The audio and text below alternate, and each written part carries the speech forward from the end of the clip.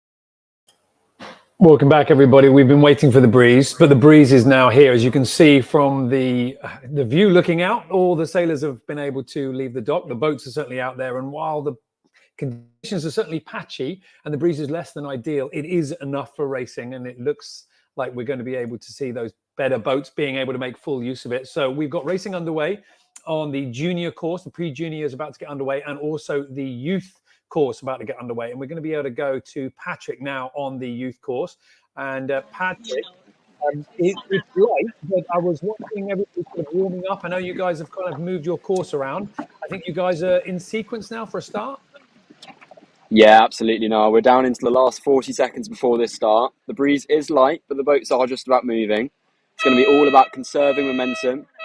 You hear the start boat there signaling 30 seconds to go. The boats with the red jibs against the blue jibs. So the sailors are trying to get up to speed now. I know it's not exactly fast sailing, but as long as they keep their momentum, get off the start cleanly, stay in clean air, they should be able to get a good start here. So they're already trying to accelerate as fast as they can, but no one's moving particularly quickly. Got 7 seconds to go now. Looks like no one's going to be right on the line. So we hear a red flag. I think that was for Rule 42, which is illegal propulsion. So someone getting a penalty already. Oh wow! Well, I think we're going to be seeing a lot of we're going to be seeing a lot of Rule 42, really, aren't we? Over the day, it's going to be something that you're going to have to fight quite hard against. Yeah, it's one of those things where there is an advantage if you can find it, if you can get the line just right before you get a penalty, if you can get a little bit of extra roll on the boat. But any risk you take with getting extra speed, you do risk getting a penalty and having to do a two-turn penalty. So boat 17 there on the right-hand side of the picture is just having to do a two-turn penalty, which in this breeze is going to be incredibly costly. So we'll see who can get their boat up to speed, who can get going. You hear the umpires behind me discussing the body movements of the sailors, seeing how much illegal propulsion is going on. Got a bit of a port starboard coming up between two teammates here, so boat 14 is going to tack off. The red boat's got the best initial start, but they are bunched up. They're in each other's way, so it's going to be better if they can keep their breeze clear. Meanwhile, on the left-hand side, boat 16 here does have a little bit of separation, so they've got some good speed, and they might be able to pass all three red boats here. There's more roll tacks going on here as boat 13 goes for a roll tack. We'll see how they... Big roll from them. Umpires watching closely, looking for any illegal propulsion. The rule is that ultimately, when we're talking about that, well, I was about to say, when we're talking about that legal propulsion, ultimately what we're looking for here is somebody not coming out of that tack faster than they went in. You know, did the tack gain you speed? And that poor boat that was left doing two spins that you pointed to earlier, that was certainly something that you saw them throwing that boat around. Everyone's going to have to be really careful today that they don't fall foul of just following their instincts maybe and pumping the boat too much. Yeah, you're exactly right now. So the rule is, like you were saying, that you can't exit the tack faster than you enter the tack. So the sailors working hard to try and keep their speed, but not gain extra speed. And we just saw a really nice move there from boat 14. I know it's happening in slow motion at the minute, but they actually sailed boat 16 past the start line. So a big jibe from boat 16 and potential for a penalty here. We'll go to umpire Carroll. Red flag on boat 16. They gained too much speed from that jibe, and they're going to have to do another two-turn penalty. So incredibly costly start from boat 16, and they're yet to cross the start line, despite it being nearly 3 minutes after their start. So tough conditions here for the sailors, but the red team have capitalised on that. All three of their boats are halfway up their beat. They've got a little bit more pressure now, and they just seem to be picking up a bit more speed. So we'll keep an eye on these roll tacks. We'll keep an eye on the red team, but they look to be sailing off in a 1-2-3 position at the minute. So well done to them. Good start. But incredibly tricky conditions here at the minute for all the sailors. Can you just pan the camera to the left and have... Yeah, sorry, there was another penalty going on. Yeah, on was that another penalty for Rule 42 as well? It was the same penalty we heard earlier, but it was just a gentle reminder from the umpires to do a two-turn penalty rather than a one-turn penalty. So 16 is still yet to cross the start line. Right, okay. The only reason I ask is I'm going to keep an unofficial tally of 42 penalties. I've got 2 so far, but I reckon that number is going to skyrocket by the time we get to the end of the day. I'm wondering if you could just pan to the left, because earlier on, before we came to you, I thought that the youth course had the best of the breeze, but actually it's looking very fickle where you are at the moment on that left-hand side of the reservoir. It really is. That we did have a nice bit of pressure for about 5 minutes, and it just seems to disappear just as this race was getting underway. So very up and down conditions at the minute and looking very light at the top of this beat. You might be able to see the top mark just there in the middle of the screen. It's got that little yellow flag on it. Unfortunately, the flag isn't really moving that much at the minute, so these sailors just trying to sit still, keep patient. These light winds are incredibly stressful for the sailors because if you get to the wrong side of the course, I'll let Carol do the commentating there. She's still reminding boat 16 to do another turn in their penalty. So another red flag, but for the same incident there. Yeah, as I was saying, so these conditions can be incredibly stressful for the sailors. If you end up on the wrong side of the course and a little puff comes down the other side, it'll take you forever to get there and you'll just see the rest of the fleet sail past you. So one mistake can be very, very costly in these conditions because you can't really make up for your mistakes as easily. There is a little bit more breeze coming down the course now, so we'll see who picks this up first. Yeah, it's going to be like you say, it's going to be about just trying to find that one particular puff, isn't it? We're going to leave you there with that difficult route up to the top of the course. And what we're going to do is I'm going to jump straight over to Jake on the pre-junior course, I think. And we're going to check in with the conditions over there. So Jake, pre-juniors, earlier on, it was looking like there was no breeze. It's looking like maybe you've got a little bit of breeze racing underway.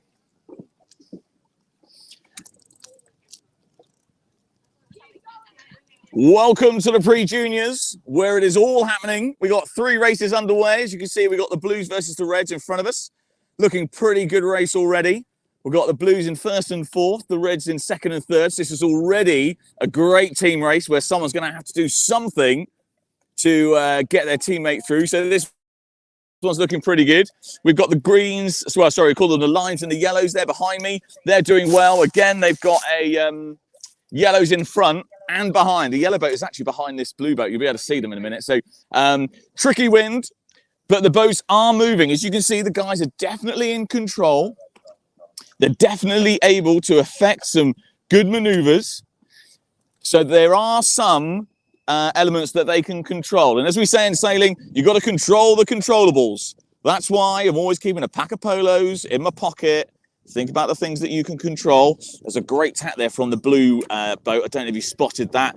Red boat attack, blue boat is absolutely all over them like a rash, covering them. They're not getting any wind, if there is any wind at all. But whatever there is, look at this, and they're going to go again.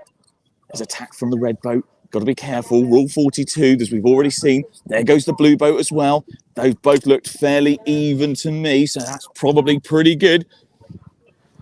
We've got some glorious sunshine, blue sky.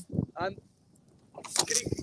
didn't start in the 2-minute window, I'm afraid. The umpire is just talking to one of the other boats, different race to the one we're watching. We've had a good time here just before we started racing.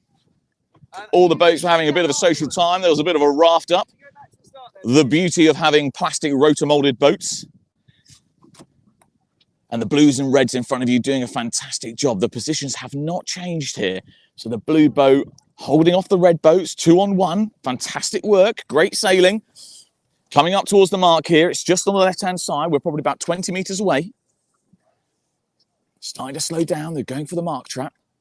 Let's see how well they get on. Okay, I reckon they're inside the zone there. Obviously, they're on the inside. So the red boat, they can't go inside. They can't go over the top. But they can go over the top. They've got to go round. So the blue boat's got to stop. They've got to go as slow as possible. Back in the main there from the blue boat. Great speed control. There goes the tack. Now, they might have left them enough room to sneak in there. That was pretty good play from the blue boat. Unfortunately, the red boat is doing so well. They've managed to escape the trap. Now we've got a windward leeward.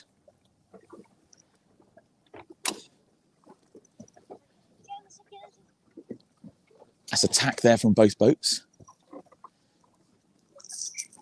No protest flags yet. I'll say it quietly so they can't hear me, but it's our little secret. I'm pretty impressed at how well some of the crews are moving through these tacks, actually. It is very easy, I think, when you're in a fever, when you're tacking in light winds, to end up with the boat leaning on top of you when you try and kind of sit down. And it looks like the helms are doing a really good job, but actually I think the crews are doing a really nice job, especially on red, number 9 in the middle of the picture at the moment, doing a really nice job of just keeping the right amount of heel on the boat out of those tacks. It's pretty good sailing. Yeah, absolutely. I think trim's really important as well. So keeping your weight forward in these conditions, you can see blue 8 there. It's just the helms just move forwards a little bit, and instantly now they're starting to gain. You can see as the red 9, you can see as they're leaning their boat over a little bit, the full waterline length of the boat is just cutting through as most efficiently as possible, but they're not causing any drag out the back. There's so few ripples coming out the back of that boat. That's going to be as efficient as you could probably get it today. So that's some pretty good sailing. They've eased the sails. We're on a beam reach now. The wind is blowing from behind me, blowing the same way that we're looking. So the boats are on a beam reach course. We're halfway along the second leg, and we're coming up to the bit where we bear away. Boat number 5 just out of shot now. They are teeing themselves up here for a lovely little mark trap. So just as blue 8 tried, this could go in their favour, or maybe blue 8 is going to pull an absolute blinder and is going to get past. So here they are, just coming into shot. They're definitely inside the zone. So rule 18 is in play. Obviously, the blue boat behind her. Oh, no, I think boat number 5 is just going to keep going. Sorry, they did slow down, but probably the right decision there, actually. Don't need to get tangled up with the blue boat if you don't need to. There's a little bit of a gap now you can see between red 9 and blue 8. The other blue boat is on the same leg of the course. They are slightly far behind, but they're still in this. They're on the second leg of the course. You might spot them in the right-hand side of the frame in a second. But now this is going to be a test. Got to get your weight forward in these conditions. You've definitely got to get a sail all the way out. If I was the crew, I'd be pushing that boom all the way out, trying to get it to catch as much wind as possible. You might want to put on a little bit of heel just to try and remove some of the wetted surface area from the water. Both the red boats there doing the same thing. That looks pretty good. You can see in boat 5 at the front there, really both of them in front of the main sheet, in front of the thwart, desperate to get as much of that bow down, cutting through the water as possible. This is a really inefficient way to use the sail, is just to use it as a big sort of bed sheet being blown by the wind and just sort of being pushed along as if you might, you know, I don't know what you push these days. Push a car? Sure, yeah, let's go with that. Obviously, on the other points of sail, sailing upwind, sailing across the wind, you're using the sail as a aerofoil with high pressure and low pressure. In these conditions, this is going to be really, really tricky. We have got the boat side by side now. Blue 8's done a brilliant job. They're the boat nearest to us, and they are now on the inside coming towards the mark. They are keep clear. Rule 11, same tack, overlap. They need to keep clear, but if they can hold this, they'll be on the inside. Their teammate is behind them. They're round the second mark, so on the same leg. They're sailing downwind towards them. There's the starboard. Okay, here we go. They've got to give them time to keep clear, but it looks like it's all pretty good. Now, don't accelerate too much. They can't accelerate too much. Otherwise, they'll find themselves in their own race again. They've got to stay in contact with the other boats. Doesn't look like they have room on the boat in front of them, so they've got to keep clear.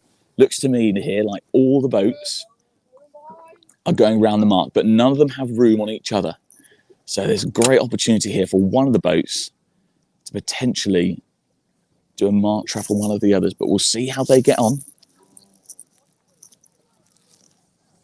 The other blue boat is now halfway down the run, so they are catching up as these 3 boats slow each other down. It's pretty neck and neck stuff. This is, if you could see inside the brains of these sailors, I think it would look like the Matrix right now. It would be unbelievable concentration. They will be listening and feeling to every single thing that these boats are doing. They need to have feet like Bambi, nice and delicate, soft hands on the sheets. Don't pull anything too hard. See the blue boat there? They've just moved their trim back a little bit, and red 5 is able to just escape a little bit from their trap. But we're still in this. The blue boat has got a red boat behind them. They should be able to hold them off and get their teammate back in on the action. There's a bit of breeze just coming down the course. I can see it now. There are green boats over to the right-hand side, and they're sailing around a little bit faster than these guys. So we're going to, this is looking pretty good. This is the last mark now before we sail upwind towards the finish. We can see there's a clear break between all the three of these boats. Oh, boat number 9 there, they're getting a little bit of speed. That's well played by them, desperately trying to get an inside overlap. Doesn't look like they're going to get it. Not at this stage. Okay, they've bared away. They know they're not going to get it. Here comes Blue. Blue slowing themselves down. That's a great move by Blue. They've continued sailing. Red 5 is in front of them. They're watching. The final Blue boat is round the leeward mark. That's mark 3, coming across the wind to mark 4. The wind blowing directly towards us now.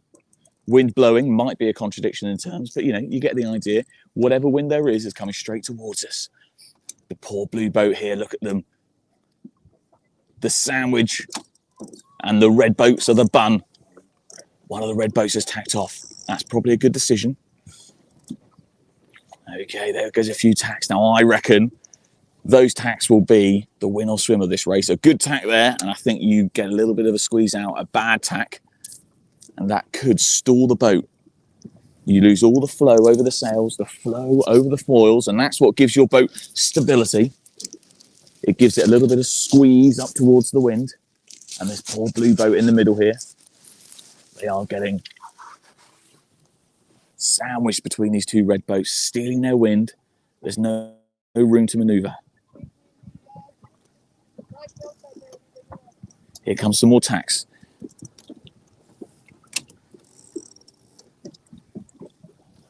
It's a good bit of roll there from the Blue boat. That's a much better tack than their last tack. A little bit of overroll. You can see the boats on top of them. The other red boat is there. The Blue boat staying in contact with this red boat. That's the best play. They've got to stay close enough so that they can dominate the positions. They can control the race. The other Blue boat, I'll just give you a look in a second, they are round the leeward mark. They are off towards the finish. This is certainly not over, folks. Do not turn away from this green. We do not know which way this one's going to go. We've got red, blue, red, blue. Now the Blue boat here in front of us, I think that's Blue 8, left of the two. They are controlling the red boat. They're doing their absolute best to slow them down. Looks like the wind has moved a little bit to the left as well. So these boats could head up a little bit if they wanted as well. But the wind is always going to change up and down today. Neck and neck stuff. It doesn't look that close because the boats are moving so slowly. But one decision here is going to make or break this. Look at the Blue boat coming through. Blue 3. Look at the speed they got. Someone needs to inspect that boat load to make sure it's not got an engine. Could be electric, that's why we can't hear it. Yeah, I do. Now, this is where you need to have your head in a fridge. Keep cool. At the moment, because the wind direction. Control the controllables. You can't control some of the stuff. You can control your boat, your trim. Here comes the roll tack. Nice bit of footwork there from number 9. You've got to think of a roll tack like you're trying to get juice out of an orange. Don't whack it with a hammer. It's going to go everywhere. None of it will get in the glass. A good squeeze of the sails, a squeeze of the boats. That's really what you're looking for. You can't beat it to death. Now, here we go. Blue 3 is now up towards the finish. Blue 8 is to the left. They're still covering red 9. So as it currently stands, the Blues have gone from a losing to a winning position. Fantastic, brilliant sailing by the Blues. This is so good. It's not over till it's over. There was a whole leg for the Blue boat to sail and catch up, but they've managed to do it. Bit too much squeeze there from the Blues. I don't think they broke a rule. It just wasn't as efficient as it could be. The red boat's there as well.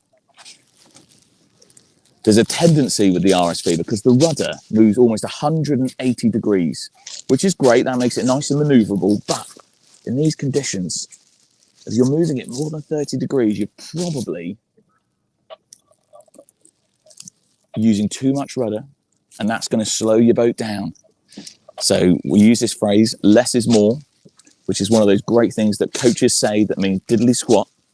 But what we really mean is the smaller amount that you move your rudder from side to side, the faster your boat is going to go. It's a giant plank.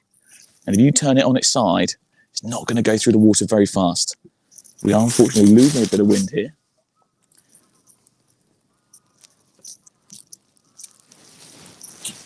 We've got the blue boat on the right, red boat on the left. The red boat is getting a little bit ahead, but they are still overlapped, it looks like to me. I think the wind is going to change direction here in a second. Blue boat has gone for the tack. So that's a rule change now. So now the red boat is the windward boat. They've got to keep clear.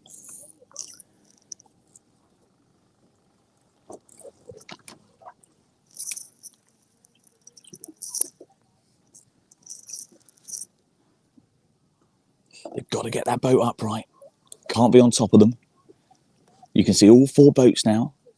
I would say red and blue in front of us. They're pretty even. And the red boat is in front, covering the blue boat ahead of us. The other thing they might not notice is the blue boat in the distance. I think their top batten is inverted. It's bent the wrong way. And that's going to cause them all sorts of problems with their boat speed. Some great sailing here by red 9 on the left. I can see they've got pretty good speed. Now they're coming in on port, these boats. And the boats in the distance, they're on starboard. So red and blue, they are both going to have to keep clear here. Red doesn't want to get too close. Let's see how this is going to work. Looks like they're going to go for the tack. Here they go.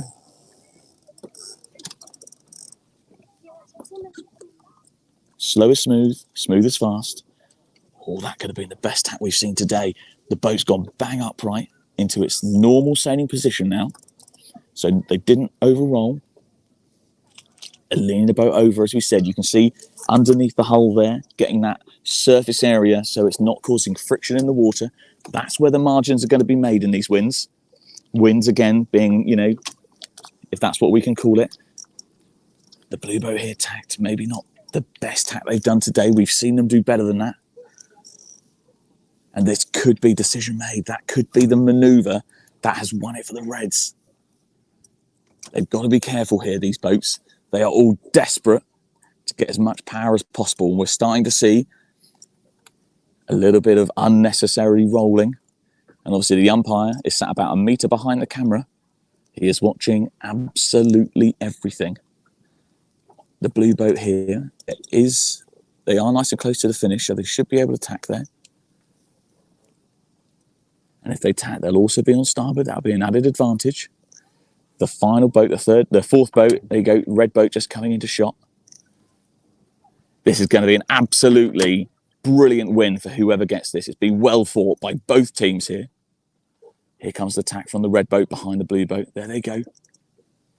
Now, don't hit the committee boat. That would be a unforced error, you might say. The red boat to the left of the screen. Now, they're just going to keep going, I think. They've got a little bit of a clue here from the way the committee boat is sitting. That might be where the wind is coming from. But look at the blue flag. It's nearly being blown off of. That's the first whistle. First boat through.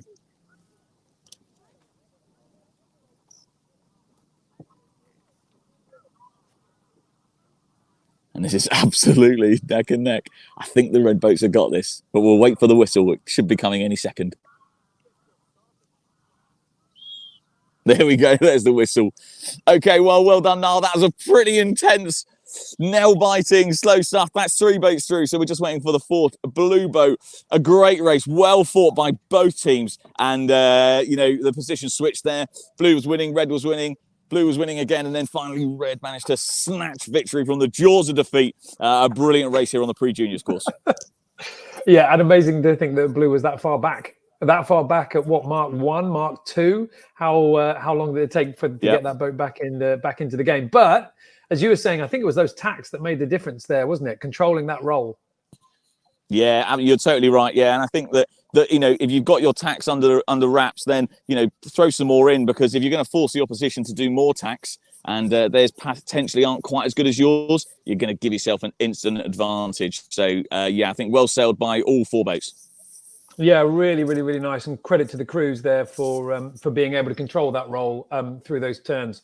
Right. Well, the interesting news as we step away from Jake on the pre-juniors is that there is not a lot of breeze. Anybody here at the venue that will be able to look out will know that the situation that we have now is not the situation that we had maybe 20 minutes, half an hour ago. In fact, that last race took a long time to complete, much longer than the 6-7 minutes that we saw yesterday when the breeze was good. And we're in a bit of a situation where everyone is sort of drifting around a little bit now on the lake. So nobody is under sequence. Nothing is getting underway. And so while that is the case, we're going to take a little bit of a breather. And we're going to be back when racing recommences here at Oxford.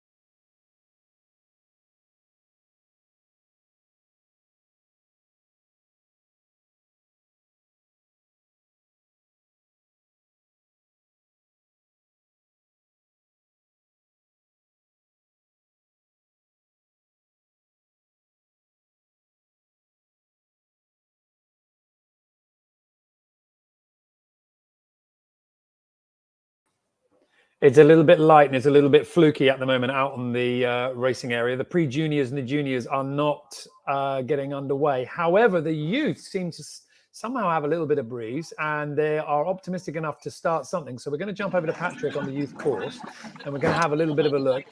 Patrick, a race underway. Yeah, no, we've just managed to start a race in these really light conditions. There's another start sequence underway. They've got 1 minute 30. It's still very light conditions here, so the team's desperately trying to get their boats up to speed and try and maintain their momentum throughout the pre-start, which is very, very tricky in this wind. But you can see the Fireflies are managing to get some movement now. A green flag there from the umpires. And there is, I'm not sure if you can see on the screen, there is some little puffs of breeze over on the left-hand side. Like we say, very tricky, very stressful for these sailors. Another green flag from the umpires there. Lots of flag waving, lots of shouting. They've got 55 seconds to go for their start, so there's a red. We'll see who that one was for, but someone's got to do a 210 penalty, and that's going to be incredibly costly with just 40 seconds to go now. These boats very close to the line, very early for their start, so they're going to have to slow down and then try and speed up again, which is really tricky. So heaps on for these sailors now. I know it's not the most exciting racing, but it's still incredibly tough, incredibly stressful. It takes so much skill in these light airs to manoeuvre the boats while maintaining the speed, not get any penalties, not break any rules, and get some clean air as well. So these sailors got lots to think about now. 20 seconds to go. You see them trying to build some speed, but still stuck head to wind here. That red boat in the middle. 4, 3, that looks like 2. a good definition of a very pin end line as well. That's going to be difficult for a lot of boats to get up to the pin end. Yeah, it's hugely pin and bias, and you see that red boat crossing across on port with a beautiful port end start. So got a red flag on blue 5, so another Rule 42 penalty. So if you're keeping tally, you're going to be reaching a high number by the end of today, I think. But I will add it to the list. that red boat that got the port flyer, they're away and sailing. They're long gone. They're halfway to the top mark already. Meanwhile, the rest of the fleet still stuck down at the pin. So they've only got a minute left to cross the start line. You only have 2 minutes to cross the start line after your start. Otherwise, you get a did not start. So they're going to be starting to think about that now as the next race starts to wind up for their start as well. So quite a lot of traffic down here at the committee boat end. We're going to get out of the way and we're going to umpire the next race. So keep an eye on that. That's going to be between the green jibs and the yellow jibs. We'll see how that red boat gets on, the one that did the port flyer, but I think they're away in first. So we've got 2 minutes to go for our start now. So the racing rules are now switched on. We're going to start looking out for Rule 42s in this race. Bit of a bump there from one of the boats behind us, but we'll keep an eye out for that.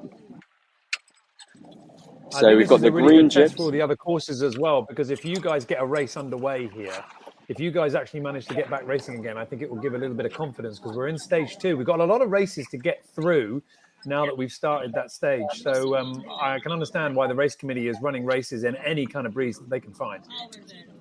Absolutely, yeah. And it's very patchy, like we were saying earlier. So I think we're just going to try and time these races with the gusts as they come down the course. But I think we've got the best conditions over on the left-hand side of the reservoir. So we're going to look to see if those gusts stabilise, if the wind can fill in. But at the minute, it's just up and down with each gust. So trying to make the most of the wind when it's here and then delaying when the wind's not here. So we'll keep track of this race, see if we can get around the course. But it might be that we have to have another delay after this one because I can't see much wind coming down at the top of the course. We now see that green jib boat driving away. They've got a minute to go before their start. They're doing a really nice job of keeping their speed on the boat. It's what we've talked about all day, that speed is king in these conditions. Doesn't matter where you're pointing, but as long as you're going fast, you'll probably get there quicker than the other boats. So she now tacks. Lovely roll tack there. Not accelerating, but just keeping that speed on. 30 seconds to go. She's got some distance to kill to the pin, so flapping the jib now. Won't want to get too slow, so I wouldn't be surprised to see her wiggle rather than slow down the boat, because it's easier to sail extra distance but keep your speed rather than try and kill your speed and try and regain your speed, because that's very difficult to do in these conditions. So now getting quite slow is that green jib boat 10. You see the boat 7 with the yellow jib coming in with speed behind. They might be going for a hook here. There's an overlap established now. They've got luffing rights. Up they go. They're shooting up with 4 seconds to go. They might be pushing the green jib over. No, it was a clean start, but that yellow jib's going to have speed all the way underneath, so they might pop out in front. There's lots of discussion going on a voluntary penalty from the boat with the green jib there, boat 12. So no umpire decision necessary. Good decision there by the green jib to do a self-volunteered penalty. Tack and a jibe. We'll follow this race. I'm impressed that they managed to get that tack and a jibe in. They did.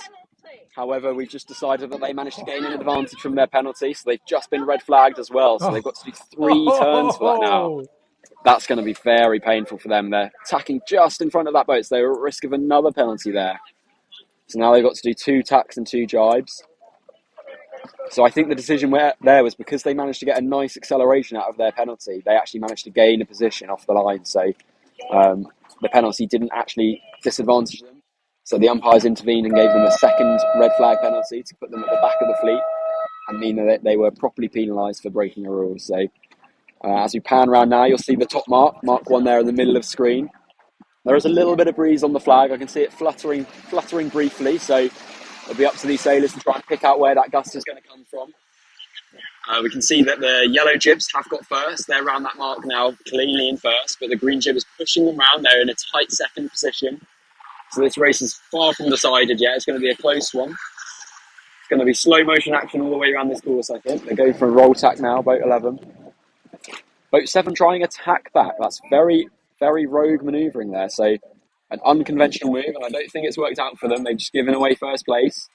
They might be able to gain an overlap from that, but it was a big jibe, so we'll see if they get a penalty for that roll. I don't think so. So interesting decision there from boat 7 to give up first place, but now they can attack the boat in first because they've got more speed. So definitely unconventional, but potentially it might work out for them. We'll see. We'll have to keep track of that and see how that goes. Boat 11 doing a fabulous job of gaining the leeward overlap and going for the luff now. They're quite low on this reach now, so if I pan left, you'll see Mark 2 there. Boat 7 now going on the attack, so whatever you can do, I can do better is what they're saying. Instead of being attacked themselves, they decide to attack the boat behind them. Very smart sailing. It looks to me like the yellow jibs now have 2, 3, 4, so that would be a winning combination for them. However, boat 11 is going to try a mark trap, a Mark 2, so we'll see if they can pull off anything. They slow down, they point high. This boat 7 going all the way around the outside. They might have sailed into first place there. And boat 11 left the door open. 2 yellow boats dive to the inside. Can they squeeze in through that gap? Looks like they've got away with it. There'll be a red flag there for sure on one of the boats, but they're now trying to shut the door with the starboard boat 10. They're going for the luff, but I think that yellow boat 9 on the far side has managed to get all the way around the outside. So fantastic sailing there from the yellows. They sneak 1 boat around the outside, 1 boat on the inside. Here comes a penalty. 12 picks up another penalty for Rule 42, so another one to add for your tally, Niall. We're finding that legal tacks, legal jibes, they're winning races here. If you can avoid penalties, you're going to be doing pretty well. So boat 12, getting dizzy. They've got up to 5 spins this race already, and we're not even halfway around the track yet. So the yellow boat's looking fairly happy now. They've extended away into a 1, 2, 3. Green boat's still spinning. He's only done 1 turn.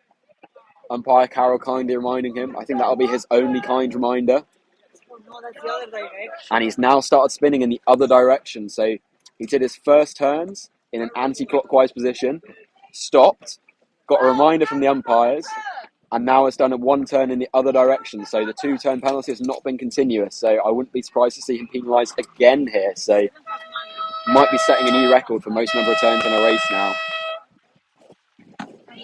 All right, so now we're tracking the yellow boats as they come round Mark 3 onto the bottom reach. And the breeze seems to have filled in a little bit here. The boats are moving continuously around this race course. Previously, we saw very light patches mixed in with some little puffs, but now it seems to be a little bit more stable across the course. And the yellow boats seem fairly happy here with the 1, 2, 3. So I'd be surprised if the green boats can come back from here, but in this breeze, anything can happen. Pick up 1 lucky gust and you could be away into a 1. So all to play for very much still. Looking across the course now, we've got some big patches, some big holes still. You can see Mark 4 there in the middle of the screen. The flag is fluttering slightly, so potentially a bit more pressure than previously. And you can see the finish line just there in the middle. It's a very short final beat here, so the yellows will want to be putting this one to bed and not letting any chances happen, but there's not much racetrack left for the green boats to come back at them here, so wouldn't be surprised if the yellow boat splits off here. That boat in first, probably going to go for attack fairly soon. Although they are pointing directly at the finish line, so maybe not. Here they go, they're going for the attack now.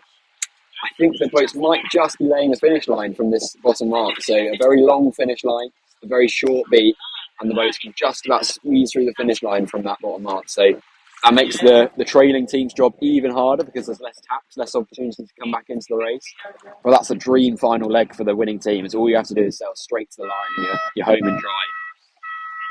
We'll watch this little battle unfold here between 11 and 8. The green jib just got a bit more speed. They're sailing a lower angle, but they're going quite fast. Now they're going to try and pinch into a high mode. You see the helm flattening off the boat, going for a little bit of windward heel. That encourages the lee bow effect, so it makes it even harder for that boat in the windward position. You see them starting to struggle now.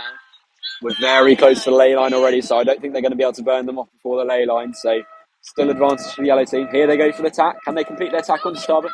Now they're on starboard. The yellow boat avoids.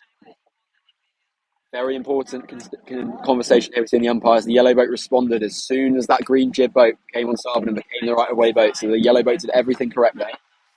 That green jib boat has got loads of speed now, so they are rolling over the top. It looks like they'll get maybe second, maybe third here, but unfortunately it's not going to be enough to get them this race win. Their teammates just too far behind from the absolute barrage of penalties they had at the start and halfway around this racetrack. So another race run by fair tax and not getting any penalties on the course. Another port starboard, but I don't think there's anything in that for me. So no umpire decision needed there, and no penalties. So nice win for the yellow team. Unfortunate for the green jib team, but if you keep getting Rule 42 penalties, don't expect the umpires to ease up. They will keep penalising you, and you will be put into sixth position if you manage to get in out of your penalties. So definitely lessons to be learned from the teams yet to race here. It's all about these umpire penalties today and not getting too many red flags as you travel around this racetrack. It's going to be a constant thing, isn't it? And all these teams, they're out there on the water without the umpires, practicing normally and doing the tacks that feel right, not necessarily the tacks that are legal in light winds. Now they get a chance to realise that actually they've got maybe a little bit of bad habit. So everybody on the water today needs to be a little bit careful about those Rule 42s and that illegal propulsion. Let's go to the pre-juniors where Jake is out there on the water and the breeze is, well, it's filling in enough. I think you've got a race underway there, Jake. Yeah, welcome back. So there are 3 races underway, and we're actually going to join the race that is in the last minute of the countdown. So the Reds versus the Blues. There is plenty of wind, actually. We're looking good here on the pre-juniors. We did have, obviously, a period of time when we had absolute diddly squats. We had a good raft up and a good chat between all the sailors, which they enjoyed. But now we are back to racing. So you can see both the blue boats here to windward. I think the red boat, number 9, is trying to squeeze them up, push them out to the windward side of the committee boat. As you know, there is no room at the start line. So it's a straightforward windward leeward. The blue has spotted that. The blue is trying to dive down, but the red boat's held them in. That's brilliant work there. The other red boat, number 5, they're coming in as well. They're going to have the same problem that they're... Okay, so they've had to tack out there. That is the go gun. We are underway. That was well avoided by the red team. Didn't incur a penalty as far as I could see it. But it does give the blues an advantage. So we've got the 2 blues there then to windward. On the left-hand side, that's a red boat. And obviously the boat nearest to us, just coming around the committee boat, that is a red boat as well. So the Reds have got a bit of work here to do. Committee boat as well, doing a fantastic job.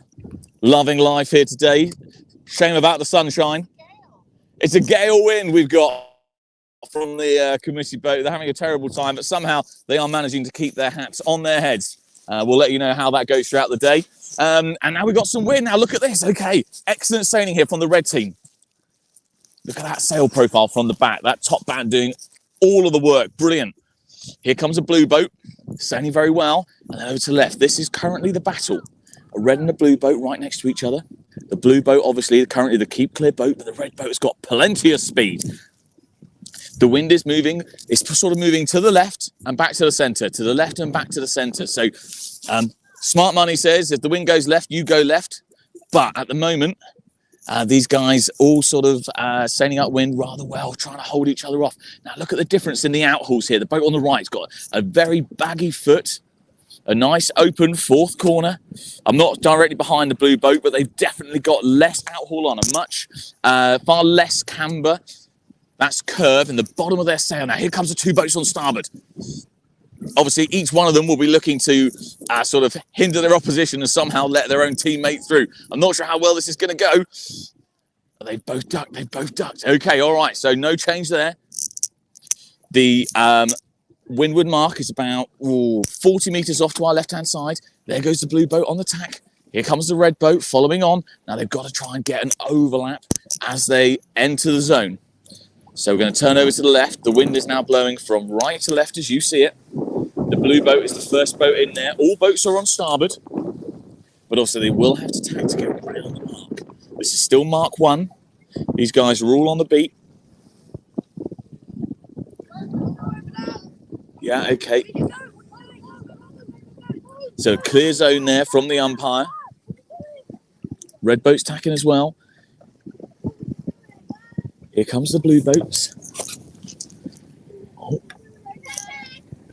Oh, okay, so there is a protest that's gone in there. We'll see how that goes.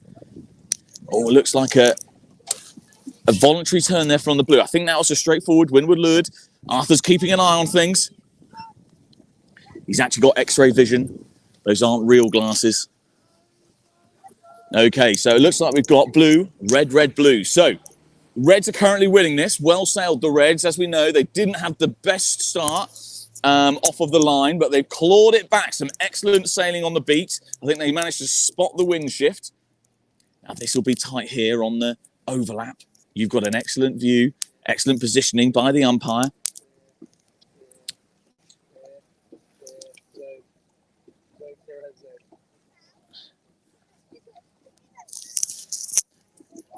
The second blue boat is just to the right of screen. They're not that far behind. They're halfway across that top leg after their turn. The blue boat coming out to the left. They know that when they jibe, they'll be on starboard, they'll be on the inside. So they're quite happy for this to sail off. Okay, and here we go. Here it comes. There's the jibe. Now they've got the rice. Control the controllables. Don't get wrapped up just because you've got one boat next to you. I worry that this red boat, they're looking very fast. They might just sail out the front of this blue boat if they're not careful. I think these blue boats, their job now is going to be to cover this red boat and slow them down as best they can. But you've still got to sail these boats well. You've got to get those sails out. Got to get the kicker off. Get the sails working hard for you. Coming into the mark now. This will be another opportunity for the blue boats to get an advantage. Or are the red boats going to hunker down their lead? So I don't think there's any overlap there.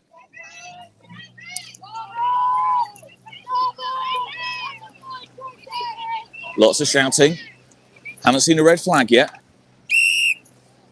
Okay, green from the umpire. No foul.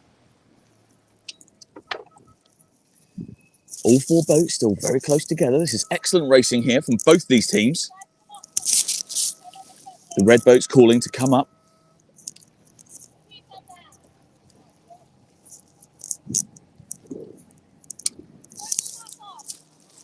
Halfway across this leg now, the wind blowing directly towards us.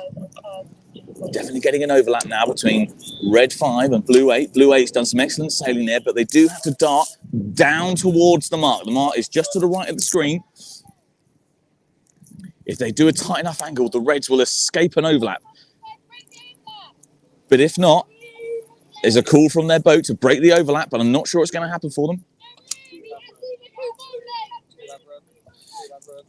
We think that they do have room, but it looks like Red's got Red's gauged that well. Red's given them room, so no foul. Excellent sailing there. That was a pretty tight one. And look at them now, the Blues peering under the boom, hunting down the Reds' jibs. This is the beat to the finish. You can see the Finnish buoy there and the committee boat just to the right. The third boat's just to the left of the screen. They're still in this, but the red boats are sailing exceptionally well.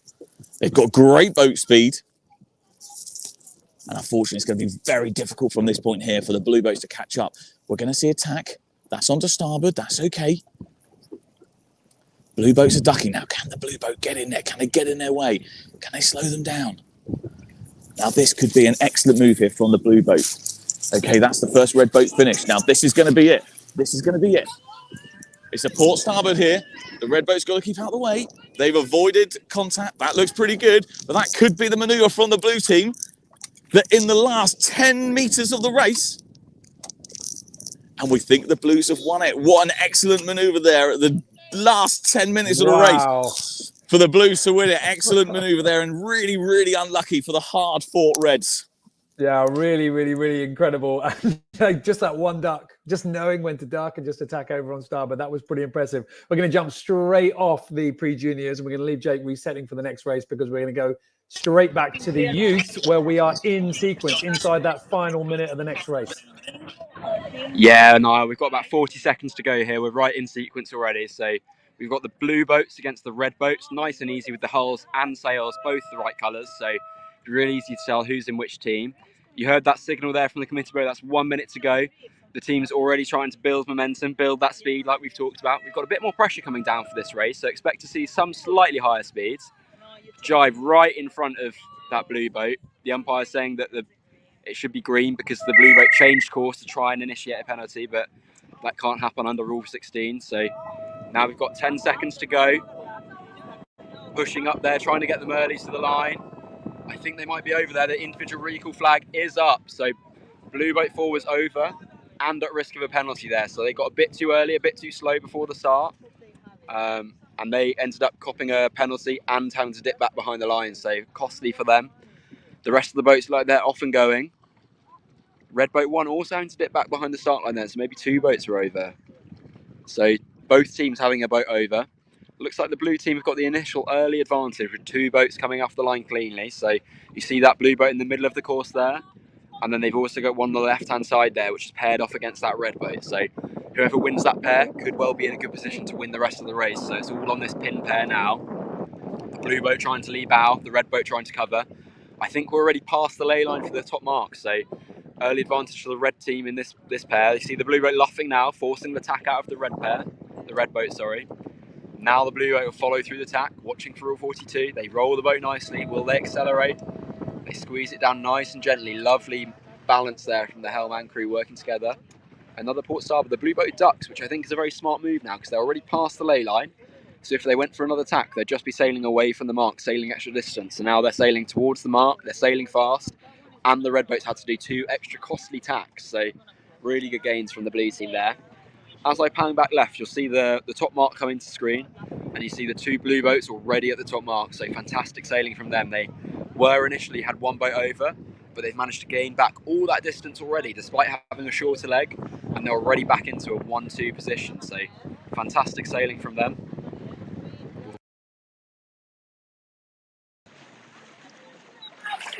But initially, the team in blue is doing really well. So lots of work to do for the Reds now. We're halfway down the top beat.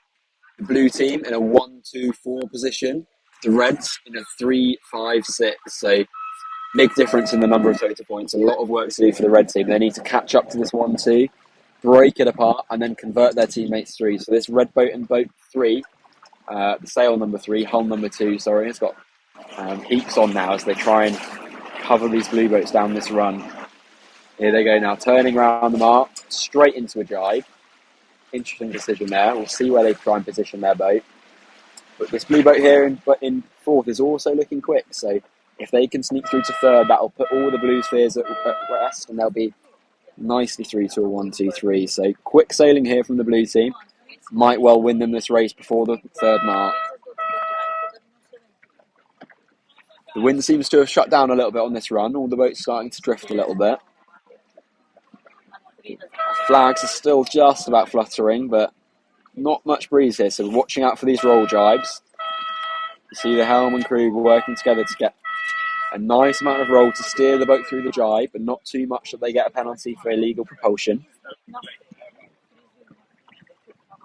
We hear the umpires talking about boat 3 that could be avoiding. Now they go for the jibe to avoid that starboard boat 6, sorry.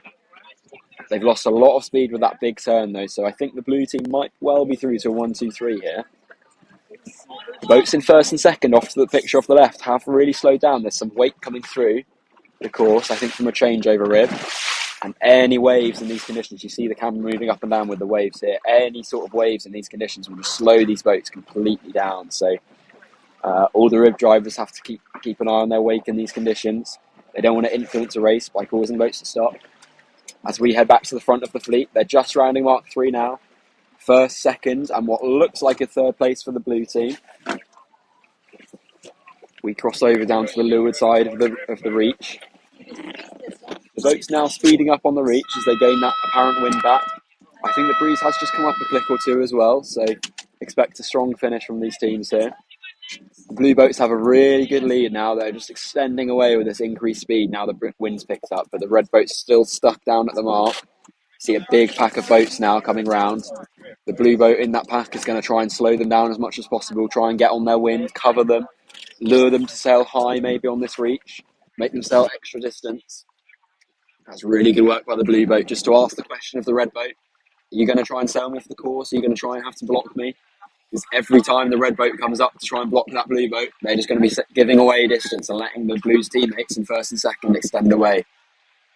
You'll see those blue boats come into shot now. The difference is they've gone round Mark 4, so they're nicely in the lead. They've probably got about a 40, 50 metre lead already, and the beat is only 100 or 150 metres, so not a lot of time now for the red team if they want to get anything from this race. They're going to have to sail impeccably on this final beat. Now all the boats around that bottom mark, we'll see what happens, who tacks, who stays. The red team are definitely going to have to try something here. If they split off, there you go, that first boat in 6, tacking off. Trying to find something miraculous on the left-hand side, the lucky left as it's called sometimes. Generally called that by quite unlucky sailors though, so I'm not sure how much that actually comes into play. This blue boat in 5th is happy just to cover the red boat in 6th.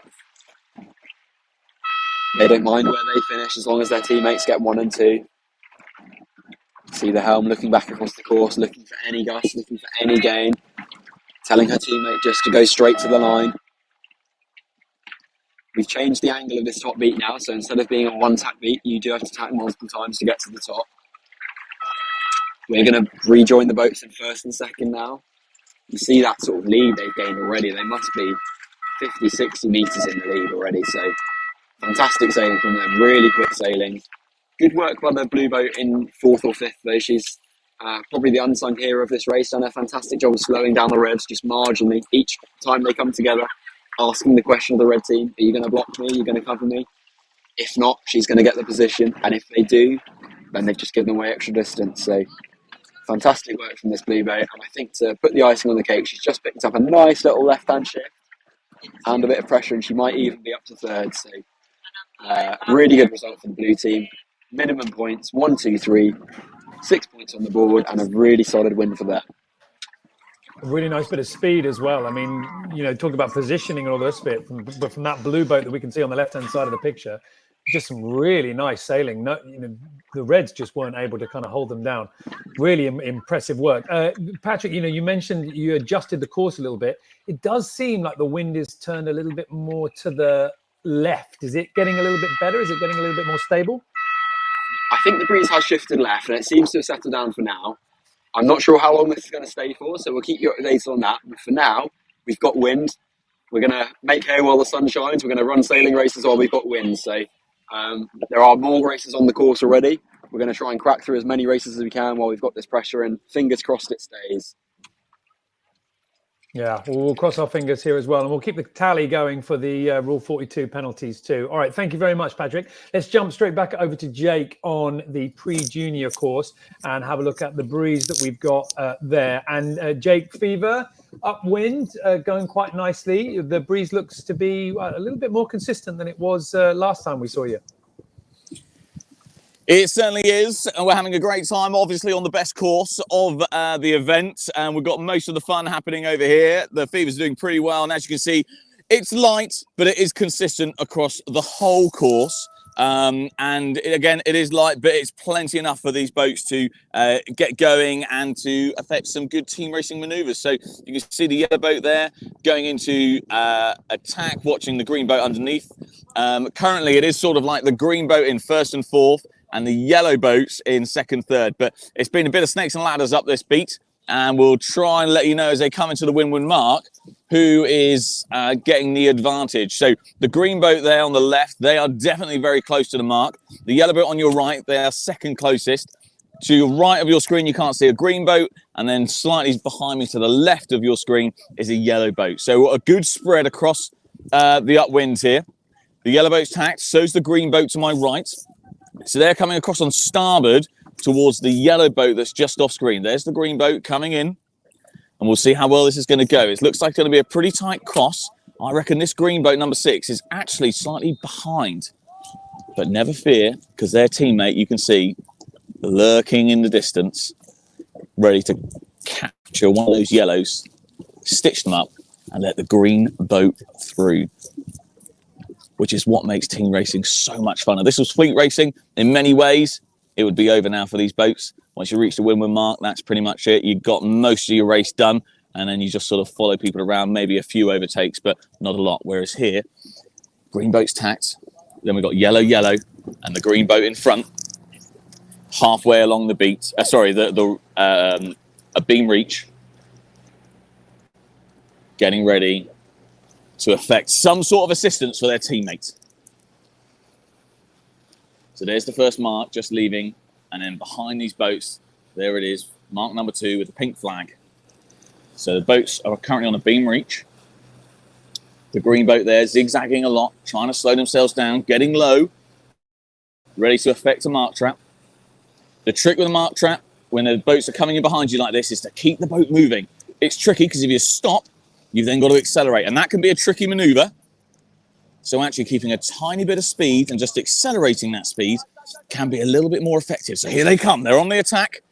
The yellow boat's ducked down. The green boat's going to go with them. Green boat's now on starboard. One of the yellow boats has snuck through. That's fine.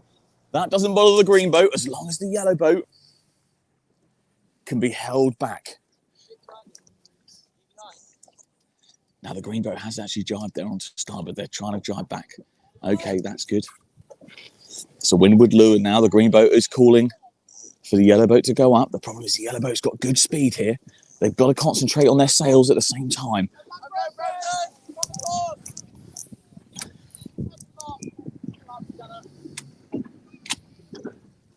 So the green boat's going again. The green boat's going to jibe. I wonder if they're going to jibe back. Here we go. Yes, the green boat's jibe back. Okay, so behind the green boat in front of us, who's just trying to do their best to sail down, they have luffing rights again. They've jibed twice, so now they don't have to adhere to the proper course rule. Okay, they're jibing back. That's 2 jibes again. Now it's a windward lure. This is really good sort of boat-on-boat stuff here. The yellow boat's trying to avoid. That's good. You've got to pull your sail in at the same time, don't forget. Can't just move the rudder. Doing their absolute best. That is overlap broken. We can see that there. So the green boat's going back. The green boat needs to focus on its boat manoeuvring. Otherwise, they are going to stall out. You can't just thrash the boats from left to right. Over to the left of the screen, the other green and red boat, they're getting a little bit of a tangle as well, but it's not quite as close as this one. Some excellent team racing here on the pre-juniors. This is what it should look like. No one's actually sailing towards any of the marks.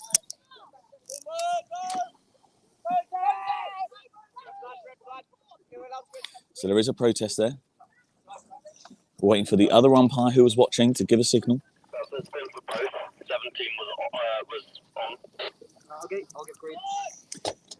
Now this is going to be interesting. There's a red flag there for yellow and a red flag for green. So both boats have been red flagged. Remember, just because you're in the right doesn't mean you can crash into people. I didn't see exactly what the rules were, but that is 10 pence what I think happened. We'll wait for them to do their spins. We'll ask Arthur in a minute just to confirm what that was given for. But the other green and red boat will go back to them. They're just behind us on the right. If anyone's confused about what's going on, welcome to the club. I don't even know where the wind is or what the marks are or anything. I don't even know where we are. I think we're in Barcelona maybe. It's lovely. The sun's out. It must be somewhere delicious. But we are actually right next to Mark 3. Okay, so the wind is blowing slightly from sort of diagonally from top left to bottom right of your screen. The green boat there is just bearing away onto a beam reach that's sideways onto the wind. We're now onto leg 4 of the course. Both red flags are still raised, so the boats are still doing their penalty turns. Yellow and the green. Dance. has already started. They know that they've got to slow down the opposition because their teammate is coming through. And the green boat there doing a great job. You can see behind him, the green boat is at the back. So the yellows currently have this. Obviously, we've got some other fevers about to sail through the course. Want to get in on the action. Who doesn't want to be on the live stream? The green boat got some good boat speed there. Okay. We're quite far to windward now of the mark. So they're going to sail quite deep downwind. It's a windward lure there for green and yellow. No protests yet. The yellow boat's got excellent boat speed. They managed to get around, but the green boat is still on the closest course to the mark. The yellow boat needs to work on their boat speed. That should be their main focus now.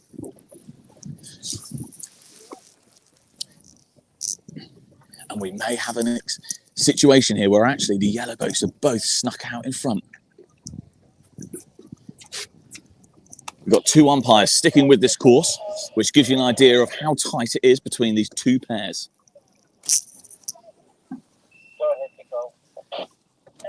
So the mark is, we're looking downwind now. The mark is just to the left of the screen. It will come into view in a second. But it looks like we might have yellow, yellow, green, green, which would be an excellent bit of team racing here. Yellow 7 is the one on the left. They're just blocking out the green boat next to them, making sure they can't get in, leaving a lovely gap for yellow 8, which is in the middle of your screen, to come through, and then they can sail upwind together. So here they go. This will be the roundup. So the wind blowing from right to left, and they're sailing upwind. Here they go. Got to focus on boat speed now. I'd be having a look on the course, see where the wind is. It's not a huge beat up to windward. The yellows are split. That's a good decision. Looks like the other yellow boat didn't quite have the best tack. As I said earlier, I think the wind is moving left and then back to centre, left and back to centre, and it may have moved slightly left now. So I think if these sailors are careful, they should be able to head up slightly more than they think. We need someone on the start. Attack there from yellow. Cheers. Thank you. Tack back to cover the green. That's a good decision. For the sailors that are listening, you can overdo the main sheet.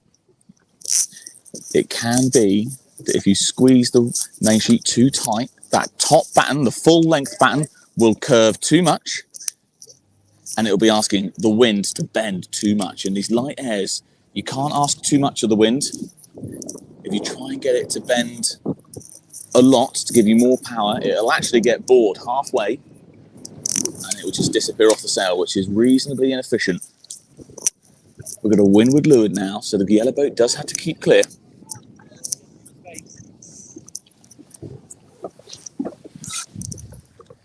The other yellow boat that we saw didn't have the best tack. They slipped behind the other green boat, you can see. So it is now yellow, green, green, yellow. So the yellows have now got the pressure on. Arthur's keeping an eye on everything. There goes two tacks for the yellows and for the greens. The greens really stuck in a bit of a hole there. They had to get out, but the yellows doing some fantastic sailing to keep on top of them.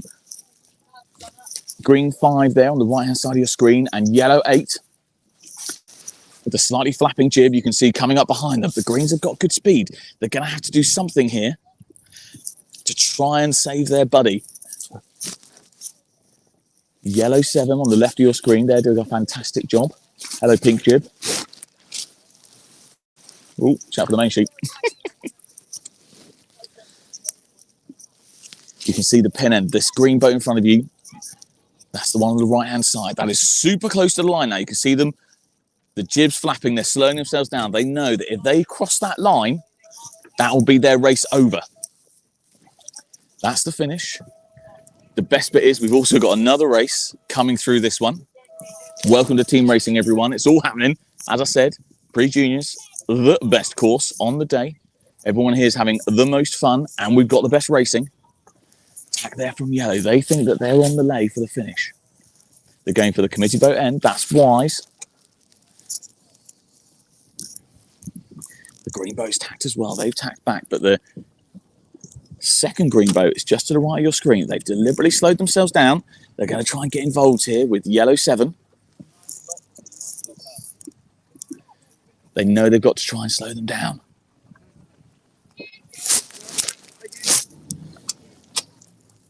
Sorry, we're in the way of another boat that's still racing, so we're going to duck back a little bit. As you can see, the wind is ever so slightly just getting a bit softer, which is going to make it a little bit more tricky for the manoeuvres. The more manoeuvres you do, the slower your boat's going to go. The yellow boat there, you can see saying a much lower angle to the wind, but they've got much better boat speed. Here comes their tack. Let's see how they do. That looks like pretty good to me. The green boat's tacking as well.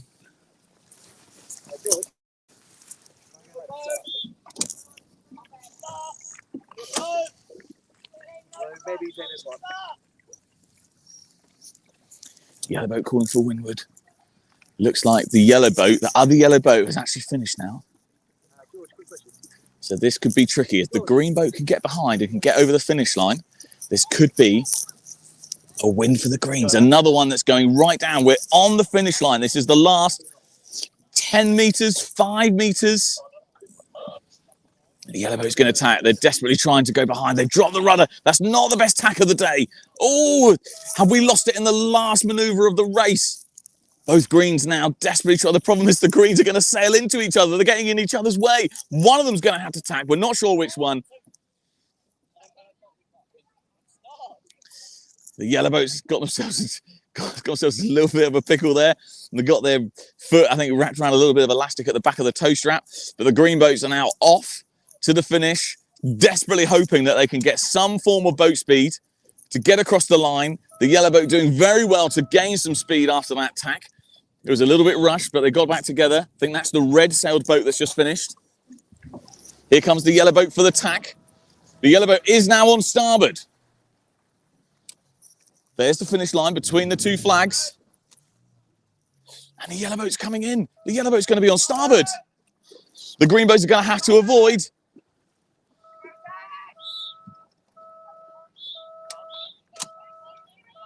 And that is all 3 boats finished. Oh, what a finish. Oh, that is a red flag for green 6. Unfortunately, that is a port starboard.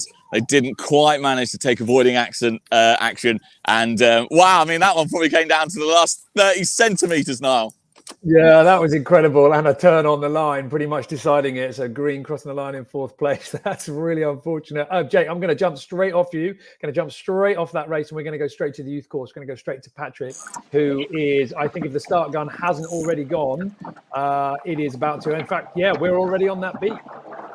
Yeah, Niall, you join us 30 seconds after the start gun. We've got RGS with the orange jibs against Rutland Exiles in the blue jibs. So Rutland finished the round robin stage in 1st place, so they're the early favourites for this whole event. RGS also managed to scrape into Goldfleet, so 2 of the top teams here. RGS seems to get the better start, but Rutland are now sailing really fast. One of their boats, however, has been penalised with 2 red flags. For the first one was for Rule 42, and the second one was for gaining an advantage as they did their spins. So 4 spins given to boat 25 from Rutland. So currently, what looks to be a 1-3-6 for Rutland. You see this front 3 boats. There's 2 blue jibs, 1 orange jib. This is where the race is going to be decided. The other 2 RGS boats just falling off the pace halfway up this beat as the wind shuts down. First boat there, tacking on starboard. Like dominoes now, the RGS boat also tacks, and the Rutland boat closest to us also tacks. So definitely slightly better tacks for the Rutland boats there.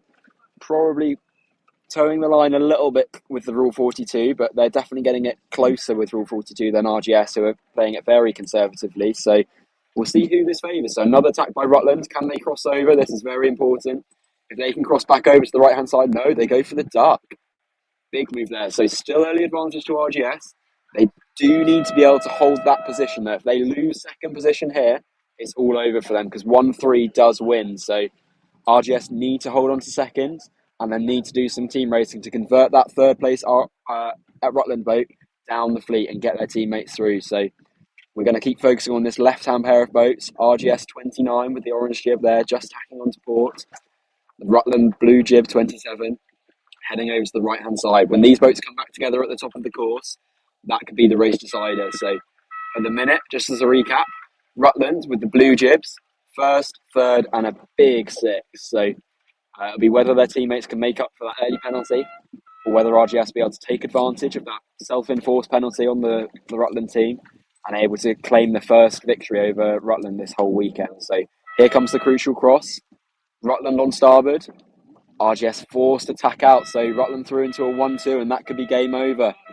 Now they tack round the mark and they clear away into a 1-2. The boat in first already extending away, and the RGS boats in fourth and fifth just struggling to ever get going on the speed. They never really picked up enough speed to challenge, so we'll follow this race, but I think Rutland may have a dominant victory at this point already, proving why they finished top of the round robin, proving why they're some of the best young sailors around. So full credits to the Rutland team as we pan over now to see them.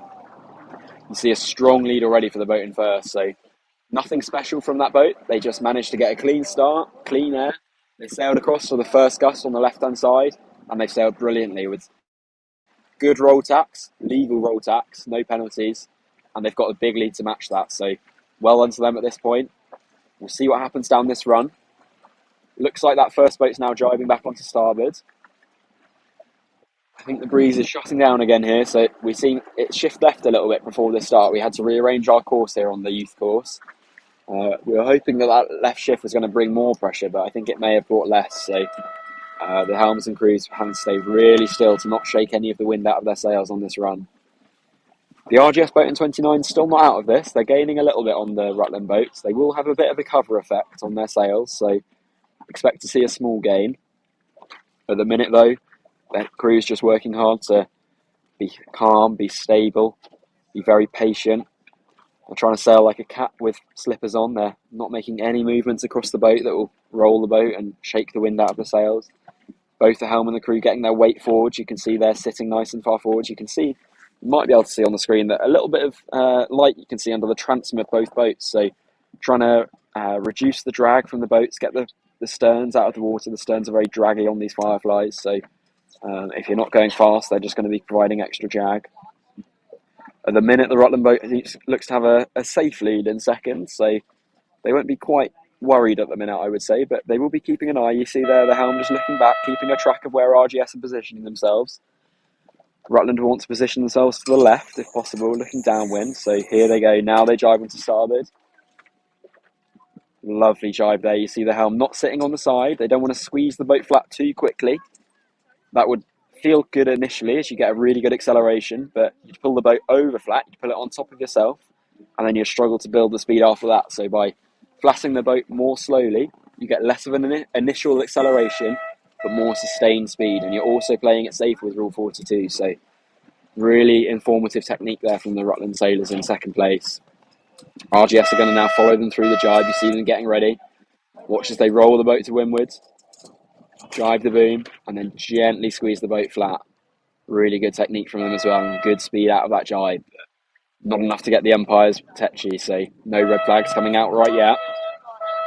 At the minute, just as a recap, Rutland is still in first, second and sixth, so winning, but they will have to keep an eye on this position here. So we're going to keep track of the boats in second and third. Rutland with the blue jibs, RGS with the orange jibs. See the umpires here keeping a close eye on proceedings. A little bit more pressure coming down the right-hand side of the course now. The sailors will be well aware of that. They'll be looking around the boats, keeping an eye on where the breeze is, where the breeze isn't, or even more importantly, sailing into a hole in these conditions can be incredibly costly, because once you're in there, it's difficult to get going and difficult to get out of the no breeze. So here we go now. We're approaching Mark 4. We're on the final reach. One more leg to go for these Rutland sailors in first and second. Their teammate got a double penalty on the line, but that hasn't fazed them. They've managed to pick up the pieces and look like they're managing to avoid an upset loss here. So congratulations to them. Sailing really consistently, improving to everyone why they're currently the top ranked team at this event. So really clean sailing from the rest of their team here. The RGS sailor in third here is going to try and tack out, try and find something. Personally, I think the breeze looks better on the right-hand side of the course. This might be a bit of a desperate move from RGS, trying to find a miracle shift on the left. Generally, playing hope sailing doesn't seem to work, so I think this race might be getting away from RGS now. The issue with trying to chase down in 1-2 is that you need to gain so much speed to get involved in the 1-2. By the time you've caught up, you've burned up so much of the racetrack that you don't have much time left to convert them. So even if they manage to get a gain here, I don't think they've got enough space left to convert their teammates through. In fact, looking back to the pair in 5 and 6, I think that Rutland Sailor in blue 25 has managed to even overtake the RGS Sailor in orange 30. So Rutland upgrade their position further to a 1-2-5. So as long as they get first here, they should have the victory. You can see the nice big lead there. A healthy lead for Rutland at the minute. Still a fair way to go on this final beat.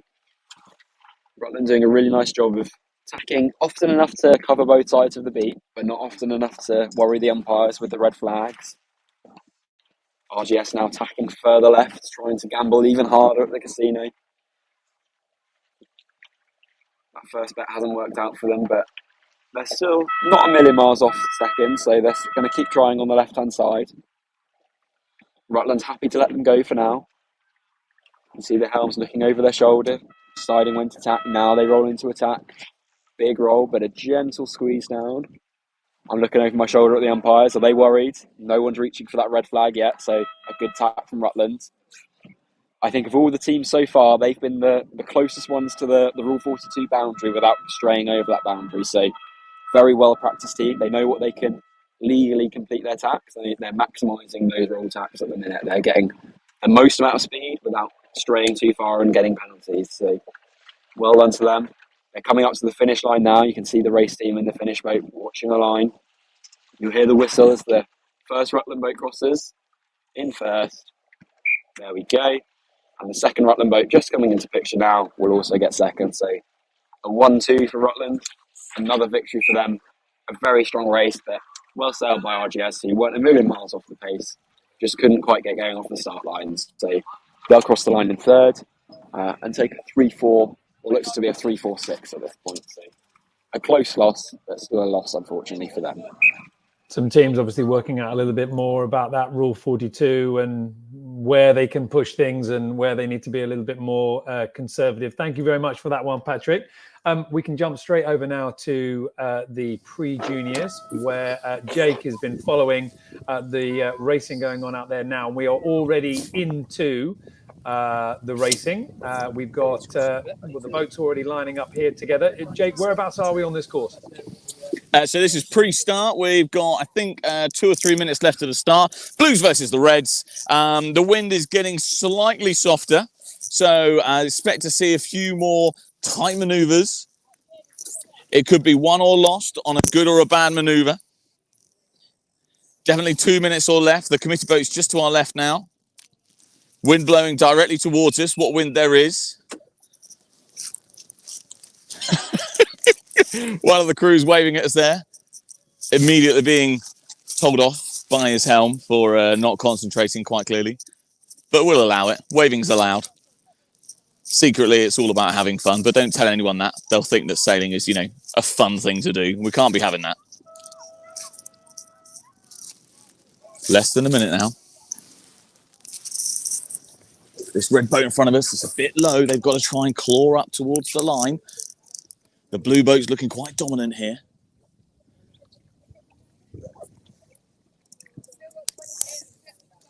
Red boat's tacked. That's going to be a very tight manoeuvre that close to the line. It's quite close before the start as well. Here comes the other red boat. Look at the speed they've got. Go on, push them over the line. Blue boat's got to keep clear. Coming down to the start. It's going to go any second now. The other red boat's tacked back, and that's the start, and we're off. So both blue boats have got a good start there with an excellent start from the red boat in the centre. The other red boat is now crossing the line at the committee boat end, just to the right of the picture. The wind is pretty much bang in front of us, I think. Maybe so slightly left of the beat. So Difficult to say. It is moving around, but there is wind. That's the key thing. You can see the boats are moving. All the sailors desperately trying to get forwards. A bit of a windward leeward there. Red boat keeping clear. That's some good sailing from them. That's an excellent gap they've got there, the red boat. They want to stay in contact. They want to slow them down. But if you get too close, your options become so limited. You can't maneuver effectively, either to catch them out or to keep clear if, like in this case, you are the keep clear boat. There's a protest there. Green flag from the umpires. I think they were a bit upset about how far the blue boat was trying to push them up towards windward. They felt like they'd gone through the wind, but the umpire, I think quite rightly, agreed that there was no infringement. So we've got all 4 boats. Watching that moment as well there, Jake, what was interesting to me was that boat protested to say, oh, you know, I was keep clear, but they never had to avoid the other boat. Oh, now a flag. The flag and a protest for boat 5. What was it for? For rule 42. Oh, I'll add it to the tally. Add it to the tally. Sorry, I missed it, but they've been penalised. That will be a double spin for them. Luckily, their teammate there is the right of these 3 boats, and they are in a commanding position over Blue 8, which is just putting attack in. So if they've got their wits about them, they should be able to get their teammate, who's now to the left of the camera, back in on this. Blue 3 is also coming in on starboard from the right-hand side of the screen. The wind is looking okay. It's soft, but it doesn't look like it's about to disappear. There's a little bit of a gust coming down from the far side of the lake. The red boat seems to be struggling for speed. Unfortunately, the blue boat is in front of them. And they're going to be covering them, stealing their wind, giving them dirty air. Ooh.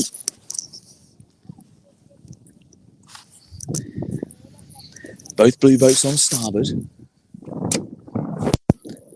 The other boat has completed their turn, so they are back in the game. Now here's a manoeuvre. The red boat can tack onto starboard, get right in their way. Excellent manoeuvre there. Exactly what I would have done from the reds. And this is the problem with getting all of your boats very close together, is now the 2 blue boats are somewhat in each other's way. Is the red boat going to get another penalty? Not penalty, but are they going to get another port starboard? Oh, okay, so well sailed there by Blue 8 to tack out.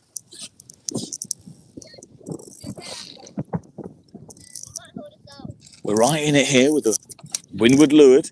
The red sailed boat is to windward. They do have to keep clear. The wind is slightly changing direction there.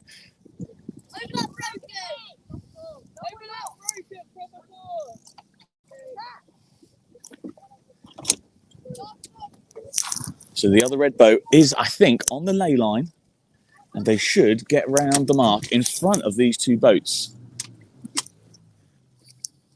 The red holding out there for a port starboard, but I don't think they're going to get it, unfortunately. But not to worry, their teammates just coming into picture now. They've got good boat speed. Good pause there for the roll tack. Gentle, gentle. Very nice.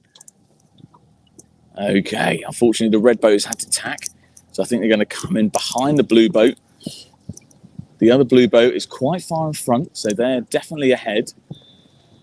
This is going to be the key point now. If the blue boat can get away, if they can get clear, it'll be very difficult for the red 5 and red 9, which is behind us, to catch them. The blue boat looks like they're well clear here.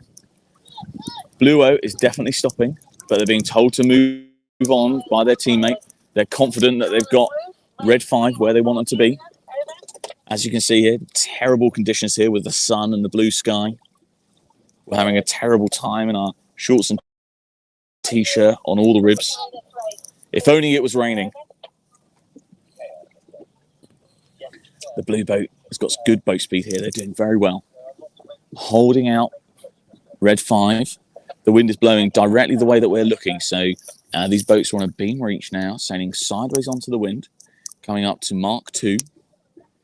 At Mark 2, they bear away, they sail away from the wind. Now, that's a very tricky direction to sail in these conditions. I mentioned this earlier, but the sails just act as a big bed sheet, and they just get blown like a sort of model raft by the wind, and it can be very, very tricky to get some good boat speed. It's much more efficient when the wind is sort of moving from front to back on your sail, like a big wing. So here we go. Both the red boats in hot pursuit. The blues have come out. They're slightly closer to us. That's a wide move. That way, when they come back for the mark, they'll be on starboard and they'll be on the inside. But it does mean they're sailing a longer distance, and it will give an opportunity for the red boats to catch up, which red 5 is doing.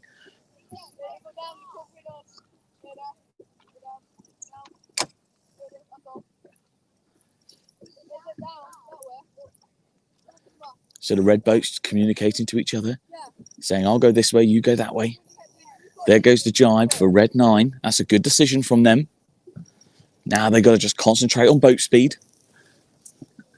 As the blue boat, blue 3 and red 5 in front of us, they're going to do a bit of zigzagging. Here comes the jibe. So that's starboard. Now that's a much better jibe from the blues. You can see the distance they pulled out there. And I think that was purely down to the amount of rudder that was used. The rudder only moved halfway on the blue boat. And on the red boat, maybe they were a little bit caught out. The rudder moved quite hard over, which put the brakes on a little bit. Blue boat's got good boat speed now. The red boats are doing everything they can to catch up. That's some good technique there from the guys with the red 5. But I reckon that jibe has absolutely pulled blue 3 out in front. The wind is unfortunately getting even softer now. I'm looking upwards behind the camera, and I can't see a lot of wind coming down. Blue 8 jibing and coming back together. Red 5 doing a brilliant job of covering blue 3, which is the 2 boats right in front of us, stealing their wind, blocking the wind from hitting their sail. That will slow them down. The call of no room there.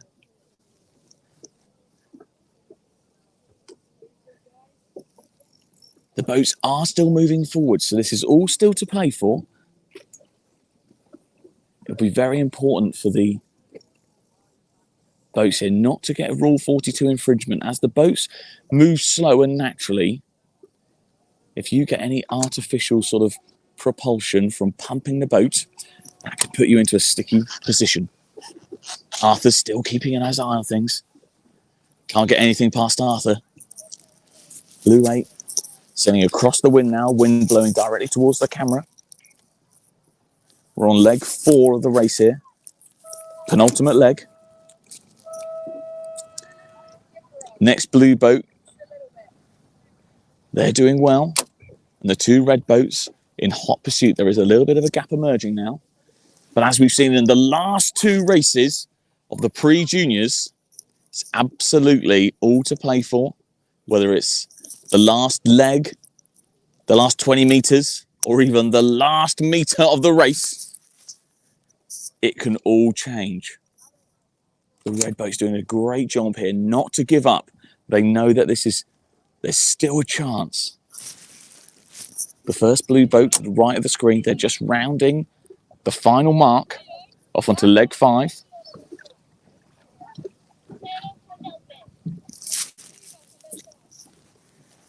The blue boats discussing their tactics for the upwind, getting ahead of the game. That's good.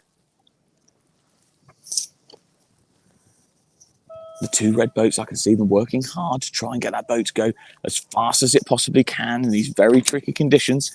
You can see sort of the glaze across the water there. That's a good indication that the wind is really starting to die now. There is some wind coming down from the top of the course. You might be able to see it in the distance. The wind will normally get here before the ripples do. And for those of you who love to geek out on something, that's to do with laminar flow,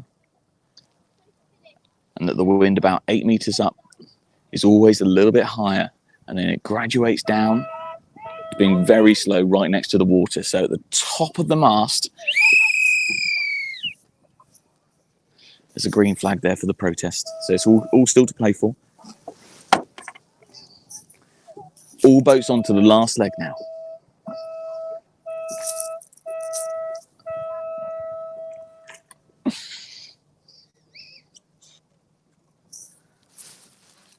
The wind is coming. So I'm just going to have to spin round it.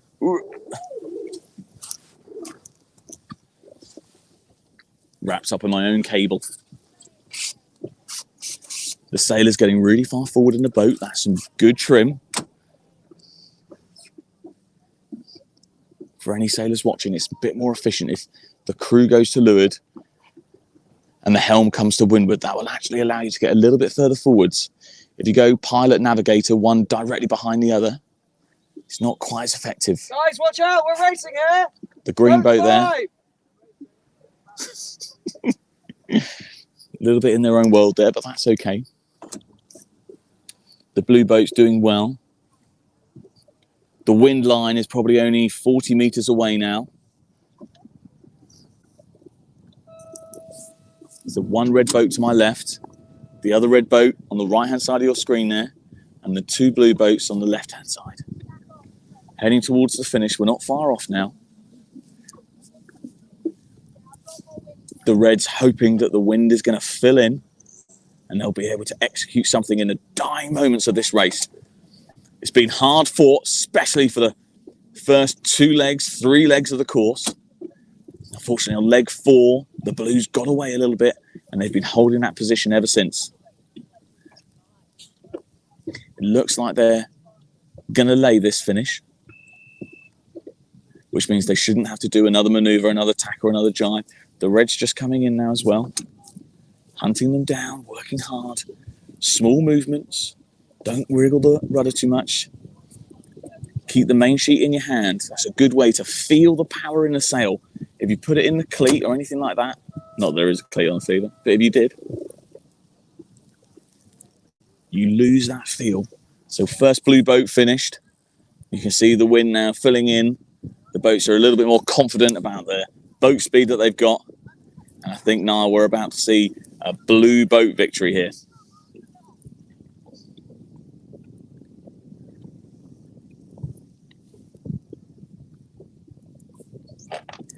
So well done to the red sails. Patient for this, haven't they? They've had to really want that victory. It's amazing how yesterday the races were getting ticked off so fast, and then today they've got to keep their patience up all the way through what must feel like a very long race compared to their experience yesterday. Yeah, absolutely. It's really starting to show the mental stamina of the sailors. But unfortunately, that is all part of sailing and made the best sailor win, really.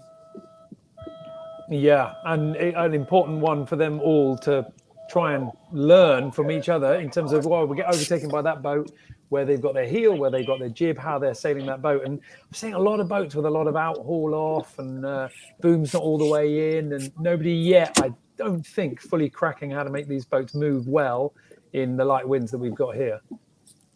Yeah, I think you're right. I think obviously part of that, unfortunately, is the nature of team racing. And, you know, you jump in the boat and you sort of put it together as best as you can. And, you know, some are making it work and some, unfortunately, have got to undo everything the last boat did. So it's all very tricky, but I think we're definitely getting the right result in terms of the best sailors on the race are coming through and getting the results. Yeah, absolutely. And we will keep with the racing, of course, and we will keep with the competition as it evolves here on Oxford. Thank you very much for that one, Jake. We're going to let you go. I'm just going to have a little bit of a look at what the lake is, the reservoir is looking like at the moment. As you can see, we've kind of gone a little bit backwards in terms of conditions. It's been up, it's been down, but there's been this talk about the breeze moving to the left. At the moment, certainly from this camera view, looking out from the wall, we're looking towards the west. So we're looking for that breeze coming from the left, coming from the south.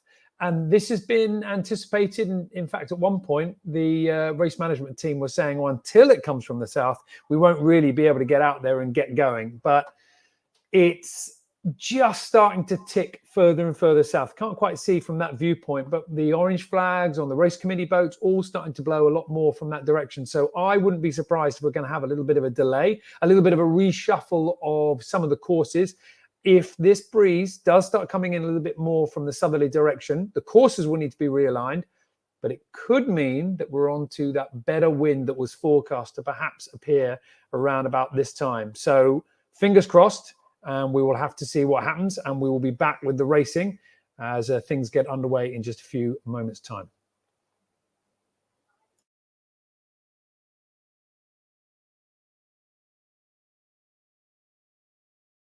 Use the RYA SafeTracks app. You can track your journey on your phone, you can add an emergency contact, and call for help if you need it. So the Coast Guard and the RNLI know exactly where to find you. Download the app now. It's free, easy to use. rya.org.uk/go/safetracks.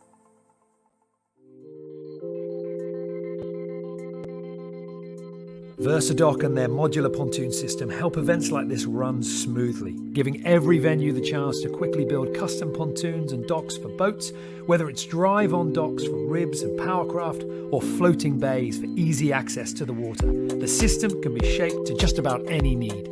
At the Eric Twinane Team Racing Championships, this allows quick transfers of crews, saving time, keeping sailors dry, and helping the event be a success.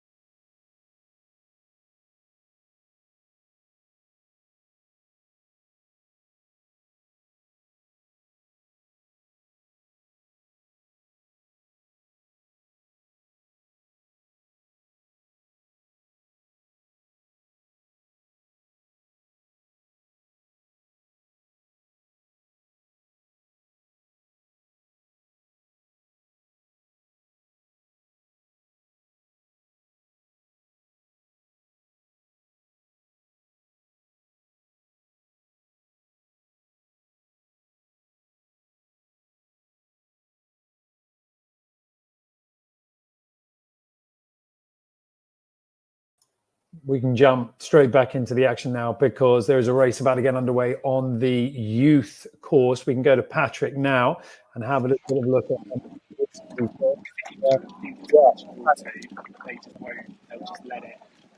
Yeah, no, so we're joining this race. This race has actually started, but these boats are really struggling to get over the start line right now. So the breeze completely shut down with about 30 seconds to go, and this raft of boats that was all in a line, they've just struggled to get any speed on at all. So they've been going for 1 minute 30. They're still yet to cross the line. They've got 30 seconds left to cross this line, and otherwise they'll get a did not start. So the boat's just edging their way ever so slowly across the start line. The boat in first was down at the pin, had clear air.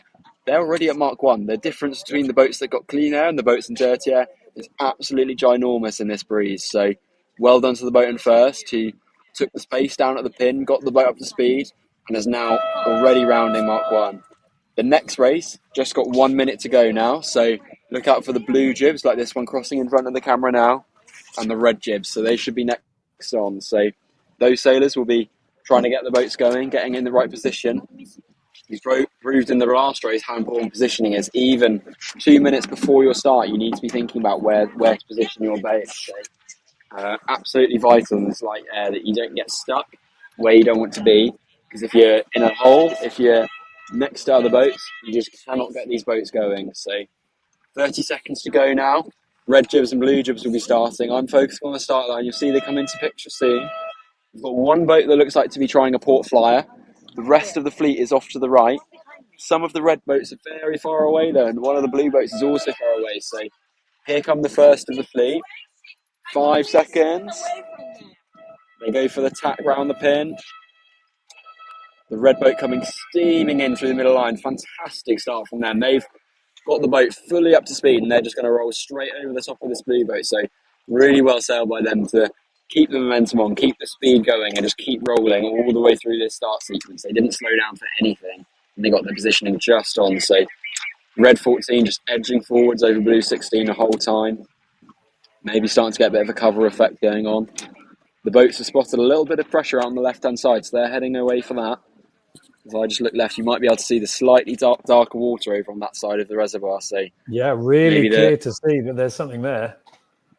Absolutely, and I think when the rest of the reservoir is so glassy, any little puffs show up really clearly. So all the boats currently heading that way.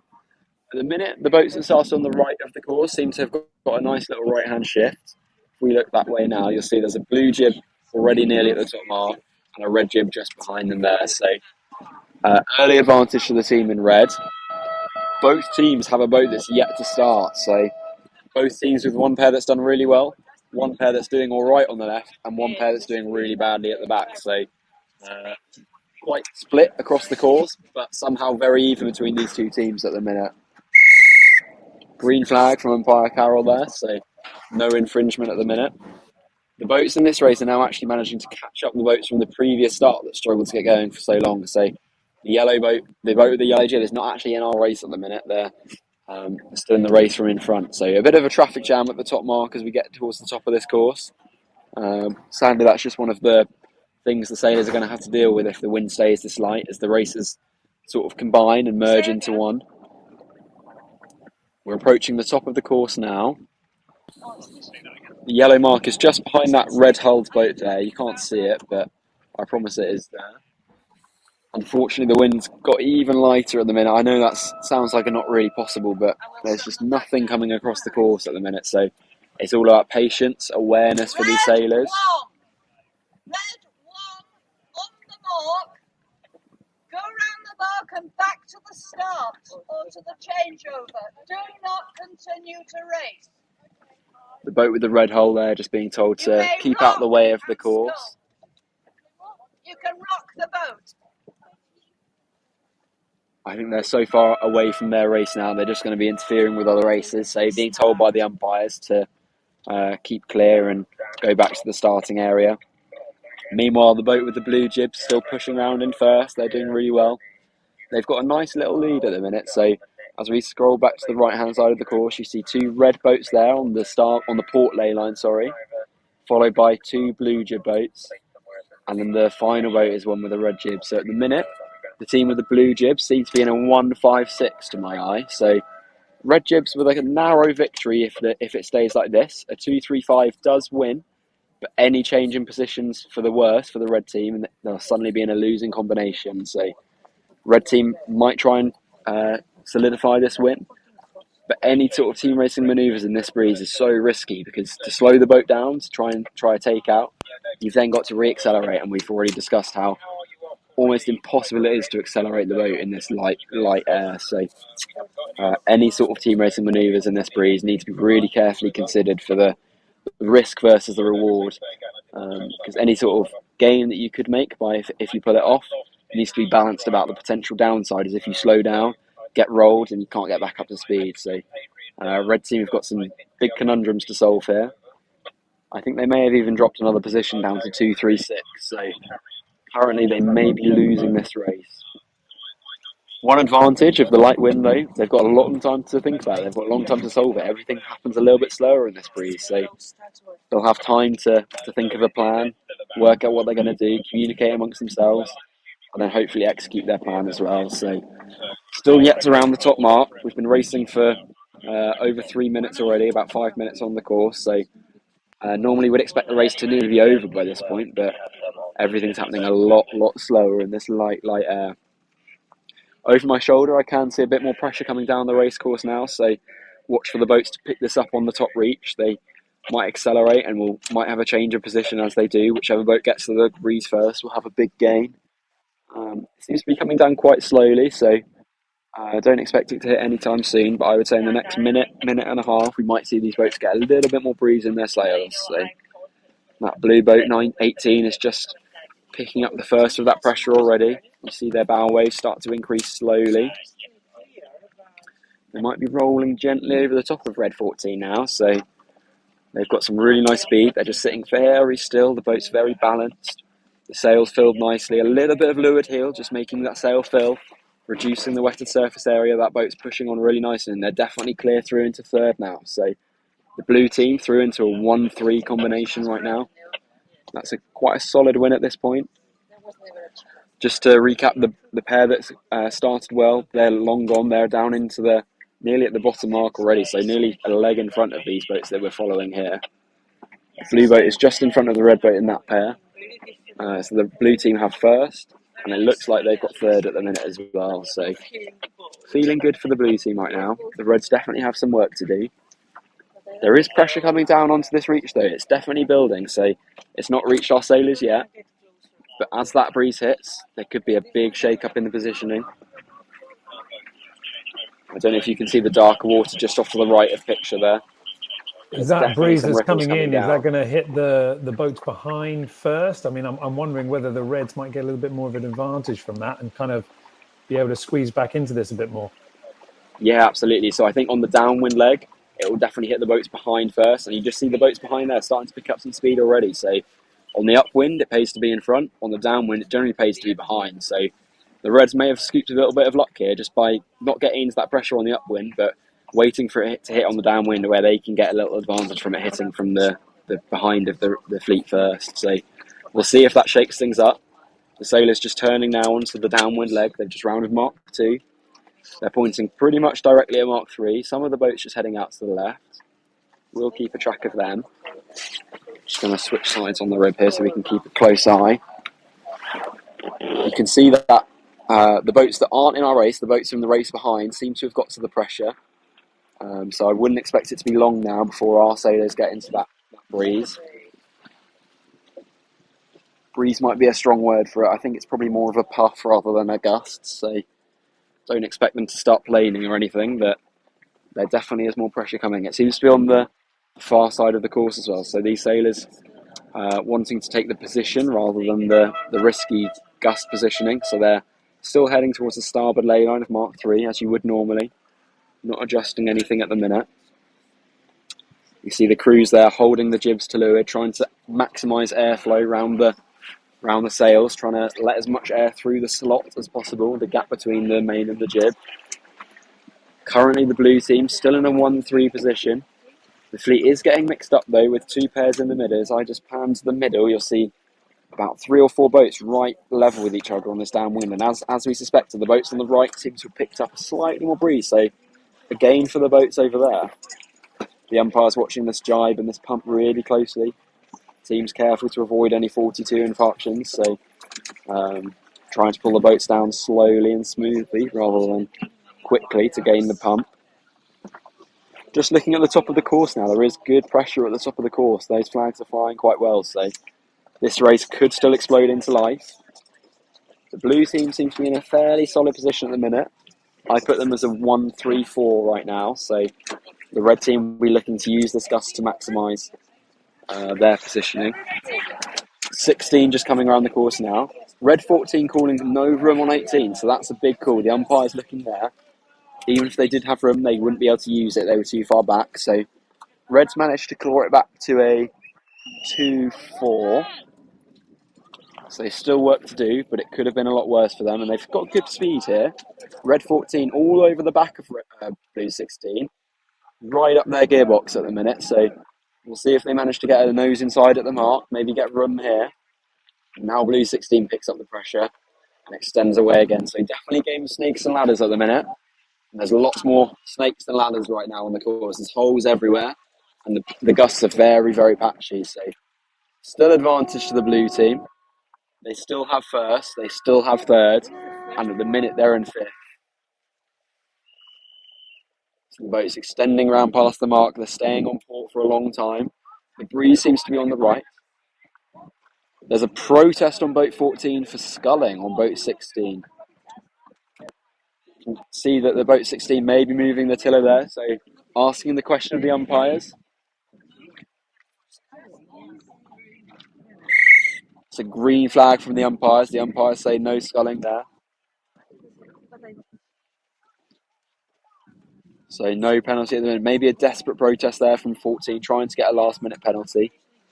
You might be able to make out the blue boat in the distance there. They're sailing a low angle. They're sailing really fast, and they're going to cross the finish line in first. So we have blue boats in first. And if this blue 16 here on the right-hand side of this picture can get third, then that'll be victory for the blue teams. Because don't forget, in 3-boat team racing, you need your score to add up to 10 or less. And if you get a 1 and a 3, you can also get a 6, but you will still win. So 1-3-6 is a winning combination.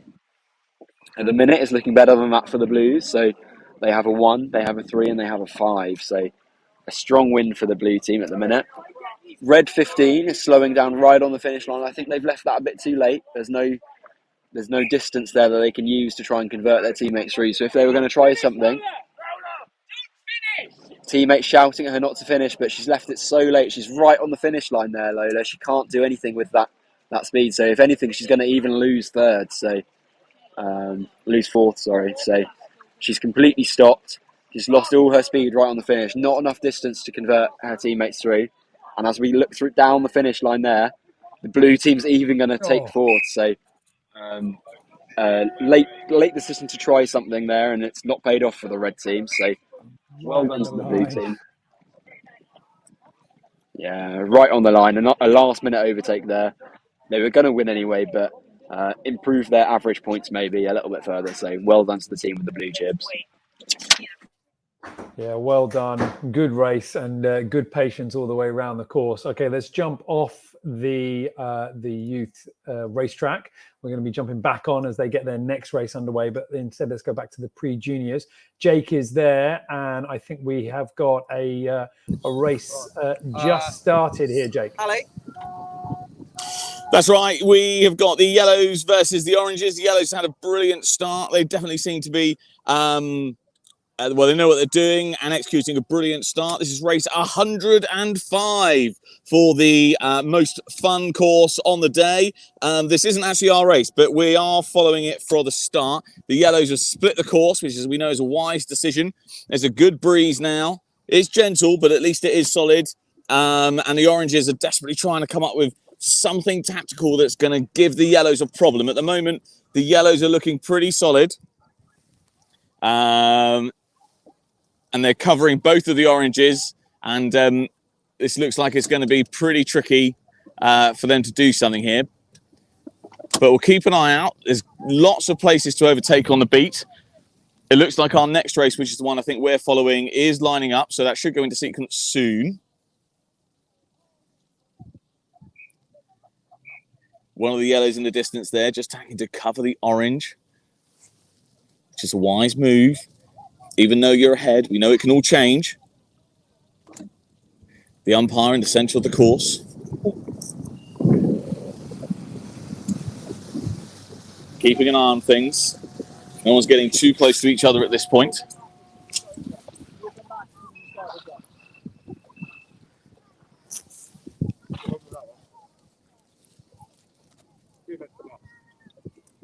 Just about to go into sequence. There we go. 3 minutes. That's 3 minutes to the start of the race that we're following, which will be the pinks and the blacks. But we're still here just for the first part of the yellows and the oranges. Now, the orange number one here, they're lucky. They will get a port starboard, but they're going to have to pull something out of the bag. First yellow's round the mark. I don't think they're close enough to the second yellow. Second yellow looks pretty good on the lay to round the mark.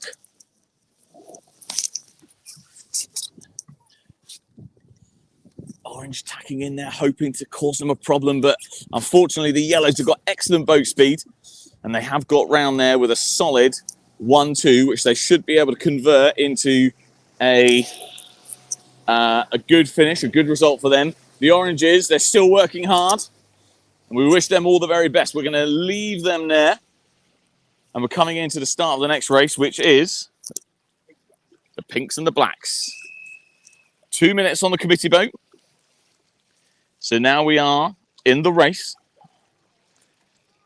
It's already a little bit of toing and froing.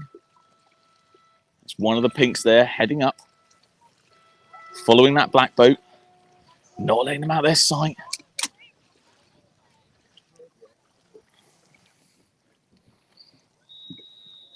Looks like we've got West Kirby on the pink bibs with the black kites. It's a shame for them. They're not matching with their boats, but apparently that doesn't make you go faster. I've never believed it. You need to have matching outfits, otherwise you are sunk from the start. And this looks like we've got some good team racing knowledge here. The boat's already starting to pair off.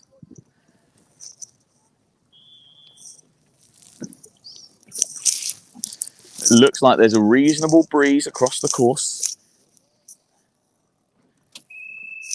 1 minute now, 1 minute into the last parts of this start. Race 106.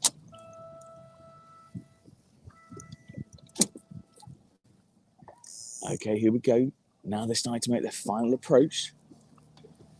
The pinks look pretty tight to get inside, but I think worst case scenario, when the blacks accelerate, they will bear away and open up a little bit of room. Now don't get caught. Don't get caught on rule 42 here. You've got to keep these boats square. You've got to keep them fair. There are jury boats on the water. If you don't park inside the white lines, they will have a problem with you. Hearing a lot of beeping from the watches. I think we're about to go any second now. And it looks like we've got a pretty good start. Pink, black. There's the go. The pink in front of us, they're looking like they're in... That's probably the position that I would want. On the right-hand side, they've got good speed. They've got clean air. Looks like... Here's what I found. Sorry, my Apple Watch trying to get involved. I did tell it off earlier. Wasn't having any of it. Tack from the pink boat. This is going to be a straight port starboard here. They're going to have a problem, but they know about it. If you're going to duck, you've got to keep the boat speed. You've got to ease the sails, ease the jib, keep the speed. Okay, nice and safe. Watch the jib on the black boat there. Tack to cover. Good move. Lots of looking around. The other pink and black boat are off to the left. They're not that close together. They're both going for speed, it looks like. The pink boat's to windward. They've got a slightly better position. Both boats on starboard behind us. Here comes the pink boat about to tack on to starboard. Black boat tacks early. A little bit less roll there for the black boat. This could be the signs that the pink boat is actually going to out-tack the black boat all the way up the beat. But we'll see. There's a little bit of speed there for the pink boat.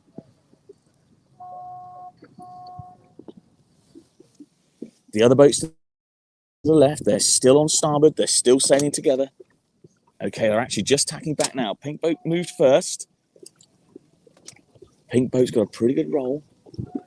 Black boat, yeah, not bad. So we've got the right-hand pair in front of us and the left-hand pair. They're about to come into the screen. Here we go. So we will have a port starboard cross for both pairs. Obviously, there's a wind shift just at that moment. The pink boat's tacked off. A good tack from them, it looks like. Jib sheet got caught a little bit. Pink boat has ducked the black boat. This could put both of the black boats into a commanding position. We've got a port starboard on the 2 umpire ribs. Oh no, both umpire ribs are tacked off. It's fine. Here we go. This is it. We're coming into the mark. Both boats synchronized tacking there. That's what they do at the weekends. Black boat ducking. This is super close. This is all teeing up. You can feel this like a boiling kettle. It's starting to simmer. In a minute, we're all going to arrive at this windward mark. And that is really when we're going to see the unfolding of this Christmas present.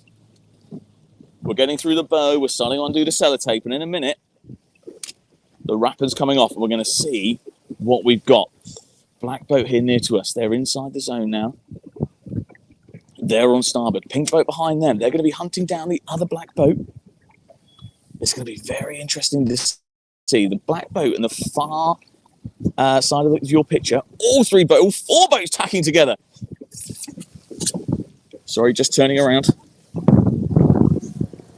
Okay, this is it. That was fantastic. That was everyone concentrating. I think I could hear the gears turning inside their heads. Super concentration, and nobody has let up. That is absolutely fantastic sailing from all 4 boats, and we've ended up with a black, pink, pink, black. So technically, the blacks have got some work to do. They are in currently a losing position. However, they are also leading the race. So they've got 2 opportunities, 2 of the pink boats behind them that they can try and slow down. So here we go. At the bearaway. Going out to the left-hand side of the course here for the black boat. Pink boat number 2. They've gone down. So we're going for, they're coming back up. This is it, the nip and tuck of the run.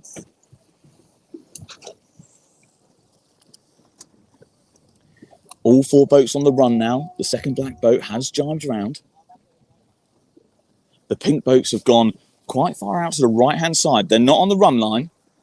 They are to the right-hand side. So they're going to have to come back towards this black boat, the near boat to us, which is going to be on starboard.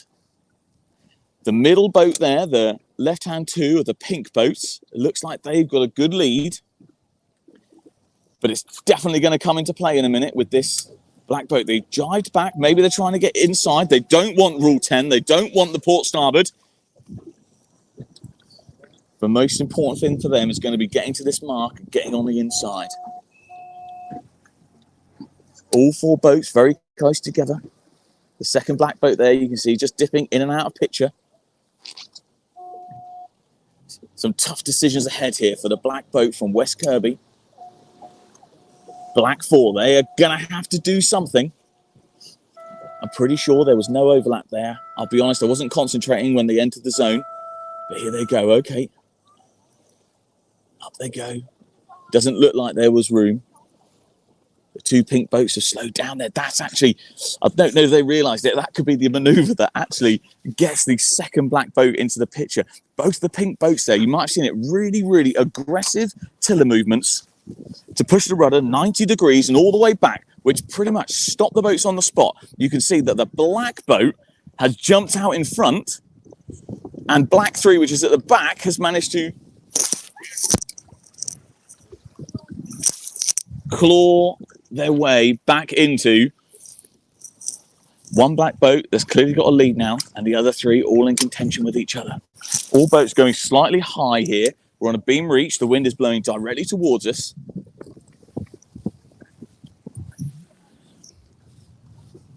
The lead boat is a black-sailed boat. So the black's currently losing, but they are also, they have got a boat in first position. So they've got plenty of opportunity. They just have to pull something out of the bag to try and get one of these pink boats to the back of the fleet, and that will be enough to seal the win. On the pre-juniors, it seems to me that most of the last-minute overtakes are on the last 20 meters of the beat. So do not go anywhere. We haven't got to the important bit yet. The first black boat is rounded and they're sailing upwind. Nice, keep clear. Pink 5 rounding next, followed by pink 1 and then black 3. Pink 2 straight into attack, wise move, closely followed by black 4. Pink 1 and black 3. Black 3's caught up all the way. Look at that, fantastic sailing from them. They are definitely still clear behind, so there's no overlap. Unfortunately, they are in the dirty air from the pink boat, so they are starting to lose a bit of speed. But their teammate is still out the front. Here we go. Attacks from both these boats. Oh, I'm not sure whose tack I would have wanted more there. Those are both very good. The other pink boat had a good tack as well. All 4 boats on starboard coming into the finish. Black has tacked back onto port. Good decision. They've got to get out of there. They cannot sail behind the other boats. That's never going to work for them. Have you got left, right? Here they go. They can probably tack back now. Here they go. Lovely little tack there. Squeezing the power. Nothing over exuberant. Their teammate is doing absolutely the best they can to slow down the other pink boats. Unfortunately, the pink boats are on starboard. They're going to struggle. They're going for a luff, I think. Just behind the sail, we can't quite see. They've actually ended up tacking onto port.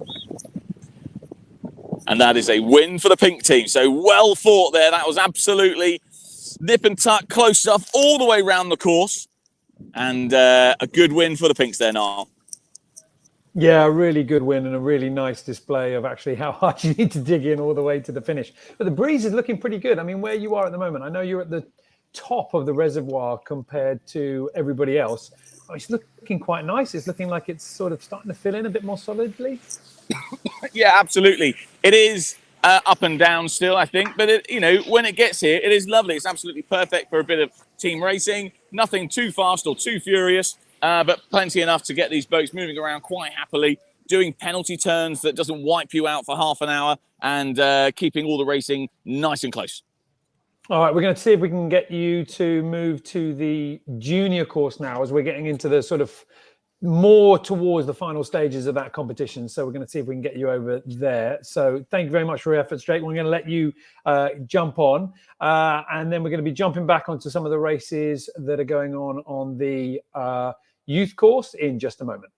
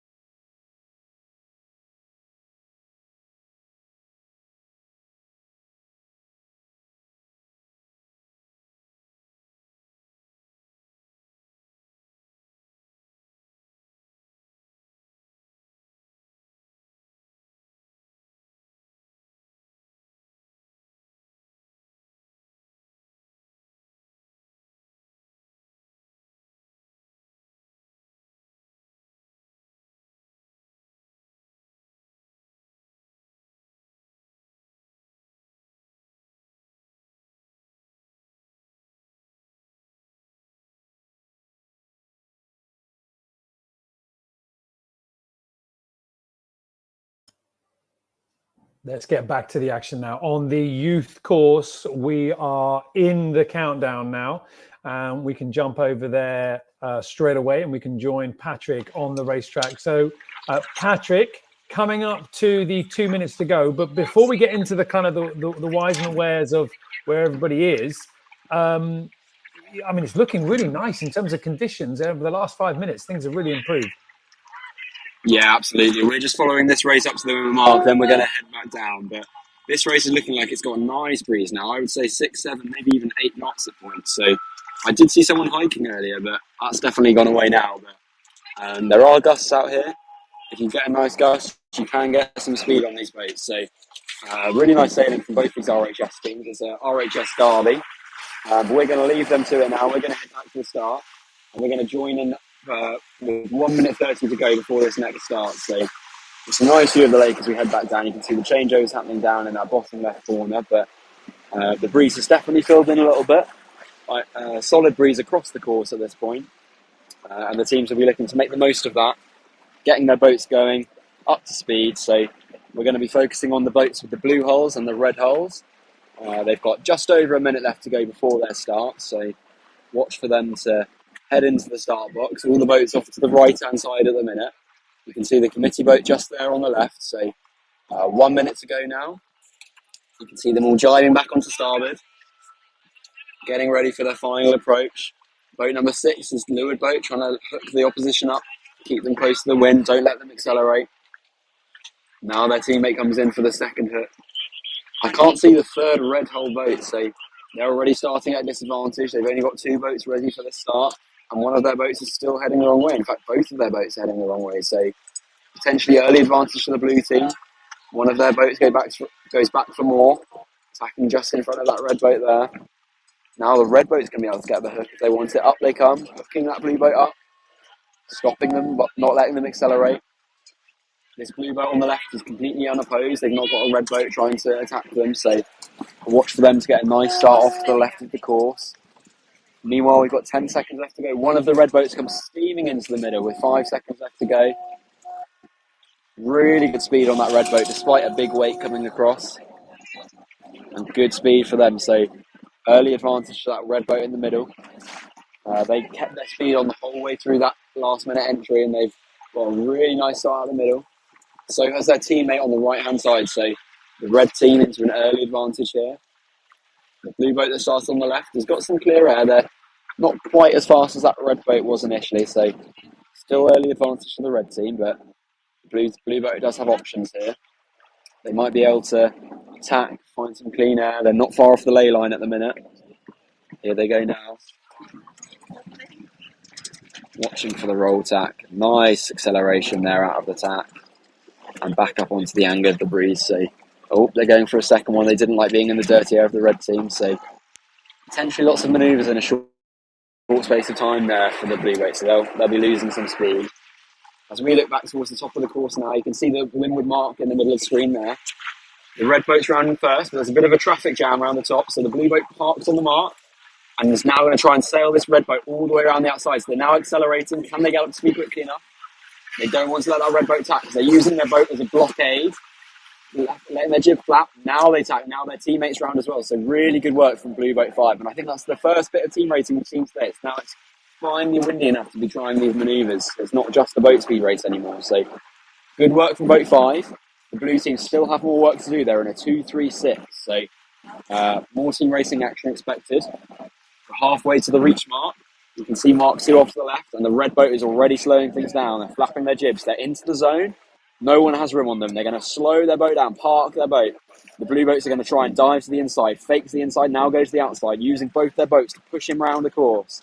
He comes up for the hook. Blue boat 5 is trapped above him. Now he dives down, goes for the inside line. Boat 4 is trying to slow the red boats down behind them.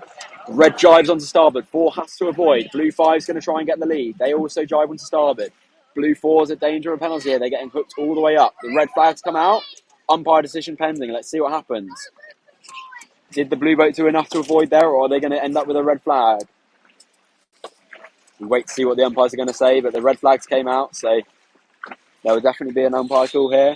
It's green. The blue boat did do enough to avoid, but they have sailed a lot of extra distance because of that hook. So The Blues through into first with this boat closest to us, but potentially down to 4-5, maybe even 4-6 now. So it's all going to happen at this bottom mark. Blue 6 has just picked up a nice little gust. They were right out the back, but they've sailed cleanly. Now they're getting hooked up by that red boat. They could have had the opportunity to drive onto starboard. Oh, I don't think they've done enough there. They could have reacted sooner. I don't think they've even protested on the red boat. I think they're happy just to take the position at this point. So here we go. Now we're into the zone down at the bottom. There's a red flag on one of the blue boats on the far side. One of the other umpires helping us out there. So it's gone from bad to worse for the blue. They're probably going to let this boat in first, just sail around the course because they can't keep track of all the red boats. So they're going to let the boat in first, sail around, and now they're going to try and focus on the red boats in second and third. So watch for the blue boat to accelerate now. Port starboard brewing here. Blue boat's accelerating. The red boat's on starboard. They go to try and swing to the inside. Are they going to... Oh, there's a contact there between the boats. They just misjudged that there.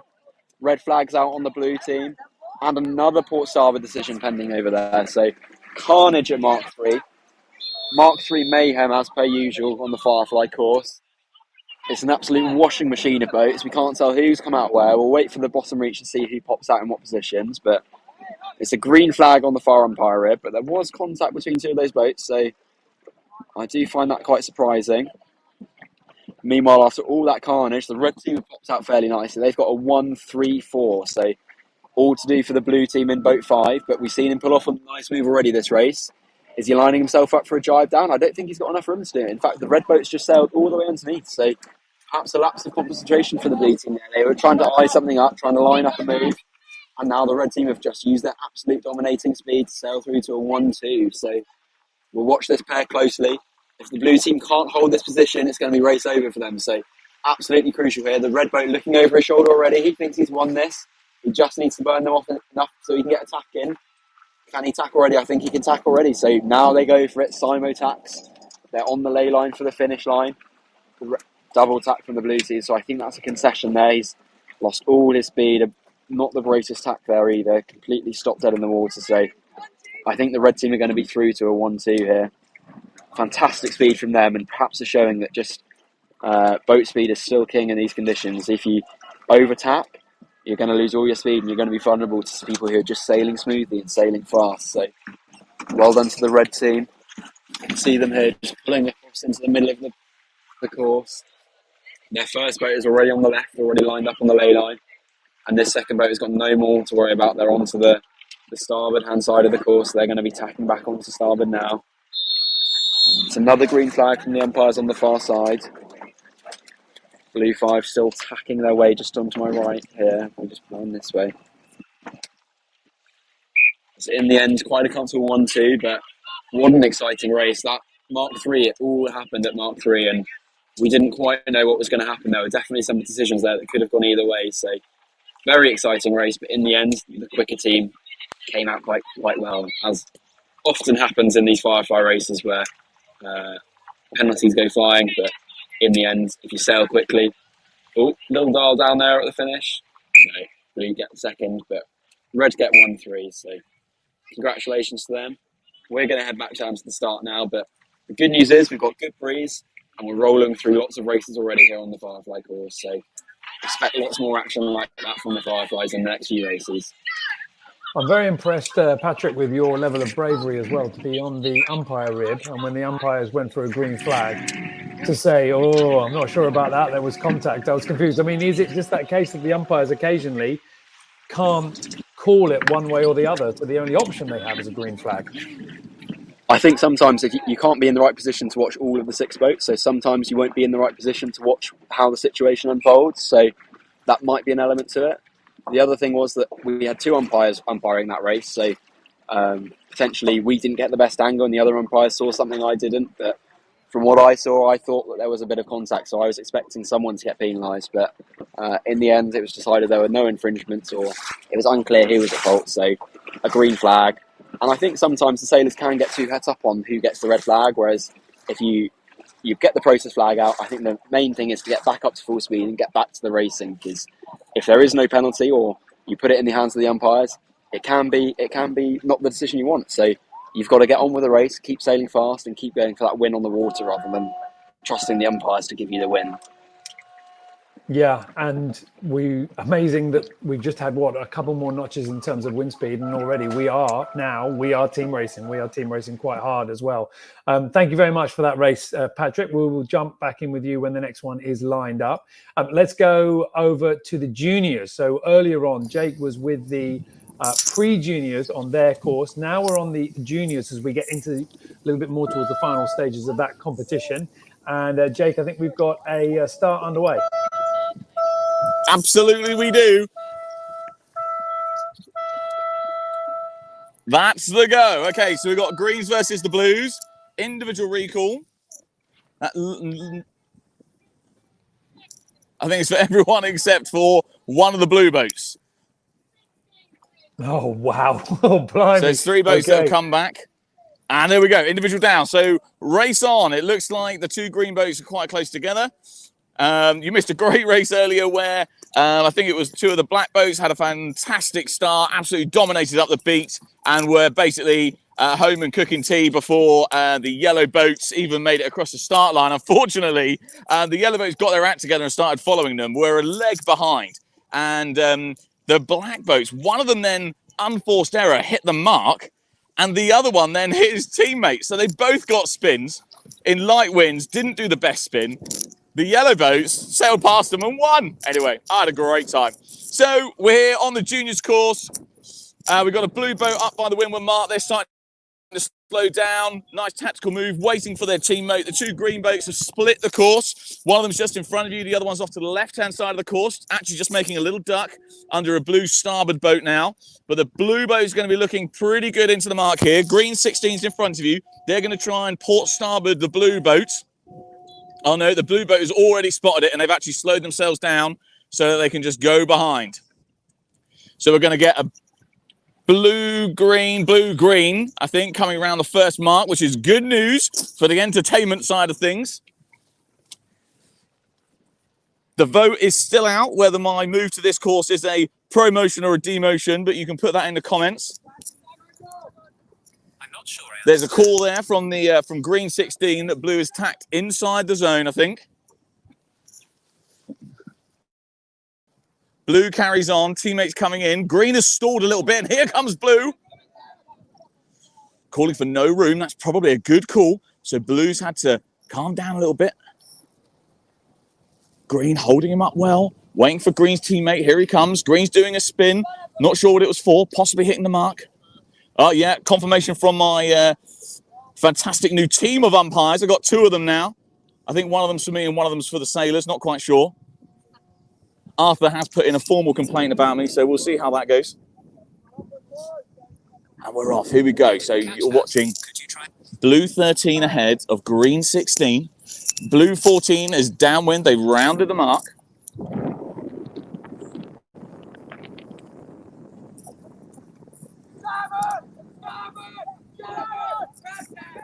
There's definitely a protest gone in there. The umpires, you can see, straight in front. We're not sure which way they're going to go on this. And it's a red flag for green 16. So green was on starboard, but clearly the decision's been made that they didn't give them time after they changed onto starboard to keep clear. And potentially blue made all the right decisions by moving their sail, by moving their rudder clearly, trying to not get a contact, and the contact still happened. So in that instance, you can't just go crashing into people, and that's a bit of a tragedy there for the greens. They were doing so well. And it looks like we've got a 1-2 blue here as they sail. That's they're off to the penultimate mark. Looks like blue 14. They've rounded the mark. Blue 13 rounds. Green 15 rounds. We've got green 16 right in front of us here. They're dangerously close to this mark. I'm not sure they've realised. But the blue team dashing off upwind, desperately trying to get to the finish. We've got another keel boat here as our finish boat in the distance with a little pink boy. And it looks like this is being well sewed up here for the blues.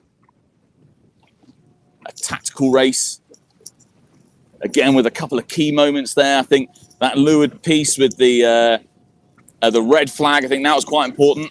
And I think both teams did very, very well to sort of keep each other at bay. I don't think anyone really gained anything on the first beat, but it was vital that they kept going so that they didn't lose out. They kept themselves in the game. Both teams doing very well. Both blue boats now on starboard. They're laying the mark. I think we'll probably leave this one here, Niall. Yeah, as you say, that is a commanding position to be in at that point in the race. All right, Jake, thank you very much. We'll let you get yourself back to the starting area, and then we will join you for the next race. We will be back in just a moment as racing gets underway on either the youth or the junior courses, as we get into those final stages of the races here for the Youth and Junior Team Racing Championship.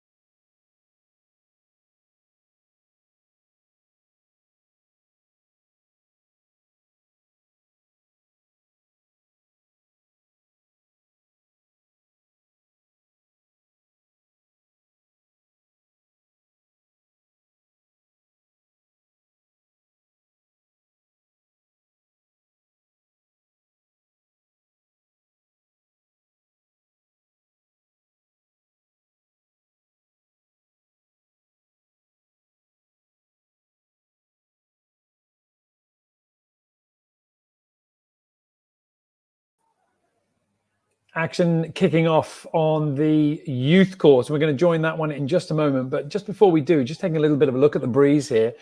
We've got the main kind of commentary area set up in the office of the Oxford Sailing Club. And right now, looking out across the reservoir, everything is looking much more substantial in the breeze. It's really filled in on the left and the right. All three of our courses are enjoying some nice raceable conditions. The big left-hand shift hasn't really materialized. That was what we were fearful about. But at the moment, it is looking still pretty much coming in from the west, everything looking quite steady, quite standard. And we are set to continue whittling down the races as we go all the way to those knockout final stage competitions before we get to our winners. Out on the youth course for the Fireflies, we are about to get underway with another race. Patrick is there. Let's bring Patrick in now. So Patrick, the breeze is good, the racing is good, and I understand we are coming up to 1 minute to go. Yeah, you're quite right now. We're down into 1 minute 15 to go here. The breeze is definitely looking good. It's definitely stabilised over the last 5 minutes or so. It's definitely not as windy as it was yesterday, I would say we're up about 7 or 8 knots, but it is much more consistent than it was before. So the sailors will be relishing these conditions as we dip into the final minute before this start. You can see the start line there in the middle of the screen, and the boats that we're going to be starting are just off to the right here. We've got the orange jibs, that's RHS Blue, against the blue jibs. I don't know who they're racing, unfortunately, but we're race 335, so you might be able to fill me in with who they're racing now. But RHS Blue, definitely one of the early favourites at this stage of the event, so we'll be looking to see if they can convert this through to a victory. But down to 35 seconds now. All the boats getting very close to the line. They're approaching on starboard, as you can see, jibs flapping. In these conditions, the sailors can afford to slow down because they've got a little bit more power just to accelerate back when they need to. Actually, I think this is a replay of a race we saw earlier, or maybe not a replay, but it's RGS in the blue jibs against RHS in the orange jibs. So Royal Grammar School in the blue and Royal Hospital School in the orange. So you see that blue jib there piling into the mix on starboard, so absolutely sending it into the middle of that pack there. That's go. Definitely boats over. We'll see who heads back, but good start down at the pin for a pair of boats. RHS orange jib there having to dip back behind the line. I think that's Tom Thwaites in the blue bib there, so he's going to be starting last. Yep, the individual recall flag goes down. So bad start for 2 RHS boats. Port starboard there, but I don't think there's anything in that for me. Another port starboard there. I don't think the blue boat's seen them, and they attacked really late, so definitely be a protest there from RHS. Wouldn't be surprised, RGS take a voluntary turn there, so now they're down to 6. It gets green flagged anyway, so interesting. We've got another port starboard here, just as I say it. RHS tacking into... Oh, they've got a good position now. They're going to push them past the ley line, so it was a bad start, but RGS may have self-combusted there. They've just tacked into a bad position when they should have ducked, and they've got taken a voluntary turn, so this boat's now pinned out to the left, and their other boat that took the voluntary turn is still down in 6th. So suddenly RHS managed to rescue with some fantastic sailing on the beat. They position themselves smartly on the right-hand side, and they pop out of the top mark with a 1-3-4, potentially a 1-3-5, depending on this port starboard. No, I think they're in a 1-3-4. There's a safe cross there. So if we look back towards the front of the fleet now, we're going to zoom forwards. We're approaching Mark 2 here.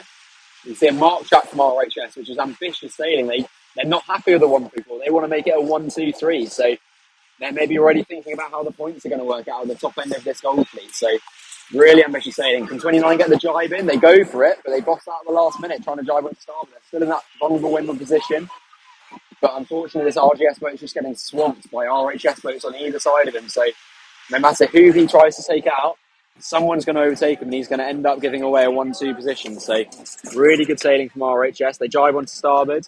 RGS has no opportunity but to try and avoid. They try and avoid there, but I don't know if they did enough. No protest there, so RHS happy with that. They're already through to a 1-2 though, so really fast sailing from them. Blue 26 just getting absolutely swamped by orange jibs on all sides there. They were left with no option but just to cede the position. So now they're going to be chasing down the RHS boats on this bottom reach. The boat's now rounding Mark 3 there in the middle. You see them driving around the mark. Here come the second three. It's a very close race here. No one's been binned out the back too hard, so less than a leg separating all 6 boats. Now RGS gets the overlap. Because the overlaps come from behind, rule 17 is still turned on, which means that they cannot luff above their proper course, but that overlap's been and gone now, so it's all a moot point. Meanwhile, RHS extending away in first and second with their orange jibs. They're splitting the course, and Tom tacks the cover on RGS, so really good sailing from them. Orange 26 sailing in high mode, forcing RGS to tack away. And now they tack to cover, so really smart sailing here from RHS. Looking back towards the front of the fleet, we're already approaching that starboard ley line for the finish, and RGS haven't been able to make any inroads despite trying to sail as fast as they can. RHS are just in a covering position, so really smart sailing from them. We're just going to motor around the outside now, try and watch this overlap develop, but the orange ship's happy to tack away. You can see them already laying the finish line, so they're not concerned about any shenanigans on the ley line. Just sorting out his main sheet, which is snagged around the rudder. You can see how much the breeze is built now. The helm's having to really sit out, and the crew's potentially on the side as well for some of these sailors. So definitely a lot more breeze than we had earlier on in the day. We'll just follow this boat all the way into the finish, but RHS have just snagged first place and they're on course to get a 1, 2, 4, I would say, at this point. So really well done from them. Not the cleanest of starts, but sailed fast on the upwind and let the other team make some mistakes and managed to take a really solid win there. So well done to them. Yeah, really nice sailing. Interesting on that line, that penalty that they took and then that green flag. You never quite know which way it's going to go, do you? I'm not sure whether that green flag was because the umpire decided that the other boat was already taking their penalty or quite what it is. But either way, I think it's a good example of sometimes you've got to take your penalty if you think you're at risk rather than if you're certain you broke a rule. You know, you might not want to expose yourself to the possibility of two turns. Yeah, exactly. And one of the big differences between the top professional teams in the UK, such as the teams we see competing at the Wilson, and the potentially more amateur teams we see at schools and uni events, the top teams generally take a lot more voluntary penalties and get a lot less red flags as a result. So often in those top races, you'll see 4 or 5 separate instances where sailors will decide to take a one-turn penalty. The reason for that would be because a one-turn penalty is not just half as detrimental as a two-turn penalty, but I would say 3 or 4 times less detrimental than a two-turn penalty because you manage to maintain your speed a lot better. So generally taking turns is actually quicker than not taking turns. And that's quite a hard thing to do as a sailor when you always assume that you're in the right, but sometimes being the smarter sailor involves taking a voluntary turn and not putting yourself at risk in those situations. Yeah. Very well said. Very well said. All right. Thank you very much, Patrick. We'll let you maneuver back and get yourself set up for the next one. We're going to go in a minute to the junior course, but just before we do, a little bit of a chance just to have another shout at the look at the conditions. As we were saying earlier, the conditions are starting to fill in now, but I think also the sky is clearing. It's a little bit more heat in the days, a little bit more sunshine now, and a lot more consistency in the breeze. Now, because things were delayed earlier on, the information that I'm getting here in the commentary box, not that I really get all the up-to-date information, but as my understanding is, the pre-juniors were always going to continue with the kind of round robin and then the stage 2. Which is the sort of, if you like, the second round robin, but in groups. But the juniors are not going to go into the knockout. So I think the juniors are staying on their stage 2, sort of second round robin, the HLS league, if you like. But what the Fireflies are doing at the moment, I'm not too sure. And right now we are starting to tick through races a lot quicker. Everything is happening a lot faster at the moment.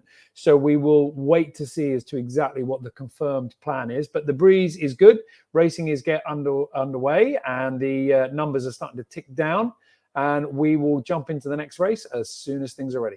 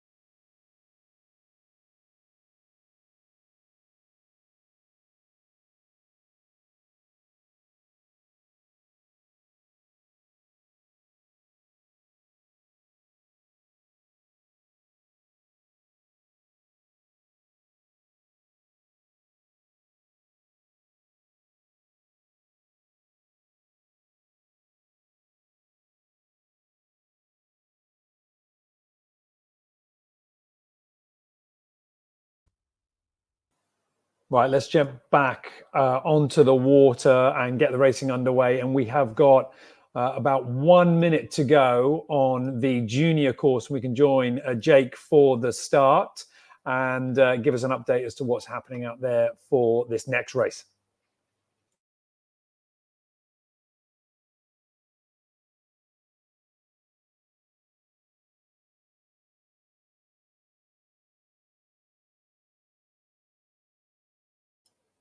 Jake, we're not able to hear you at the moment, buddy. I think you might have your microphone muted. Oh, there we go. Might be able to get Jake now. Am I back now? Yeah, perfect, Jake. Take it away. Great stuff. So we've got the yellow and the black sails. We've got black 1 and 2, yellow 3 and 4. Probably coming up to 20 seconds. 10 seconds, sorry. So it is all to play for here. The blacks are stuck out the back a little bit. The yellows should squeeze them out. Oh, the yellows let them in there. The yellows let them in. We might see a protest, or maybe there was enough room. And that looks like the start. Looks like everyone's clear. All boats have now started, and we're off. The black 1 and 2, they've got a good position to windward of the yellow boats, but they are all stuck underneath each other. So the black one here is getting covered from his own teammate, and that's going to allow one of the yellow boats to find a spot and to sail through. Here we go. Yeah, quick tack there from yellow 4. Black 1 has moved to follow, and all the boats have now taxed. It's a short course here on the juniors, so you've got to make quick decisions. It's fast and furious. I think everyone's clear here coming into Mark 1. The wind now blowing from left to right on your screens. And we've got black, yellow, which is great news for the racing. We're still waiting to see some of the potentially team racing maneuvers. It looks like blacks have probably got the advantage, so the pressure's on the yellows here. The wind has built wonderfully now. You can see we're zipping around this course quite quickly. We're on to leg 3, sailing downwind.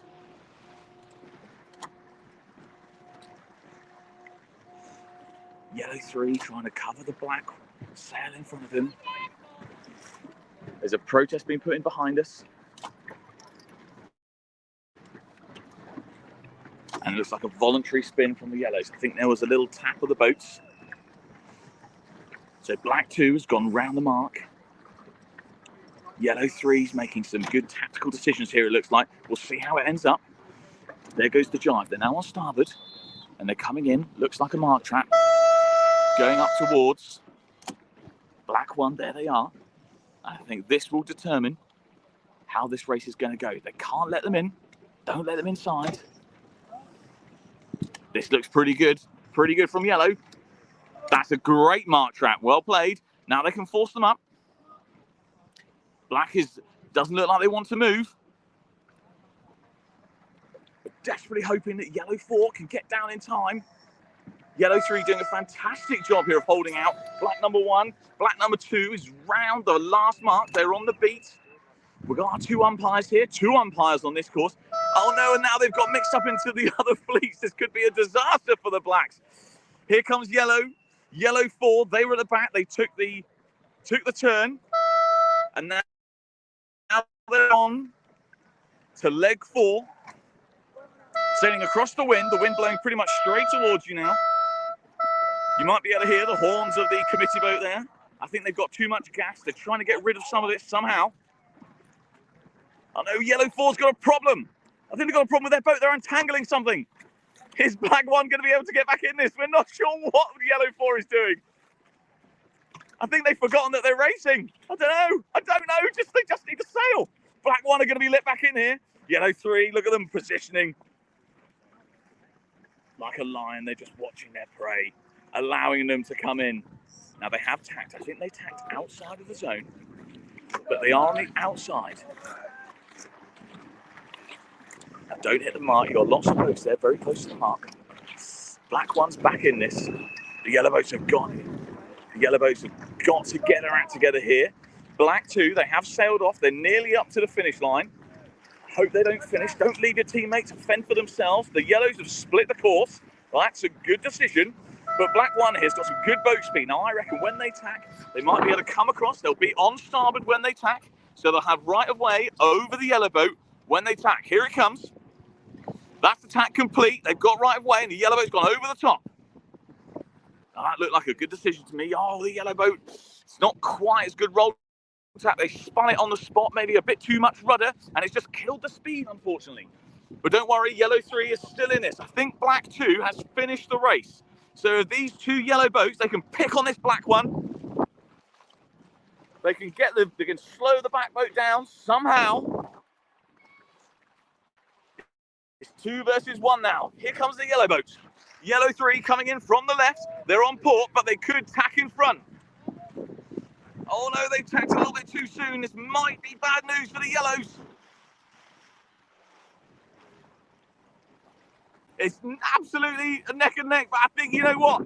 Black number 1's done some fantastic sailing upwind here. They've kept their boat speed over all else. They've not got themselves into any tangles, and they've crossed the line in seconds. So that's a 1-2 for the Blacks. Well fought by the Yellows. Some excellent what are they called? Mark traps laid by the Yellow team. And unfortunately, they couldn't quite convert it into a win. But that was absolutely brilliant race there from both teams. Yeah, really good digging in on those marks and trying to find a way to get your teammate to come back into it. And some nice boat speed at the end to seal the win for the Black team. That was really, really, really nice sailing. All right, thank you very much for that one, Jake. We're going to jump straight off the junior course. We're going to go straight to the youth, where I think we've actually got a race, what looks to be here, underway. Patrick, can you let us know where we are? Yeah, we're on the final beat here now, and it's been a ding-dong battle all the way around this course with the green jibs against the red jibs. The red jibs look to have the final advantage on this final beat as they're coming right up towards the finish line now. There's some fantastic work at Mark 3 from boat 23. They managed to get their teammates through into a 1-2 position. So as I scroll back towards the right-hand side now, you see this pair coming back together. They are on lay line for the finish line there, though, so it's going to be too little too late for that green team there.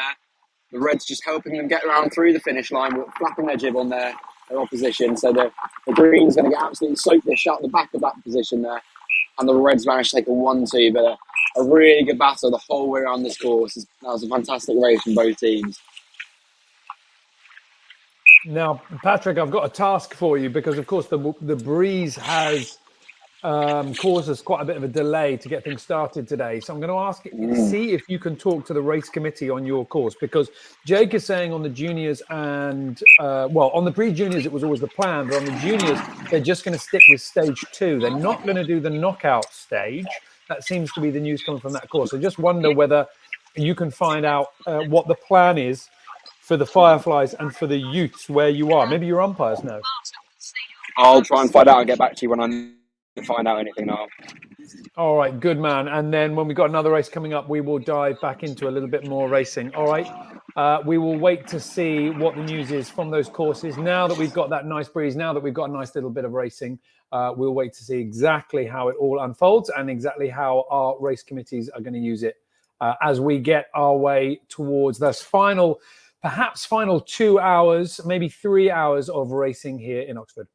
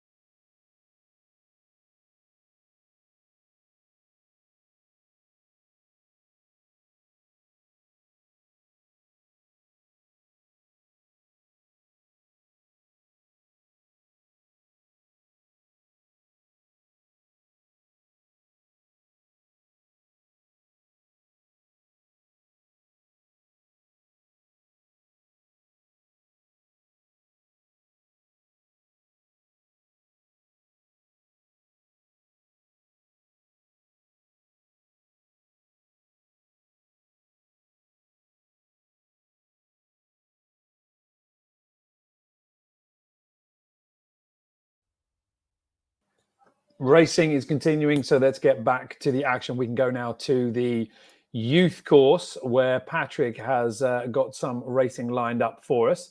So, Patrick, we are coming up to about 1 minute to go, I think, for this next race. Still, the breeze looking pretty good. Yeah, we've got 1 minute 30 here. So the racing rules have just been switched on between these boats that are lining up. So we've got the blue jibs against the red jibs. You can see the committee boat in the middle of your screen there. So in a couple of seconds' time, probably in about a minute's time, expect the boats to come across from the right-hand side of your screen to the left-hand side as they come back to the line on starboard.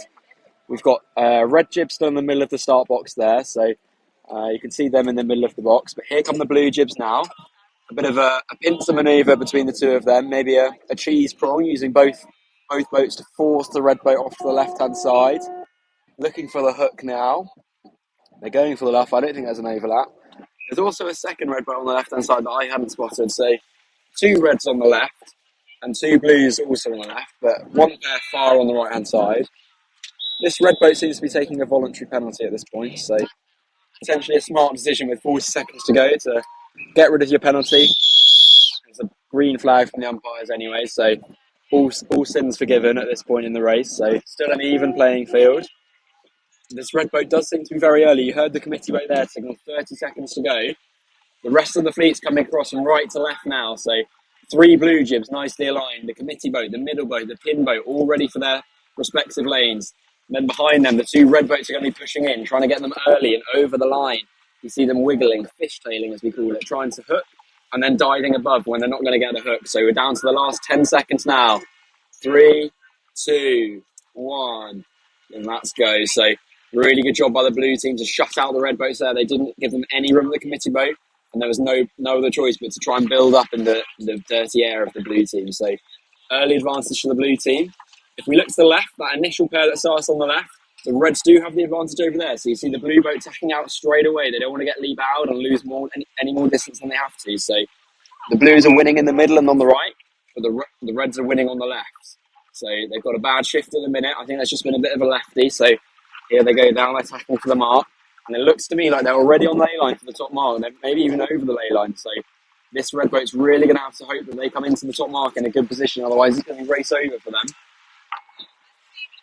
All right, we'll see how the things shake out as we get towards the top of the course.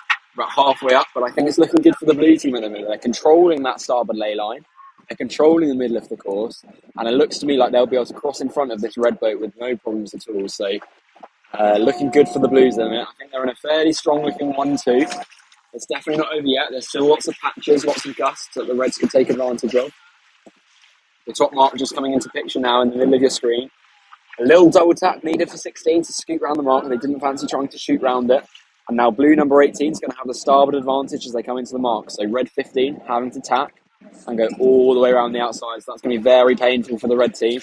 In fact, I think blue 18 has managed to do a double mark trap here and let their blue teammate 17 round into second place. So fantastic work from 18.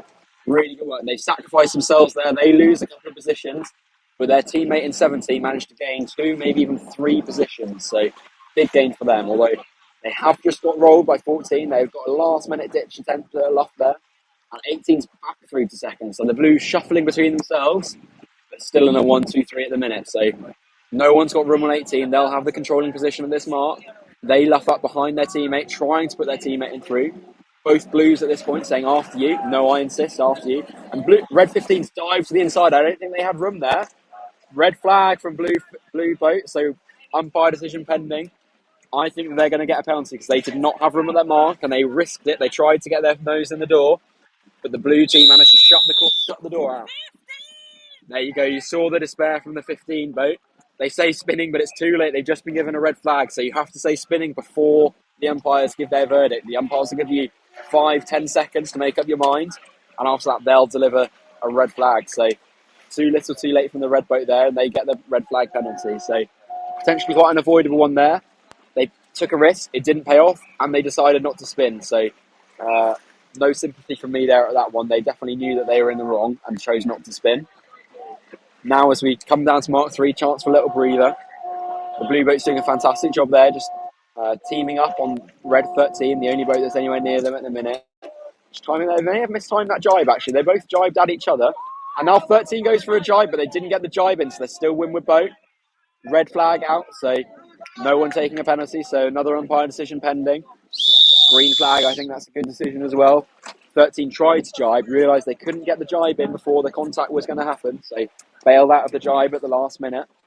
So now the Blues are safely around Mark 3 in a 1-2-3 position. The first boat is already around Mark 4, so a healthy lead for them. And the other two blue boats well on their way to Mark 4 already. The red team desperately trying to chase, but I think it might be a little bit of a lost battle at this point. Here we go, round Mark 4 now onto the final leg. Expect the blue boats to split off. There we go. Try not to hit each other. That'll be an unforced error and a half, but they avoid any silly mistakes. And they're nearly home and dry now. They're on to the final leg of the course. The red boat's desperately trying to catch up, but like we said, it's a long way back from here. It's an uphill battle. And I can just see one of the red boats still spinning in the distance. I didn't actually see what that penalty was for, but they're a long way back now, nearly a leg and a half behind. So we'll keep focusing on this battle at the front, but a battle might be a bit of a strong word because it's a bit of a chase at the minute. The red boat just trying to get involved in the fight of the front three, but it's still a way away at the minute. So a lot to do and not a lot of time left to do it, unfortunately. Just motoring up the course now, but we're rapidly running out of racetrack, and the Blues are in a comfortable 1-2-3.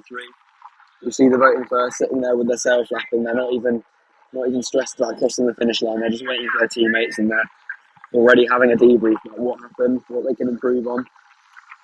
Now they cross the finish line. Listen out for the whistles. Our Finnish team doing a fantastic job this event.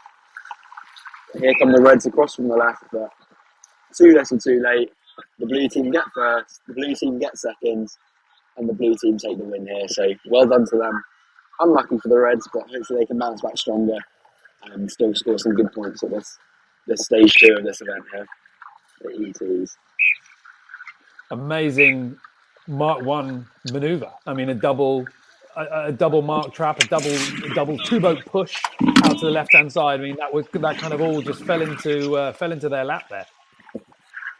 Yeah, it was looking tight at Mark 1. It was potentially advantage to the Blues, but that one single manoeuvre managed to take out 2 of the opposition, and that really sealed the deal for the red team, and they never really recovered from that point. So it's really interesting how in these team races where if it's balanced at the top mark, it can just take one moment of brilliance, and then the race can be sealed from there, and they sailed really well defensively after that to put the race to bed. So good all-round sailing from the blue team in that race. Really well done to them. Yeah, really nice, really good team racing as well. And it's amazing how that breeze has just come up a little bit, and now we've ended up with some really aggressive and quite impressive team racing, both in terms of attacking and defending as well. Well, we're going to keep pushing on throughout the day. I'm just waiting for the next race to come in before we rejoin the action.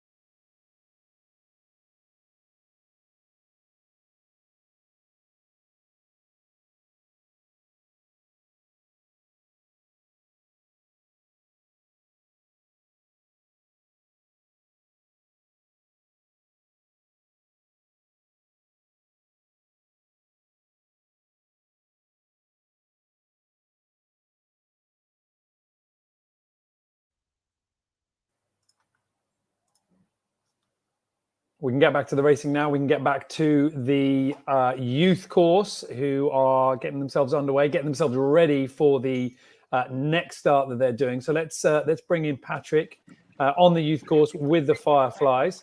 And Patrick, the yellow jibs, the start line there, the race committee in the middle of the screen. Who's the other team that we're facing off against? So it's yellow jibs against green jibs here. It's race 347. You might be able to fill me in with who the teams are, but we're down into the last minute now. You see the yellow jibs just tacking around there. Still early for the start line, so perhaps having another run at it, timing their distance and timing their time all the way into the line. So not engaging with the other team yet, happy to sit off a little bit.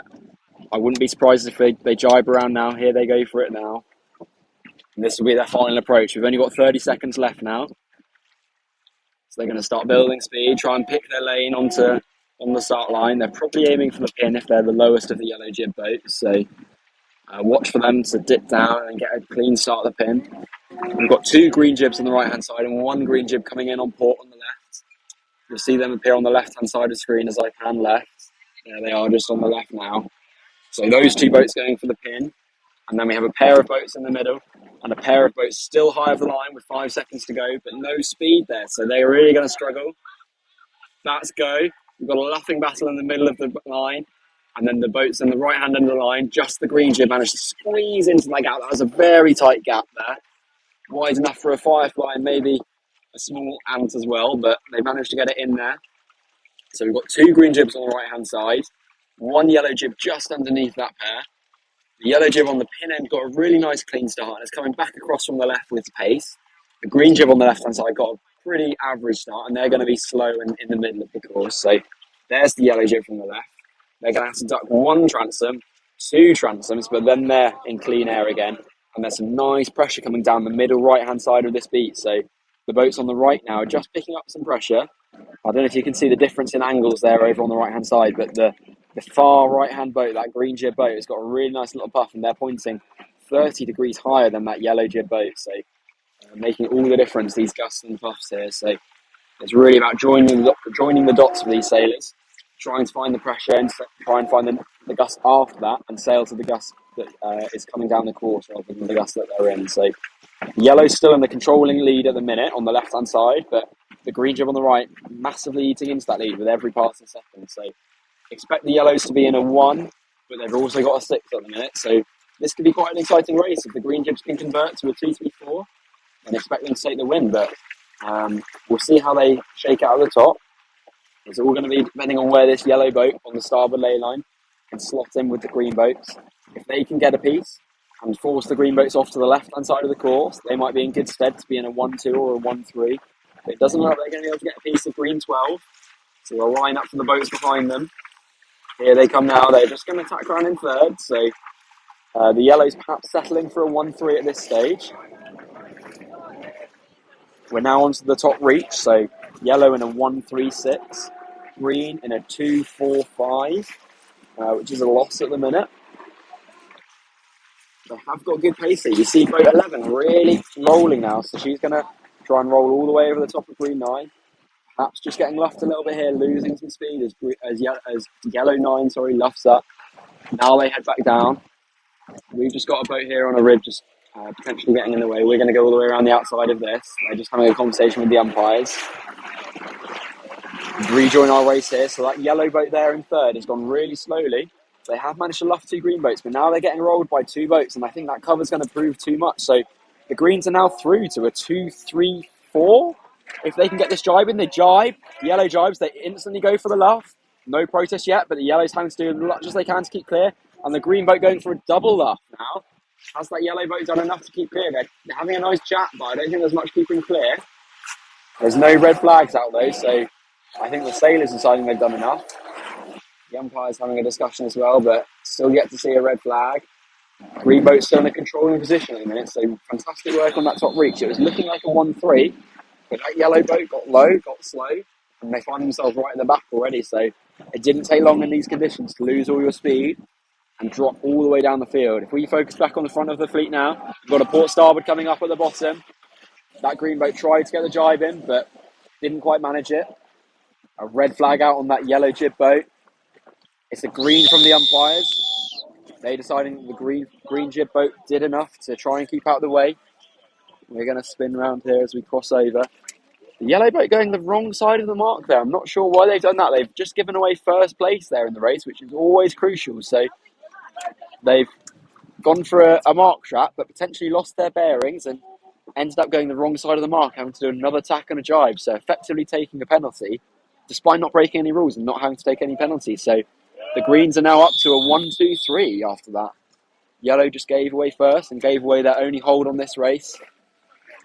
We'll see if the greens can solidify now. So green 12 just luffing up, slowing down boat 7. There is an overlap now, so as they enter the zone, boat 7 will have room at this mark. They're in the zone now. Watch for 12 to give them room. If 12 shuts the door here, which looks like they're doing, they shut the door. Oh, they just give yellow 7 room there. There's a red flag out. I think they just about gave them room. The umpires agree. It's a green flag from the umpire boat, so no rule infringement there. So the green's doing really well to leave just enough room, really squeeze the yellow boat out, but they've left them with a bit of a lane here. So the yellow boat managing to live on the hip of the green jib boat.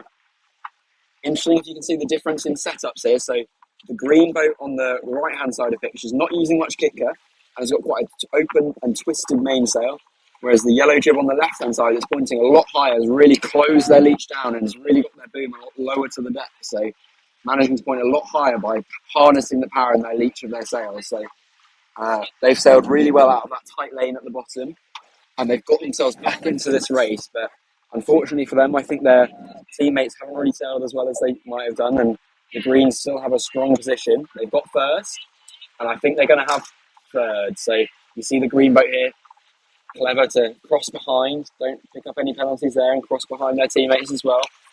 Now they tack onto the starboard ley line. The greens in a really strong position here to close out this race. The boat is now sailing really fast over the top of yellow 7. He potentially sailed, they were sailing high and fast, and now they're just sailing high and slow. So they've lost all their speed and they're getting rolled now.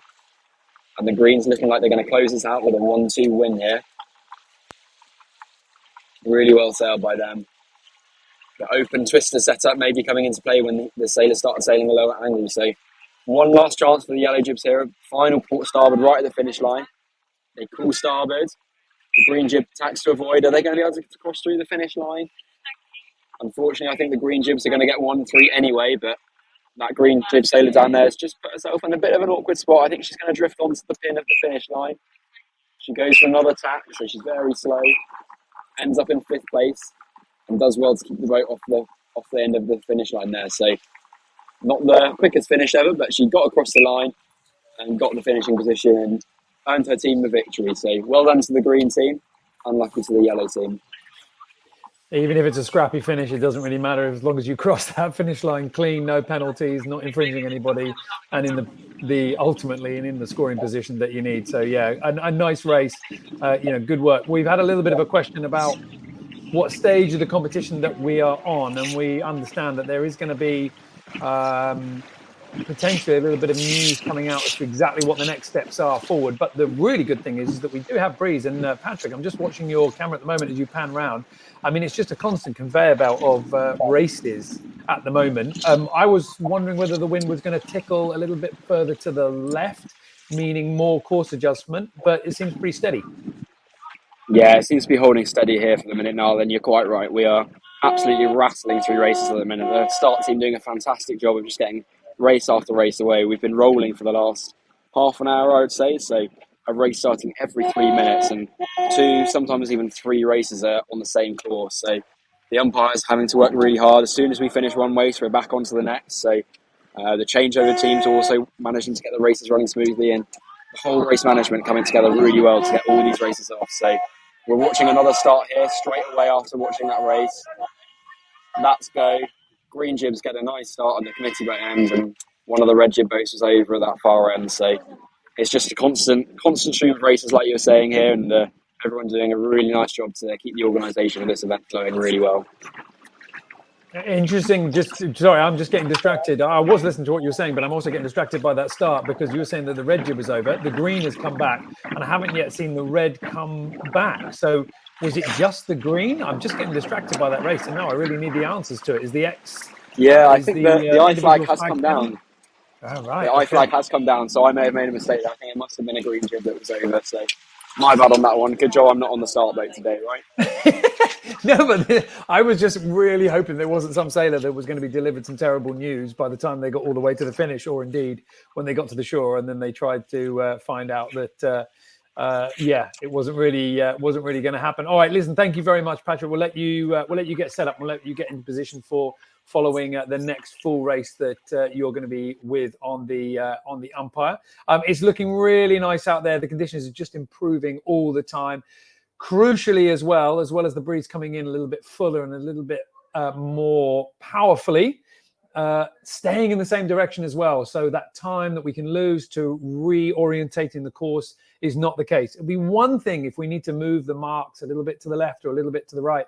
But if we do get a full swing here, then the courses potentially start to overlap on each other and things get a little bit more tricky to sort out. So for the moment, we look set to be able to continue through the day. There's no official cut-off time at the end of the day. Normally in sailing competitions, there's a point where the sailing instructions will say we won't be starting after that. There isn't anything defined for this competition, and I think that's just to give the organisers that full possibility of being able to run as many races as possible, to be able to make the final results as fair as possible.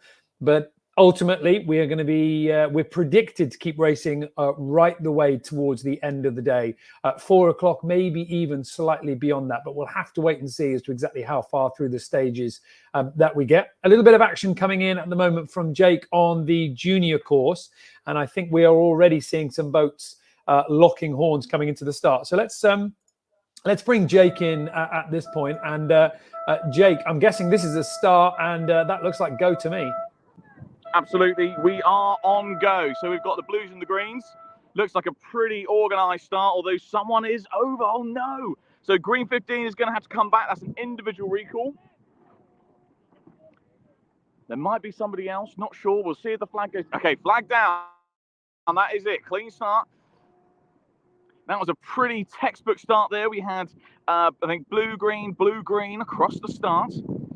3 boats heading out to the right-hand side. They're desperate to be coming in. Blue 14 has actually had to come back as well. And now the flag has come down. So it's all to play for. Blue is sailing some of the green boats off to the side of the course, desperately trying to get their teammate back in. They're coming back in. We are positioned right next to Mark 1. You'll see her come in just a moment. It looks like blue 13 is clean as they approach the zone, so the other boats can't come on the inside. This is an excellent mark trap here for 13. Well done. Green 15's got to go around the back. They've got to. It's their only option. All 4 boats are coming back together now. Blue 13 is playing this absolutely as well as they possibly can. They've got 2 boats to try and contend with. Blue 14 coming on the inside. That's an excellent move by them. 13's got to tack back now. There they go.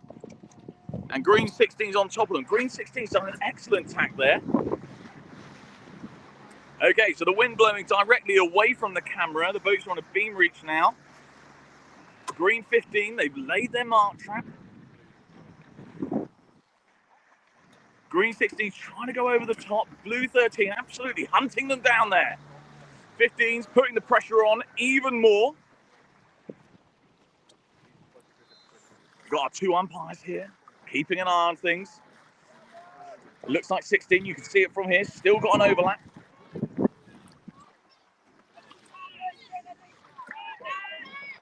We've got a little bit of toing and froing going on in the other pair, just over to my left. I think the blue 14 has done a turn. Green 15 coming in to help their teammate here. The blue boat's got quite a lot of speed. I think the green boat is going to struggle to affect that too much. Okay, overlap broken there between the blue 13 and green 16, and they're off. This is looking pretty fraught here. Green 16 calming things down, just sailing downwind towards the mark. We're going downwind now. We're on leg 3 of the course. We've got a pair on the right-hand side. We've got the other pair right in front of us here. Blue 14 trying to get on the inside. Both these boats on the near side are on starboard. The green is going to have to avoid there. Oh my goodness, that was the closest I think we've ever seen it. Blue didn't hit though. I didn't see any contact. Green flag there from the umpires. And we're round. And we're on to the next part of the course. All the boats. I'm not sure if anyone had room on anyone else.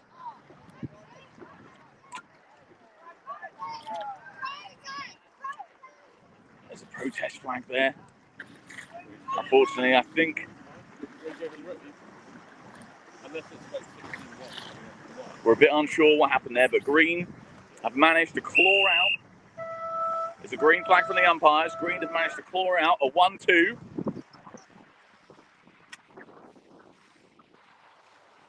It was quite close there to them tacking. I think they may have missed an opportunity there to put in a protest. We all saw Ben Ainsley the other day in Sail GP waving his arms around. Unfairly, he was given a little bit of stick for going to drama school or something like that, which I thought was unfair at the time. But we've got to take the lesson. Sometimes you need to make it clear to the umpires, or even clear to the other sailors, what your intentions are, what you're planning to do. That can make it easier to decide if there's a foul or an infringement. Coming up to the finish now, green 16, they're definitely up to the finish, but blue 14, they're on their right-hand side. Behind me, there's another green boat, and I think we're going to get port starboard here. This could be a winning move if blue can call. And that was it. That was the tack.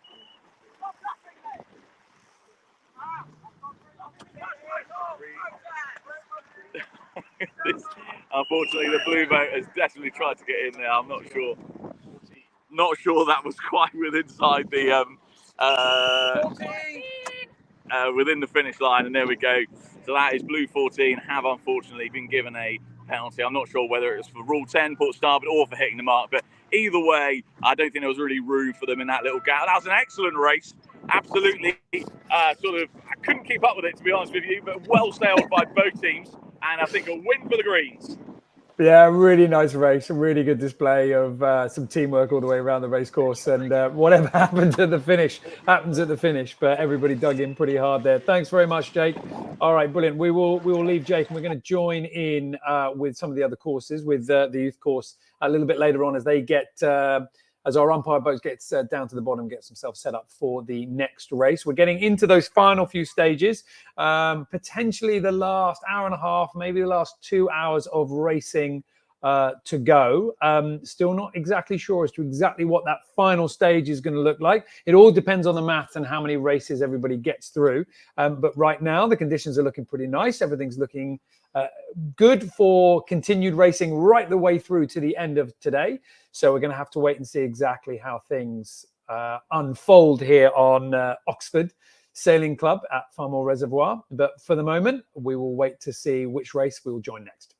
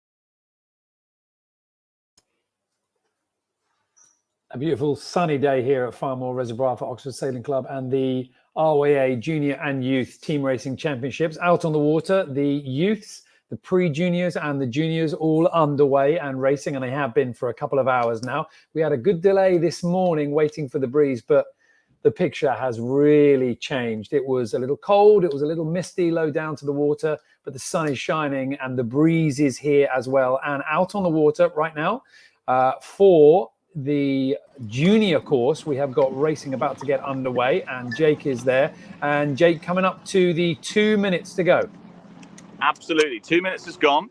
So we've got a little bit of a dance routine going on here between some of the blue and some of the green boats. That's certainly what it looks like if you don't know anything about team racing, and I think that's a much better description than some team racing. So lots of tacks, lots of jibes. We're miles away from the committee boat end. We are now sailing back towards it as obviously we get closer to the 1 minute.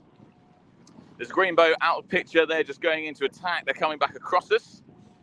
Looks like, I think that was just 1 minute. Lots of slowing down here. This looks like it's going to be pretty tight in for the committee boat end. There's another blue boat. They're really sitting on the committee boat end, right next to the engine. There's a green boat that's gone quite high. I think they're going to struggle to get in here. If they can get in, that could be the thing that keeps them in the race. But maybe both of the blue boats have gone a bit early. That's the 30 seconds. We love the horns here on the junior course. There's a horn for everything. A code 14, that's I've run out of coffee. That's 17 horns in a row. 20 seconds to go. All the boats lining up here. Blues on the left, greens on the right. 10 seconds.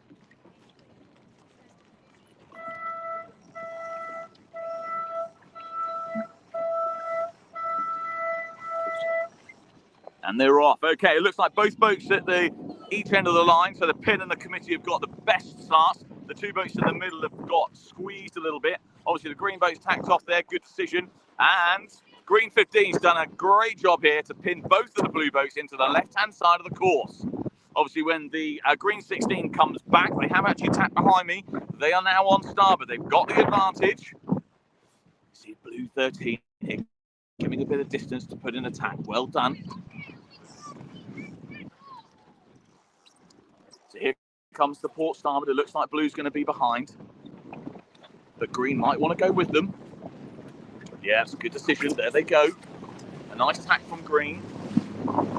I think 14 and 15, I think they're slightly below the lay. That's going to put this quite tricky. There we go. 15 tacking back onto the lay. There's a port starboard here. That was going to be quite a tricky one for 16 to pull off.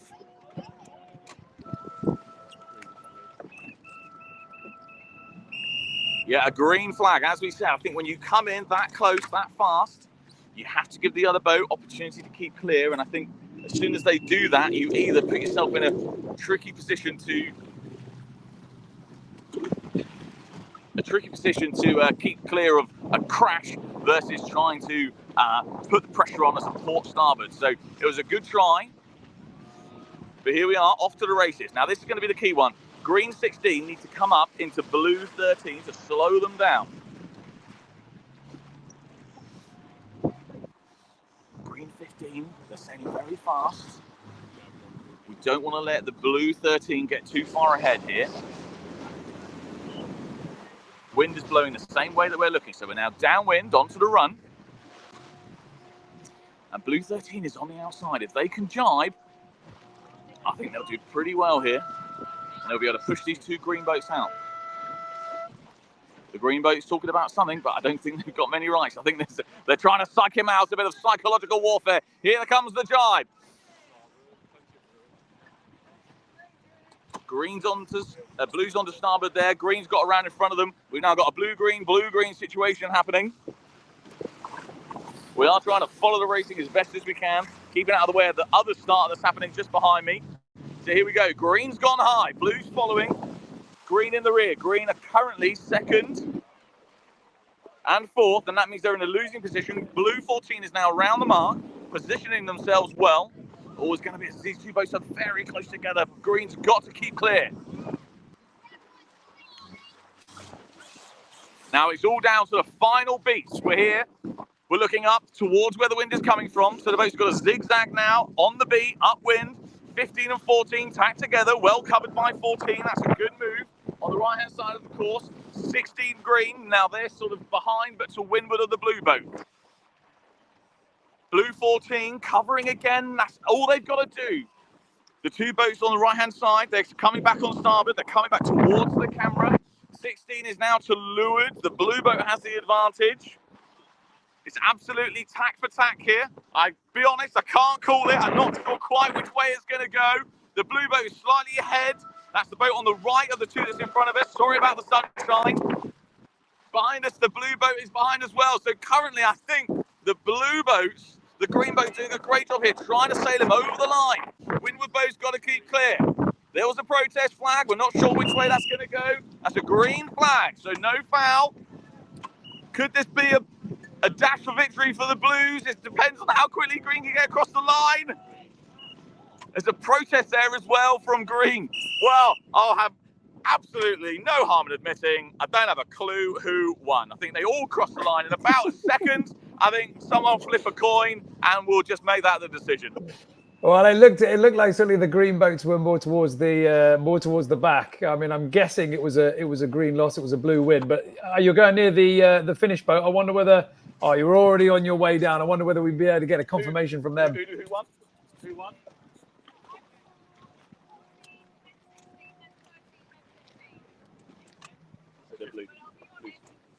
Okay, no, we think it's a blue win. We thought that was a blue win.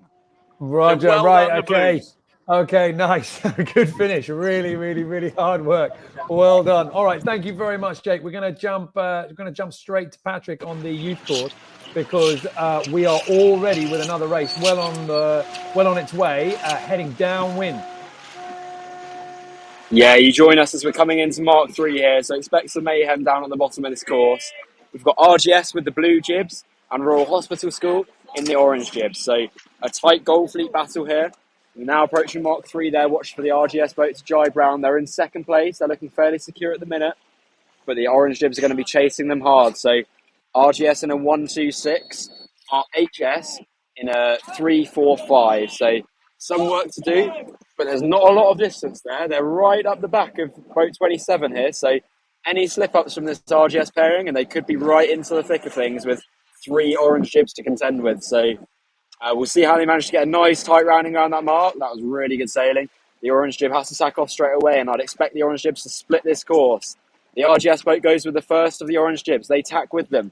That could be a good move to cover their closest competitor, but it could also be a bad move because now they've left themselves vulnerable. They're on the left-hand side of the course. So if this boat on the right can get a piece of them, they'll have the starboard advantage. And now the RHS boats continue to bounce off each other.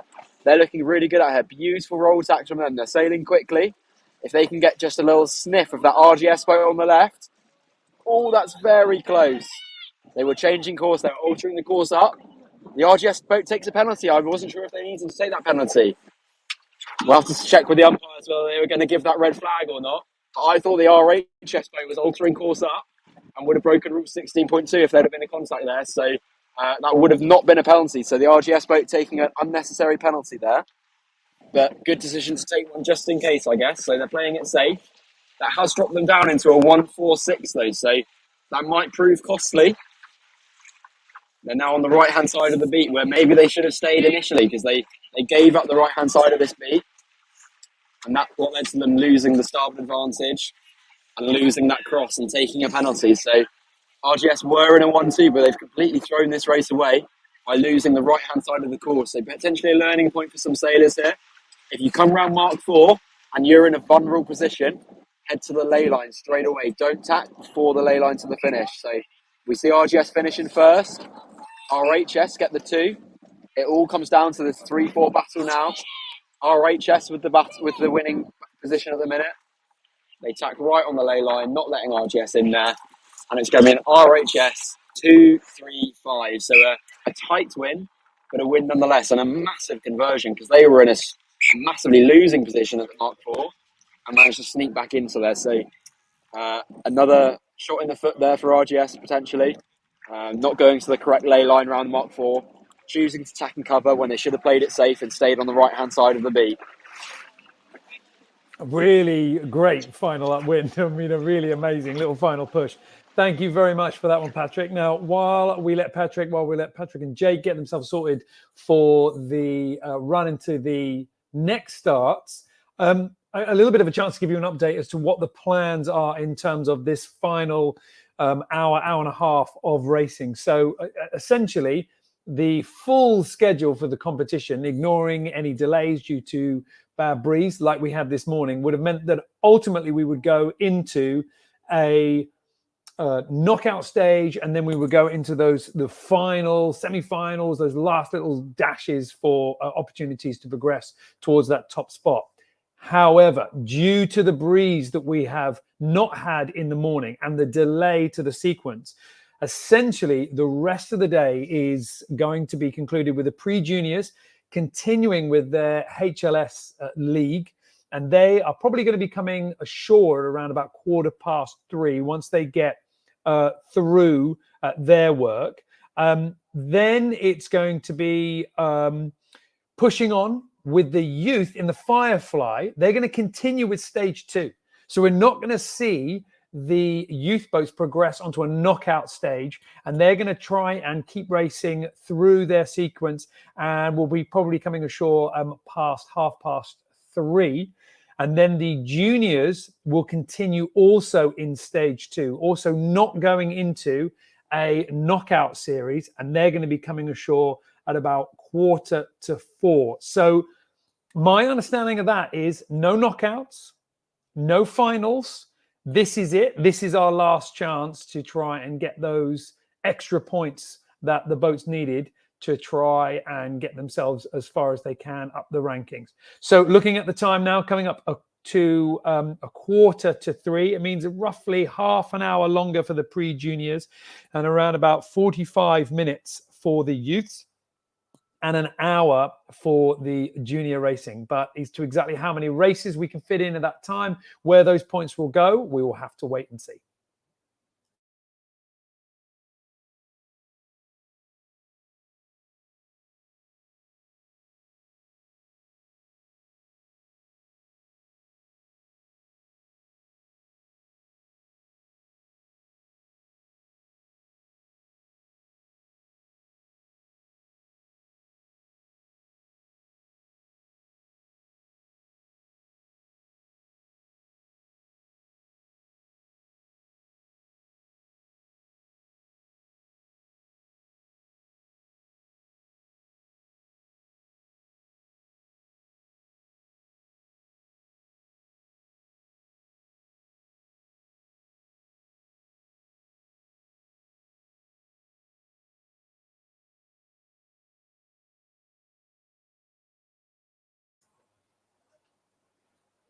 Action getting underway now on the junior course for their final hour of what is left in this competition. So we can join Jake on that race course, and we can check in to see how this next start is unfolding.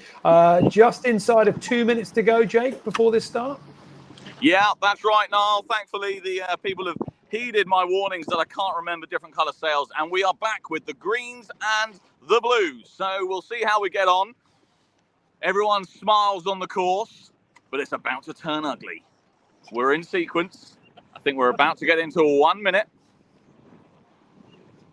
We'll be able to hear the horn from the rib.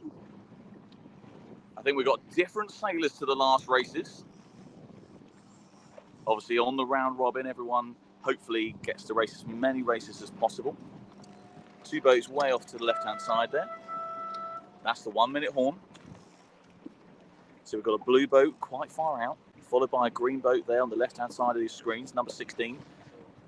Blue 13 in the middle of the course, and then green 15 just over to the right-hand side, just past the committee boat. Got our resident umpires on board, as always, making sure that everyone parks within the white lines, please. Just manoeuvring for a better view for the umpires. Here comes 30 seconds. Attack in there onto starboard. This green boat's going to have to avoid. Good decision from the greens. Don't hit your teammate. Something we learned earlier was that, you know, even if you hit your own team, Someone does have to take a penalty. It's 10 seconds. Looks like the wind is... Oh, no.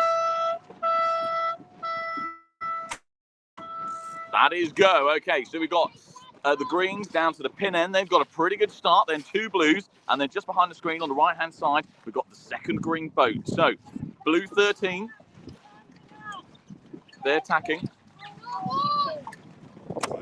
Got a red flag there from green 16. A protest for pumping or illegal propulsion. It's a green flag.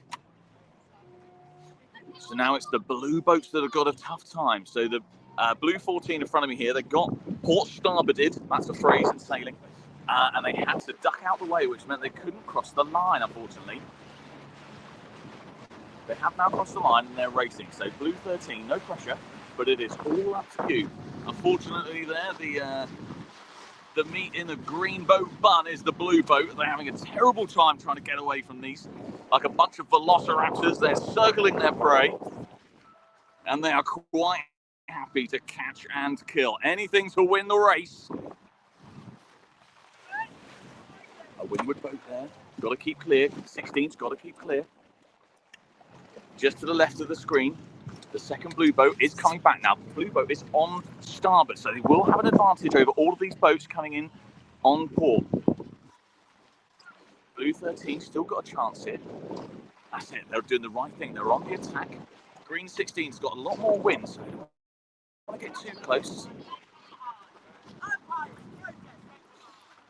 There's another protest there, another green flag. I think this, there must be a rule about how many protests you have to put in, and if you don't put in enough, then maybe you run out. I'm not quite sure how that rule works. There's a little bit of a disagreement there. But blue 13, they're going to have to jibe here onto starboard. Blue 14 has also come across. Now that might be the decision. If I was blue 14, I might have tried to go behind 16.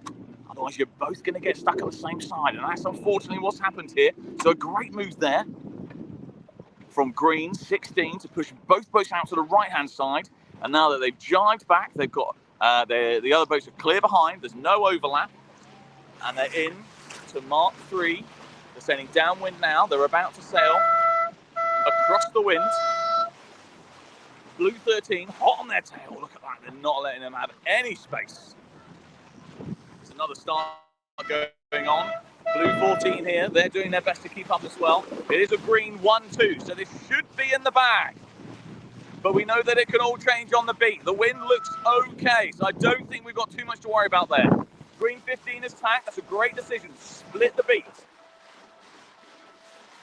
Blue 14 has unfortunately got themselves stuck behind their teammate there. And both blue boats attacked at the same time. Oh no! Synchronized tacking is scoring a 10 out of 10 here for the boats. Absolutely wonderful stuff. They need to put in a team.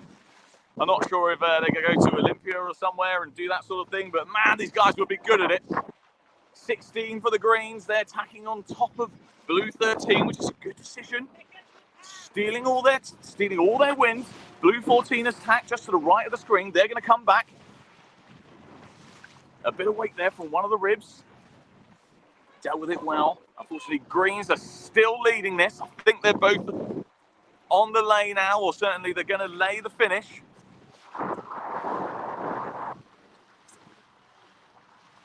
Here's the finish line. First boat crossed. Second boat crossed. So, I mean, the greens made that look easy, but crumbs, that was a pretty tricky time there on the start and on the beat. I think actually it was where this was won. There was a little bit of toing and froing on the second leg. That's the beam reach across the top of the course.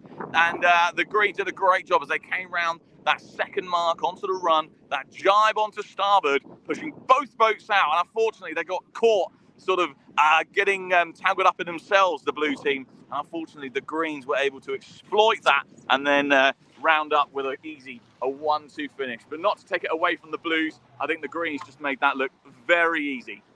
Yeah, the Greens certainly played a very strong card there on those mark traps, making them work for them. But like you say, I think the Blues made them work pretty hard for it. So yeah, really nice race, really nice competition. All right, thank you very much, Jake.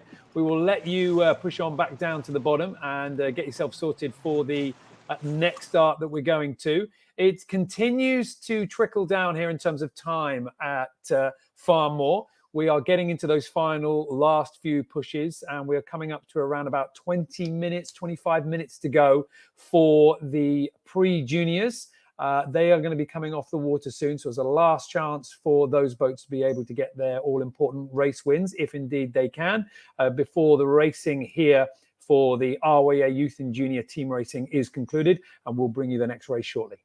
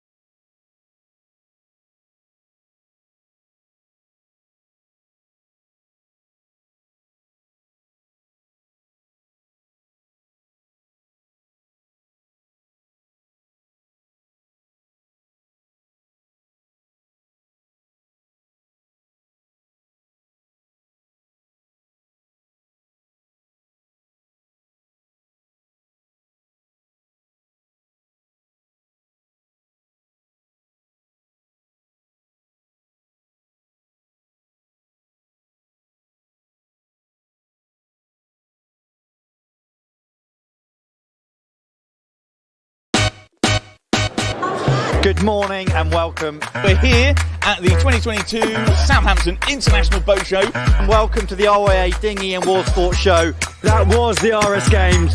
We've had an unbelievable 16 days. We're here on day one of the World Championship of RS21. Have we got some action for you? Let's get cracking.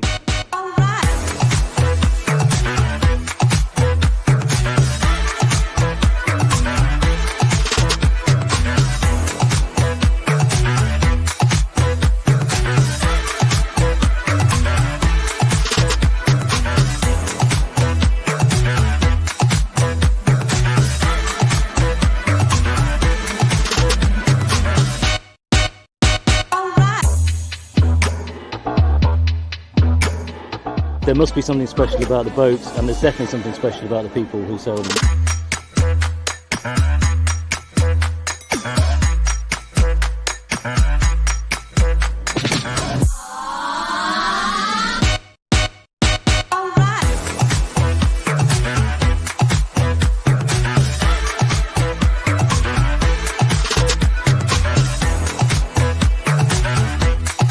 As soon as I saw them behind me, I dropped to the knot and fully sent it.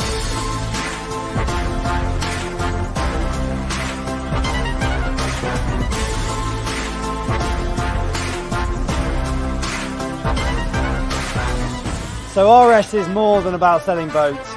RS is about friends, family, racing on the water, brilliant socials, and this accumulates that perfectly.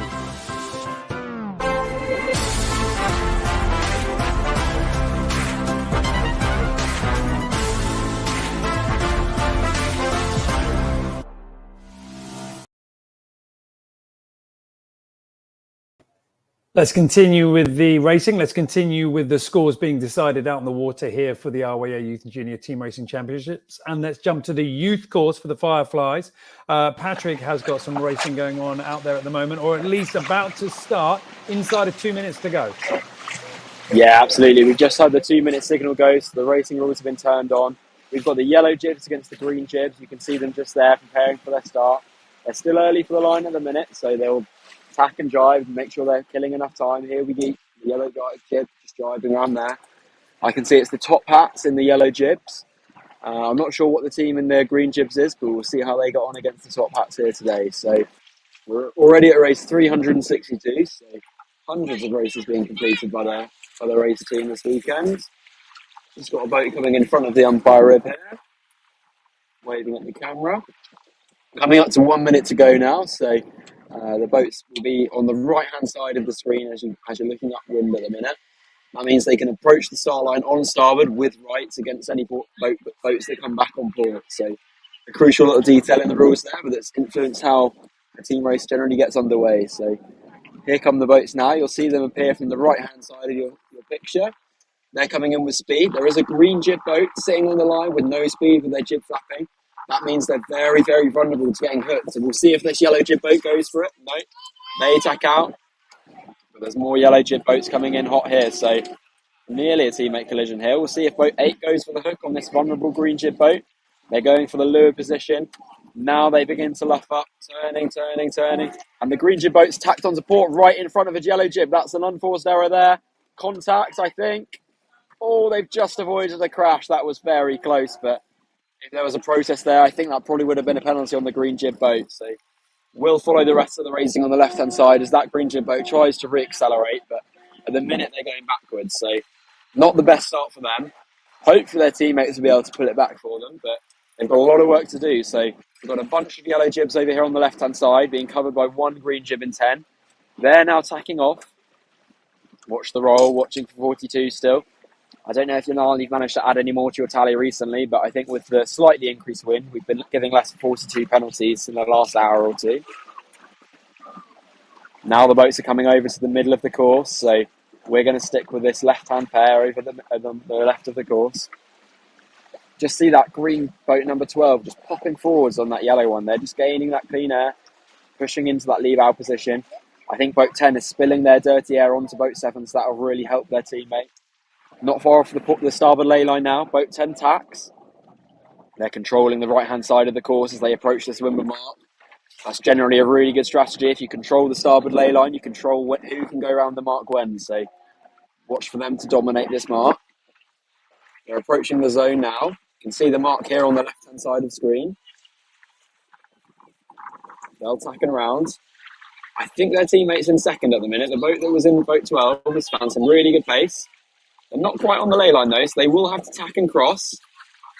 They're winding into their tack now. Can they cross? Bit of a slow tack, but I think it's enough to get around the front of boat 7. So well done to them. So the green jib boats in 1, 2, and 6 at the minute. The yellow jib boats in 3, 4, and 5. So currently a win for the green team. But the top hats are chasing them down. Any pressure that comes down this course will favour them as they're the team that's behind on the run. So the pressure will reach them first, and they might be able to put a blanket of using their 3 mainsails all to cover this boat 12. Boat 10 is just taking a spin here. They must have clipped the mark, and they're actually going to influence their teammate there. So definitely an unforced error from the green team. That's put the yellows right back in contention here as they jibe onto starboard. Might see a jibing battle unfold here as boat 10 jibes now. They will have luffing rights, so rule 17 turned off against boat 7, which means they can appoint wherever they want. They don't have to take into consideration their proper course. Up they come now, looking for the luff. Boat 7 responds. They go up too. Have they done enough? Up. Turning up they go. They've also taken their teammate. Boat 8 has to go up as well, so a really nice little move there by boat 10. Slowing down 2 of the opposition and solidifying their 1-2 position on the race course. So a good move at the minute, but they have lost quite a lot of speed with that jibe. So as we head down towards Mark 3, we'll see where the yellow team end up. But at the minute, they're still in that 3-4-5 combination, despite the greens accidentally hitting the mark at the top. Now we see boat 10 extending away. They've got some really nice speed over here.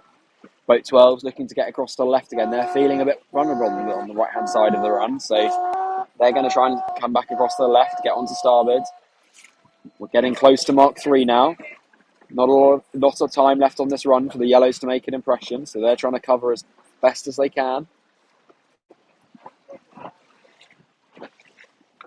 Here we go. Mark 3 is going to come into picture now, just on the left-hand side. Green 12 goes round in first.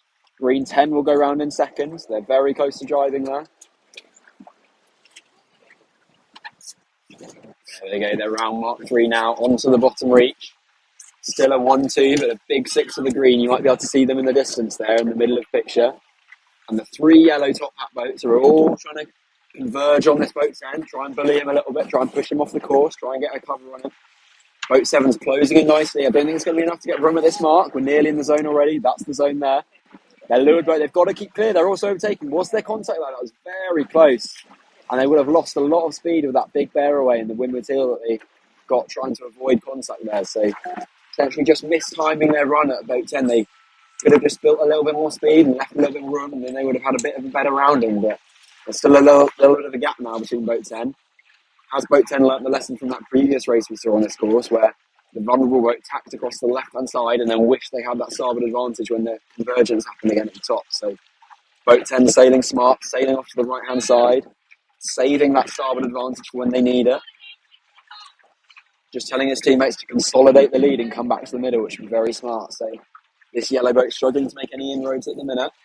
Still a big gap to the green boats in second. You can see that lead just slowly extending now. The green boat now tacks. I think they'd probably be on ley line for the finish. The finish is just up there in the far distance in the middle of the picture, so still a way to go. The green boat is on the far hand left side and is being followed by 2 yellows. The green boat on the left being told to tack by his team, come back to the middle, solidify the win. Looks like a fairly stable combination at the minute though for the greens. They have got 1, they have got 2. They're still in a big 6, but that shouldn't matter because none of the yellow team were able to pressure the top 2 in the end.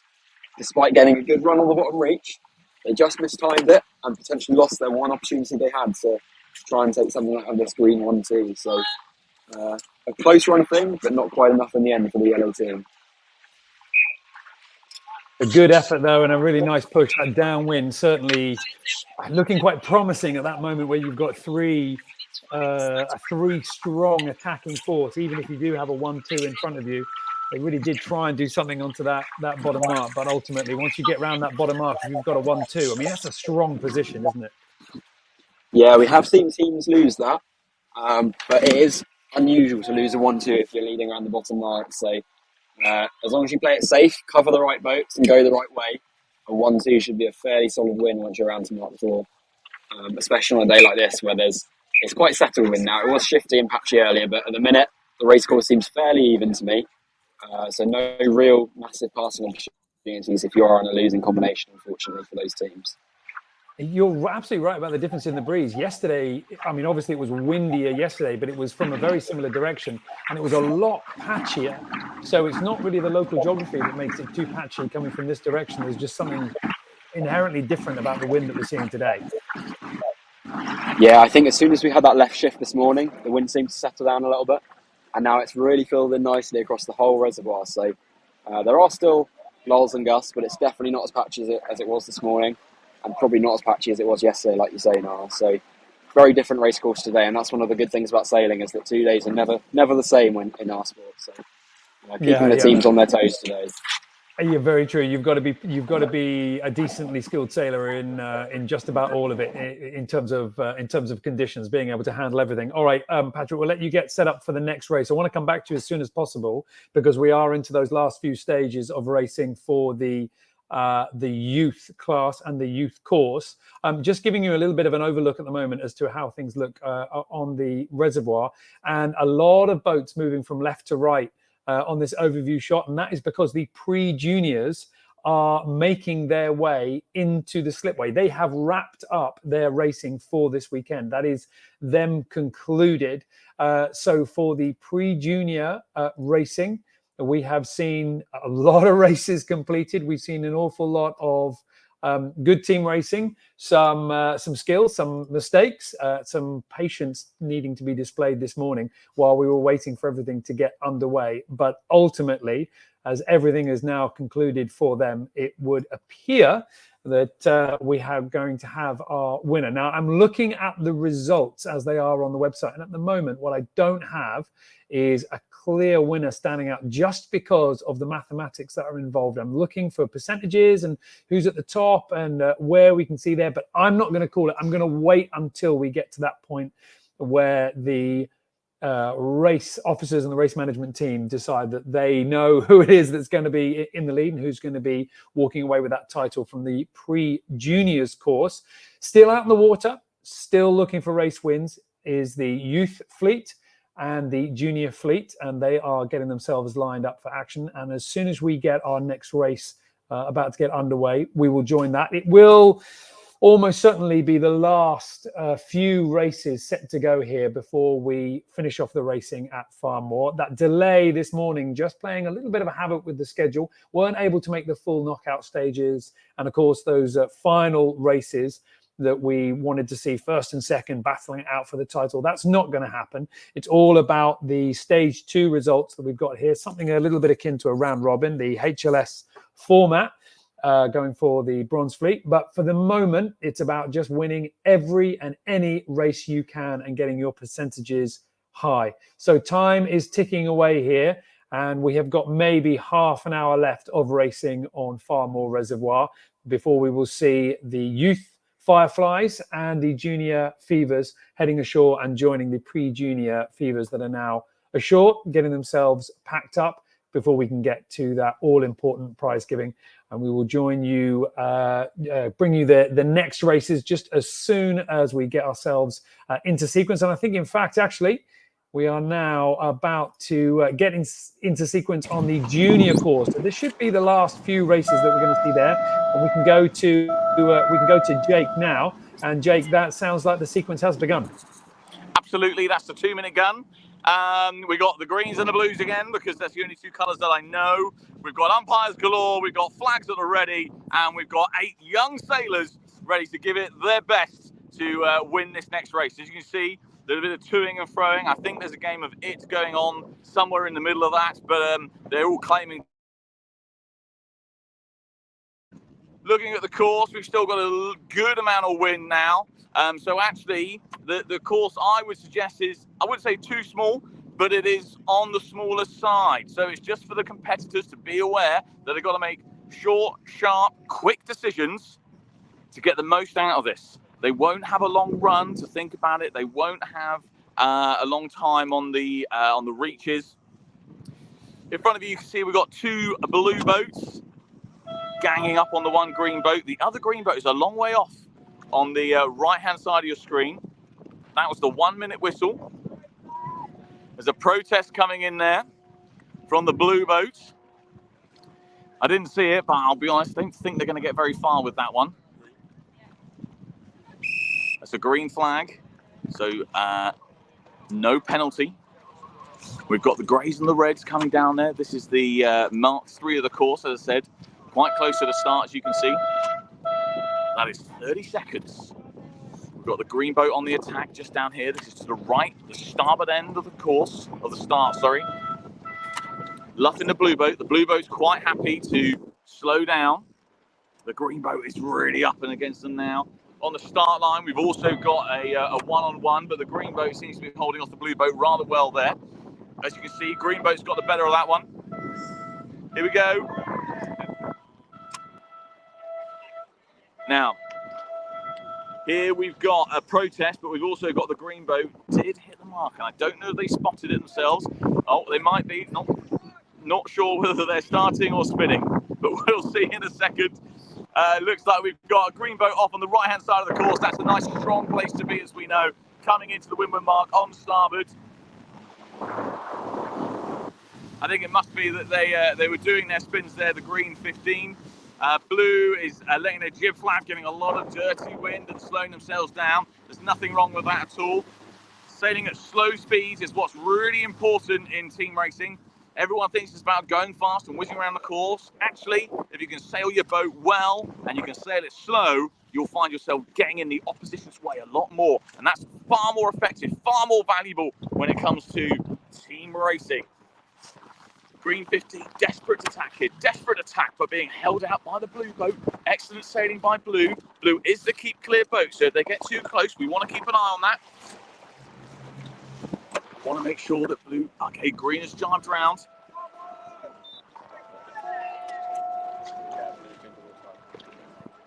Blue's thrown in a protest there for a port starboard. A green flag. So no decision there. Looks like these two boats are going to come towards us. We're now on Mark 2, so this is the beam reach, and we've got green clear ahead in the zone, so there's no room. And blue 14 trying to go round. Now, they've done the right thing here, which is never sail over the top of someone unless you have no other option. And right now, green are in a losing position. They're in last place, and the blues just need to hold off one of the greens. Blue 13 holding out the green there. That's an excellent mark trap, just slowing them down, separate things, make it a little bit easier. Green and blue still on port. They've still got to jibe back.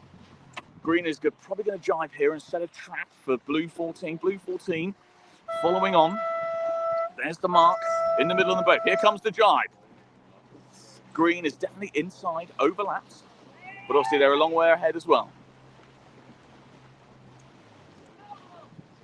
We're not quite sure what's going on there. Blue being locked out by green. Trying to tack round. So green has now gone round that leg of the course. Excellent backing of the jib there from the crew. That's brilliant work to try and get the boat round.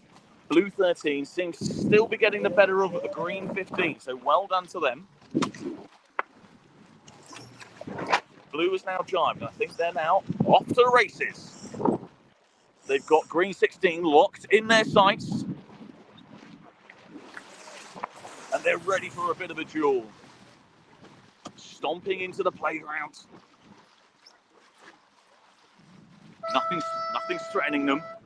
Green 16, they're ready to jibe back. When they jibe back, they're going to be on starboard. The blue boats are going to have to be careful. There we go. I think blue 13, they're round. They're still ahead. Unfortunately, that's going to put blue 14 into last position. So advantage greens here. A good switch. Green 16, that was a good mark trap. Both the other pair of boats got through, but most importantly, their teammate got through.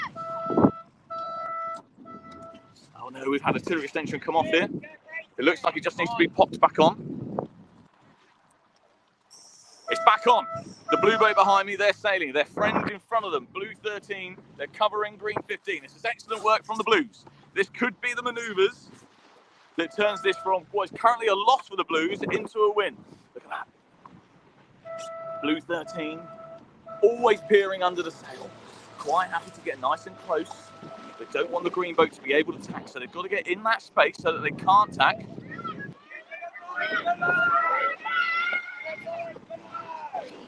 Okay, so what's going on there? That was a port starboard. The blue 14 that's gone out shot now, they were on starboard. Green was trying to avoid, but claiming that blue 13 was in their way. I don't think anyone actually protests, because I think everyone managed to keep clear. So well done to the sailors. That was a tough one, but I think the right outcome happened there. We'll get a ruling from the umpires at the end of the race. But here we go now. Excellent work from the blues. This has put the greens back into a tricky position. We're still a little bit away from the finish line. Oh no, sorry, we're not. I'm looking at the wrong finish. The finish is right in front of us here. So the blues trying to slow down the greens. It looks like the greens, in terms of where the finish line is, the greens might still be behind. This is going to be a very tricky finish. They are now entering the zone, and you can ask for room on the finish. Unfortunately, the blue boat there has had to jibe out, and that's a win for the greens. So you can see the exasperation there on the green, or the elation, I should probably say, but absolutely knackered. The brains are fried, and they just collapse into the boat. High fives all around for the greens. A great race, well fought, and I think I need a break myself, really.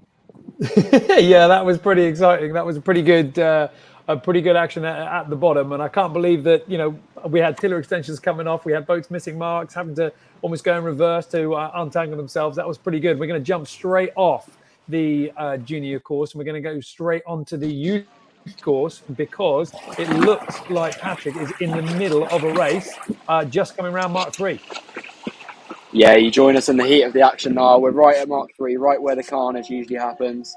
Derbyshire youth sailing in the red hulls against the blue hulls. They're trying to protect their 1-2 lead. It's a slim lead at this point, but they've just done a fantastic job there.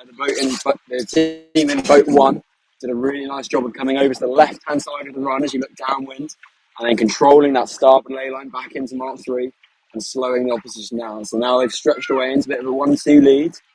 The main sheet's just wrapped around the tiller there, the rudder, sorry. So they might be a little bit slow on this upwind if they don't notice that. Just the sailors haven't quite got that now. I think they've noticed. They're going to go back and fix that.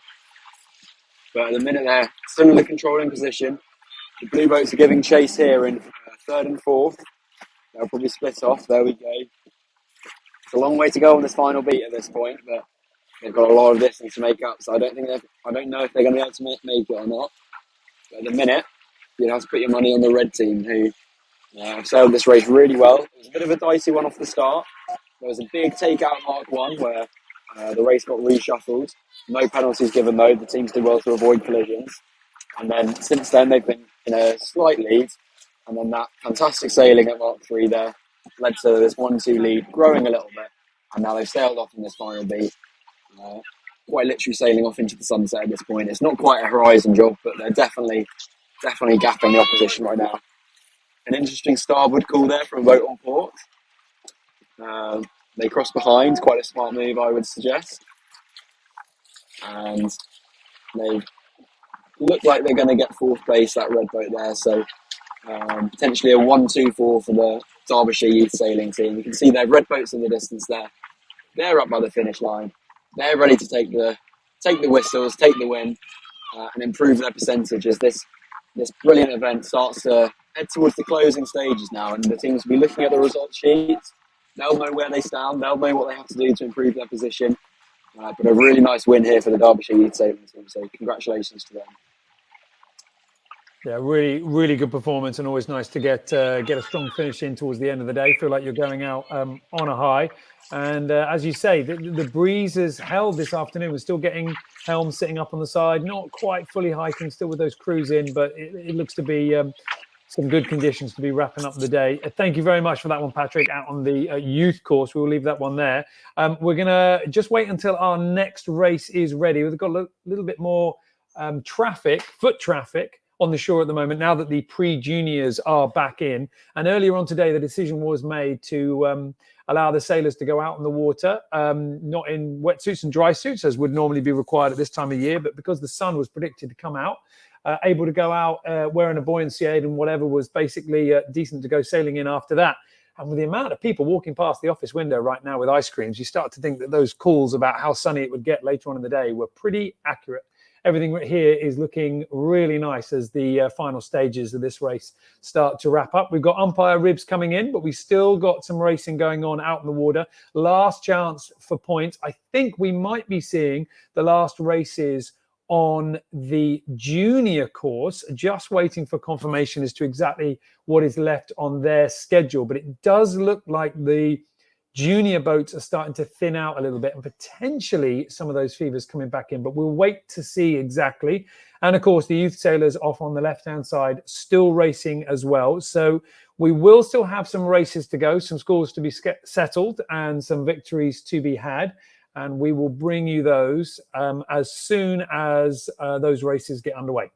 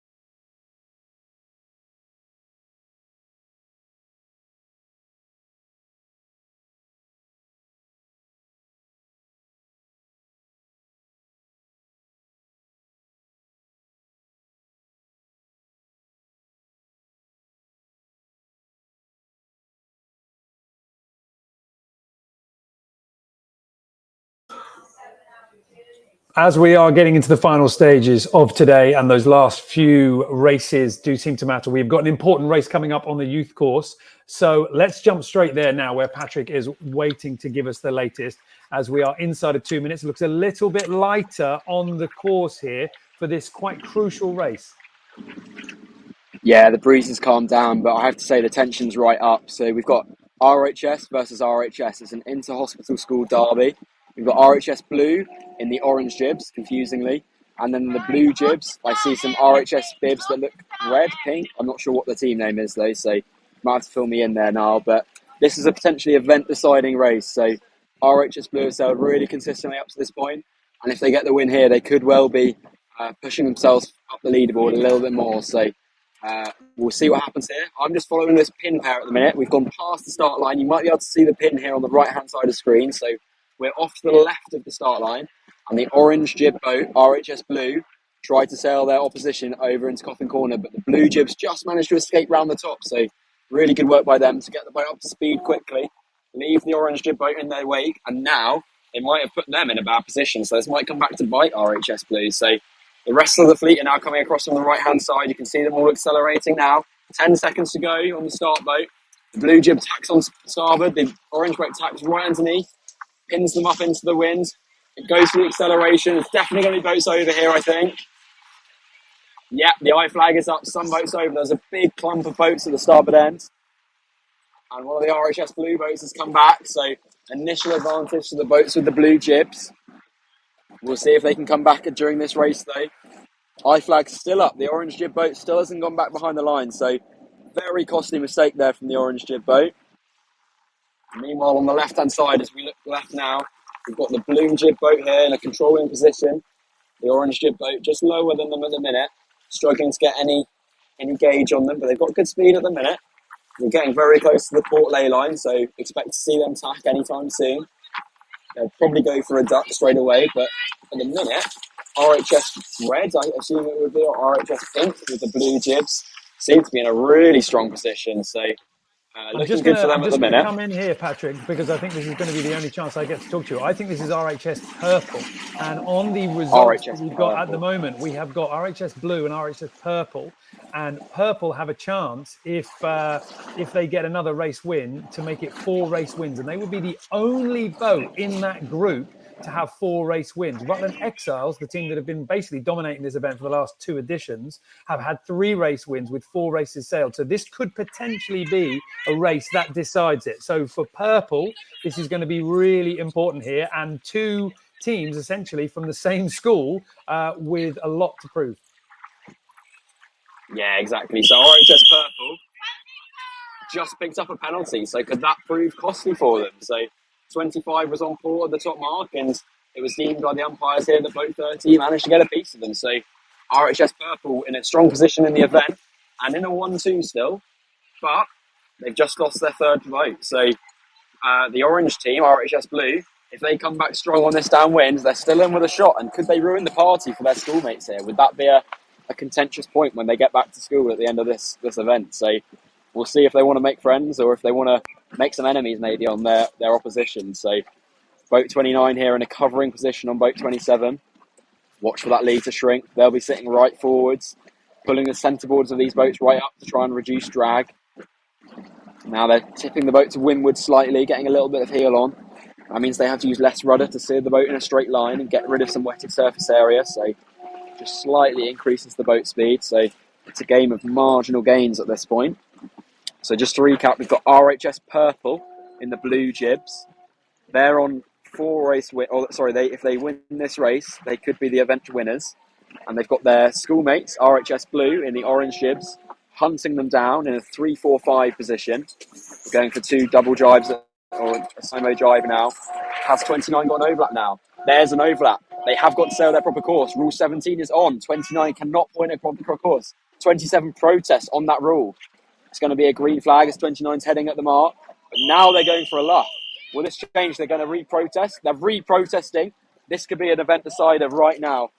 As 29 heads above their proper course.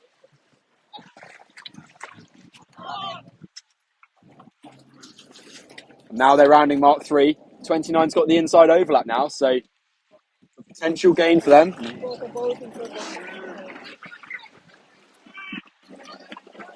It's all kicking off at Mark 3, as we always see. So RHS Purple with a big 1, but they've also got 6. Another red flag on boat 27. We'll see what the umpires decide on that.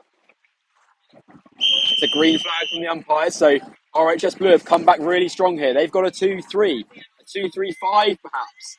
They're calling for room now. Are we into the zone? Now we're into the zone. 29 goes down. They're going to leave room, but they're going to leave this tight. They're leaving a smidgen of room there. It's going to be very tight on the mark. Good. My God. Another protest from 27. The flag's out again. Now they go for attack. It's another green flag. RHS Blue did a fantastic job to give them just enough room, make their life really hard. Now 28 goes for attack out the back. They're going to have some clean air, but they need to win this pair on the right. They need to keep RHS Purple in 6th place up to stand a chance of winning. So pressure on Tom Thwaites here to keep that boat in 6th. and then trust his teammates further up the course on the left as we pan this way now. His teammates need to get second and third and push the RHS purple boat down into fourth. So big pressure on boat 29 and 27 at the minute. Whoever wins this duel could well win this race. So we're watching this one closely. The leading pair attack, but that's not where we're focused. We're focused on the middle pair of this race. Boat 27 and boat 29, we're heading to the left-hand side of the course. We're going to be getting in the way of the boats coming down the course, but that's fine. We're worried about our race. So if they can push them past the ley line now, which they seem to be doing, they're holding well there, the RHS blue boat. I think they're going to win that pair. So as we scroll back to the middle of the course, we've got RHS purple in first. And it looks like they may have a 1-3 now. The RHS blue boat tacks out there. They're going to try and cover boat 25. The umpire's now talking about room at the finish line. But I think RHS purple are going to sneak this one in a 1-3 position. So unable to keep 25 in a 6. Although they've just lost out there. They've just gone really slow now. This is going to come right down to the wire. You see the middle pair coming back from the left now. So another protest on the left-hand side of the course. Not giving room at the finish. I think that's going to be a penalty on 29. And that's going to be the race decider there as 29 gets the penalty right on the finish. RHS Purple take the win and remain undefeated in Gold Fleet Racing, potentially taking the event overall. Was that the event decider? And was it the penalty on the line? Was it that point? I mean, did it come down all the way to that final metre? I think they had a 1-3 before that, but I think the penalty sealed the deal. And they seem to be celebrating really hard over there in RHS Purple. So I think they know they've done it. They've done enough. They're the champions, everyone. Congratulations to RHS Purple on winning the event. Congratulations also to RHS Blue. A really close race all the way to the end. So it's a strong fight all the way to the finish. I am frantically refreshing the results page here in the office, but it will take a little bit of time before things will filter through from the finish boat out there onto the event website, and we can see those last few numbers. But like you say, there's a lot of celebration out there. I think they knew that was important one way or the other. Maybe they were just pleased because there was an awful lot of good positioning and some great tactical play, but we do know that race was going to be crucial in terms of points won. Now, Patrick, I'm tempted just to sort of stay with you here because while we do have 1 or 2 races left to go on the junior course, we're not able to capture those last ones on camera. And I know that the next few that are scheduled, if indeed we were right, and I think we are right, that one was RHS Purple and RHS Blue, then we've got a couple more races left to go, which might prove to be quite crucial. And the last one that we've got going up all the way to race 375, Rutland Exiles versus Royal Hospital School Blue. That one could also be very important indeed because it's Rutland Exiles that are going to be trying to vie for their third, if my memory serves me correctly, their third win of this event, straight win of this event. So I'm going to try and stay with you if we can on the youth course and really kind of pushing you pretty hard here. Let's join in with this next start and see if we can stay with the action. We're straight into the action here now. We've got a red flag straight away on boat 13. So we're on race 373. We've got the red jibs against the blue jibs.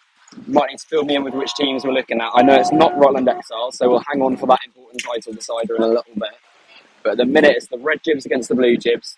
And boat 13's just picked up a 2-turn penalty from the umpires. We've got less than a minute to go now for the start. Sorry, Niall, what were you going to say? No, I was just going to say that it is Bryanston in the red and it is the Dockland Dingoes, possibly the greatest name in the competition, in the blue.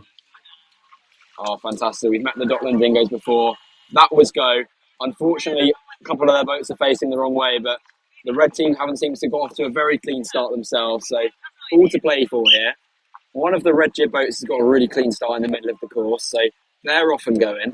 Another blue boat seems to be getting up to speed now, but some of the boats are pointing the wrong way. Some of the boats are a little bit late to the start line, so potentially a learning point again for sailors to make sure that they accelerate the boats nice and early, 15, 20 seconds to go before the start, and they try and maintain that momentum all the way through that final stage of the start, because If you get slow in the final 10 seconds, you're vulnerable to attack from behind, and you're also never going to be able to accelerate quickly enough to get a good start. So we'll see how this one plays out. We've got a trio of boats heading off to the left, 2 blue jibs, 1 red jib.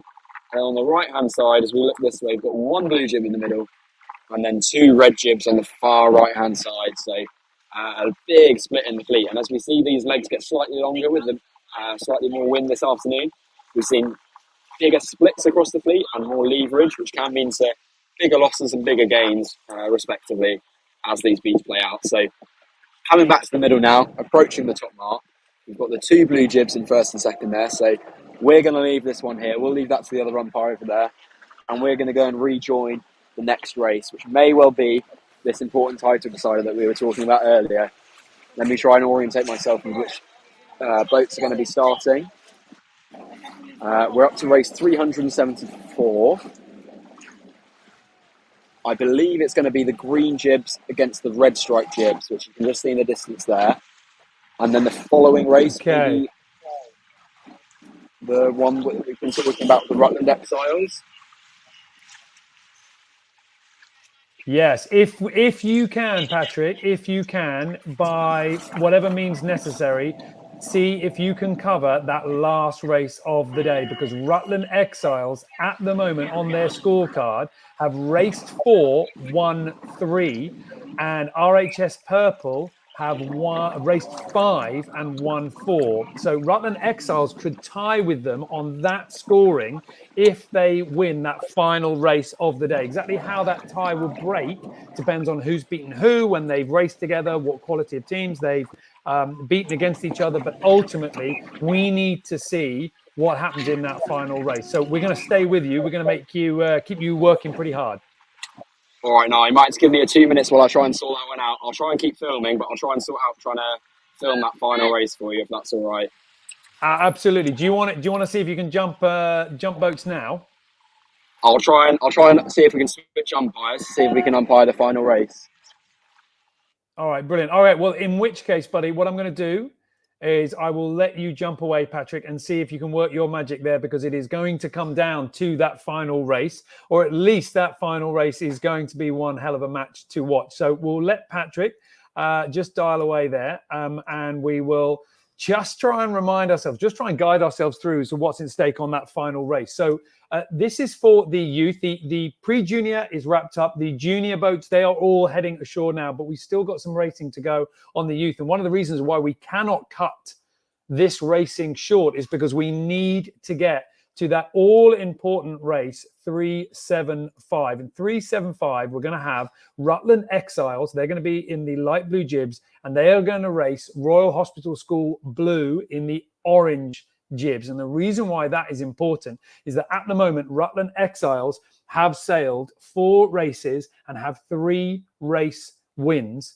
And at the moment, RHS Purple have sailed 5 and have won 4. So in terms of percentages, in terms of race wins, Royal Hospital School Purple is leading that group. But Rutland Exiles still have 1 more race to go. That will tie them in terms of race wins. And then there will be a tie break, but we need to get to that point for Rutland Exiles to win their next race against Royal Hospital School Blue. So a little bit of work to be done here, but we will see as to exactly how that all plays out at the moment on the water. I think we have got Patrick now making his way over to the other rib, and I think what we can do is we can try and see if we can bring Patrick in now and see if we can get a little bit of movement. We are just trying to work out whether we can get Patrick in the right rib with the camera, with the right umpire boat, to be making sure that we can be covering that final race, that last chance for points for Rutland Exiles. That was the team that has been dominating this competition, that if they were winning here would be 3 wins on the trot, I think. But we'll see exactly how that all comes about once we get Patrick onto the right boat and once we start getting racing underway.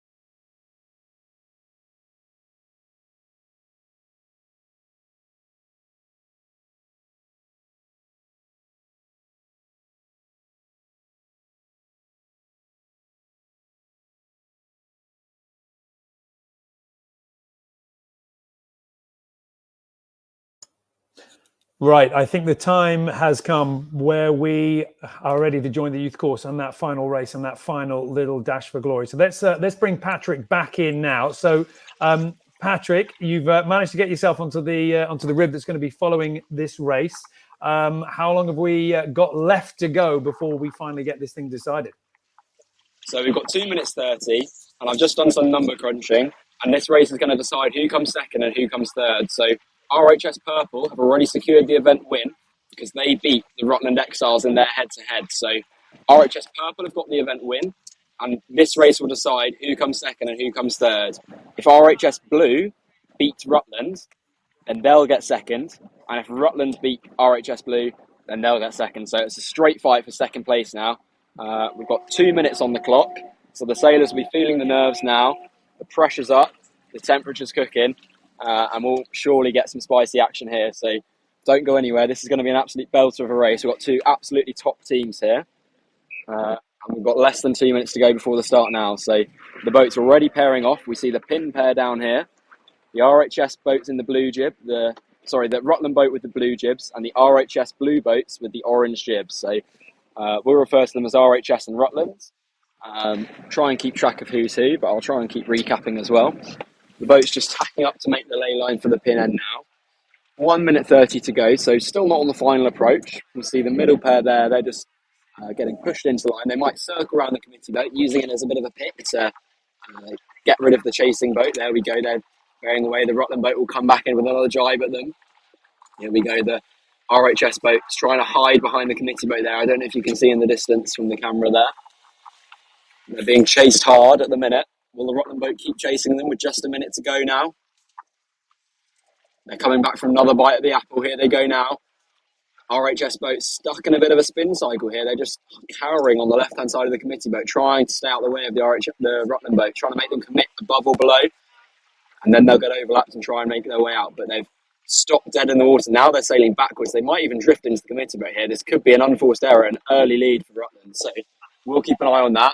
Was there contact there with the front of the committee boat? I'm not actually sure. No one's taking a penalty. We've only got 30 seconds to go now. We're very close to the line. We're going to get the best view of the action. Here come Rutland. They're all convening on the line at the same point. They're all converging. RHS going above the committee boat there. They're going to try and dip down. They've only got 15 seconds to go. They've left this very, very late. Here come Rutland now, building speed, beam reaching down the line, trying to get as much power in the sails as possible. RHS have found a gap. They're threading the needle. They're going to dip below. 2, 1. That's go. Clean start. No one over. Instantly into a luffing battle. Who's going to come off better? Rutland have the initial speed on the pin, so really good start from that sailor down on the pin. RHS tacking out of the middle line. Bit of a main sheet drop there. That's not going to help. Current advantage to Rutland. They've had a really clean start in all three areas of the line, so fantastic sailing from them when the pressure's on. They've been in this position before. They know what it takes to win finals. They've not won this event, but they'll be kicking themselves about that. They're trying to redeem themselves here and win the silver medal, and they're currently looking really good for it. That boat on the right, Blue 26, controlling the right-hand side, letting his teammate cross in front. And now boat 25 will take over the role of policing that starboard ley line as they converge on the top mark. Here come boats 27 across the front as well.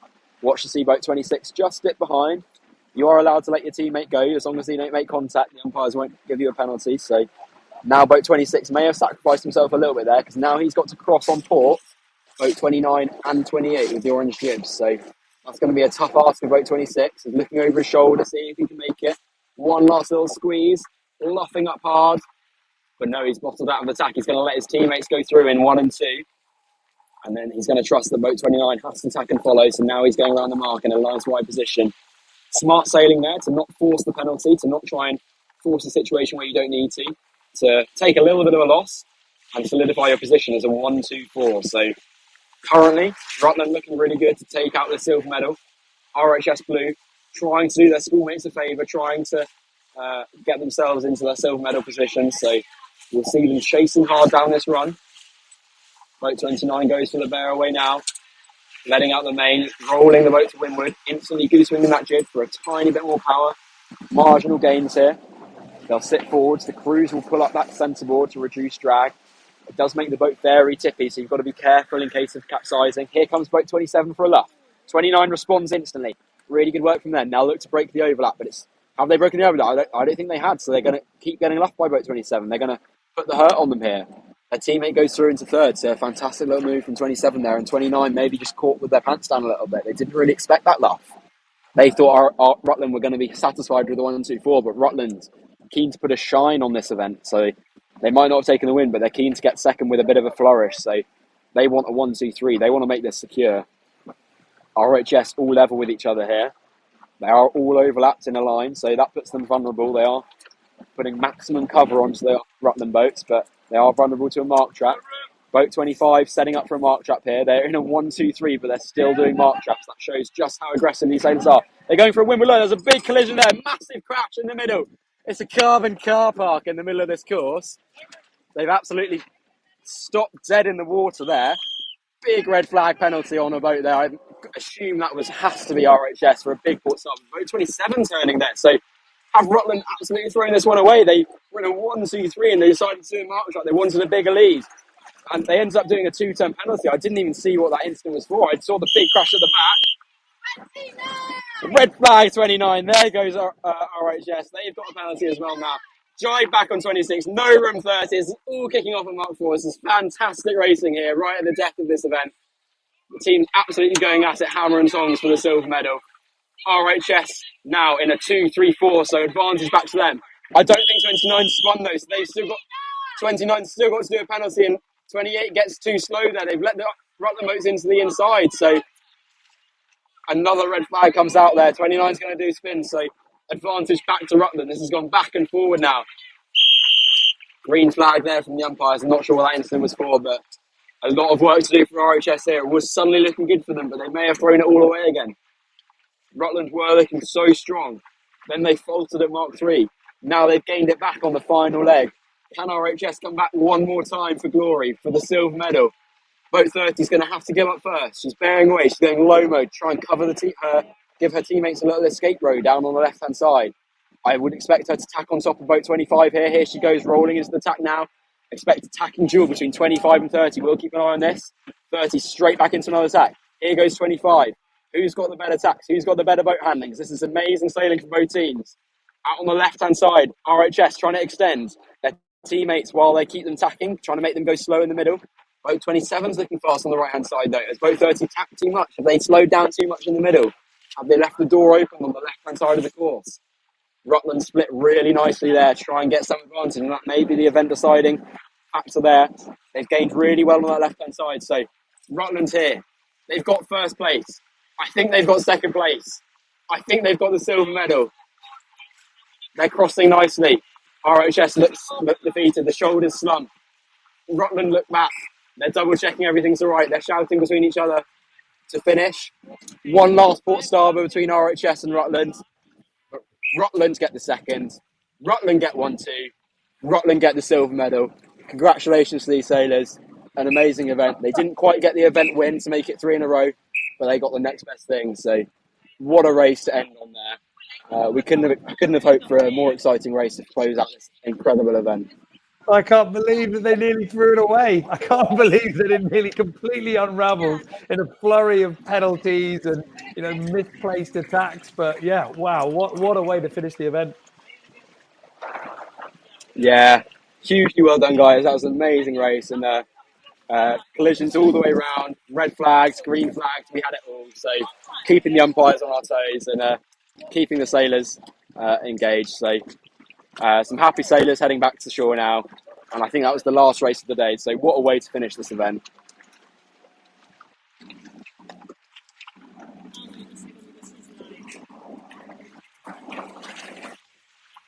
Great way to finish, and some great racing as well. And as you said, that does wrap up quite an incredible weekend, and an awful lot of races completed, and a really strong performance from everybody here out on the water. Some of the teams out here for their first team racing event, some of them here several times before. But the big news is in the youth event, the old champions have been dethroned, at least for now.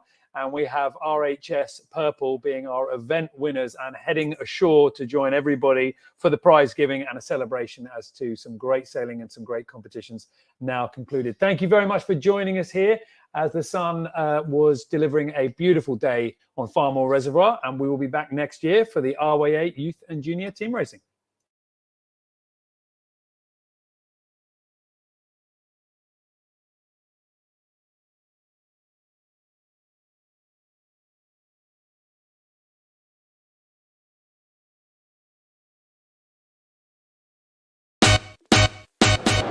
Good morning and welcome. We're here at the 2022 Southampton International Boat Show. And welcome to the RWA Dinghy and Water Sports Show. That was the RS Games.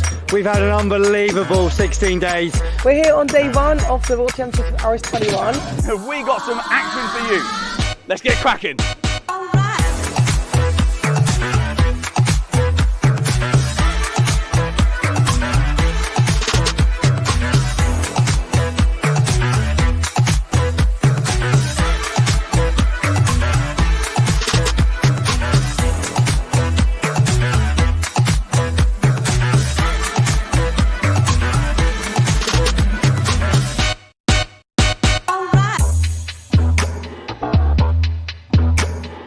There must be something special about the boats, and there's definitely something special about the people who sail them.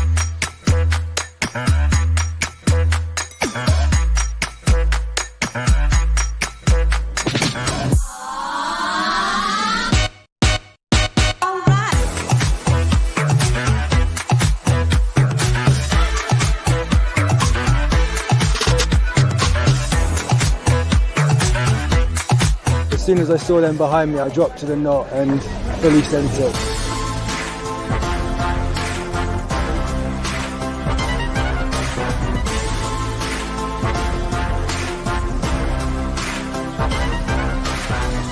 So RS is more than about selling boats. RS is about friends, family, racing on the water, brilliant socials, and this accumulates that perfectly.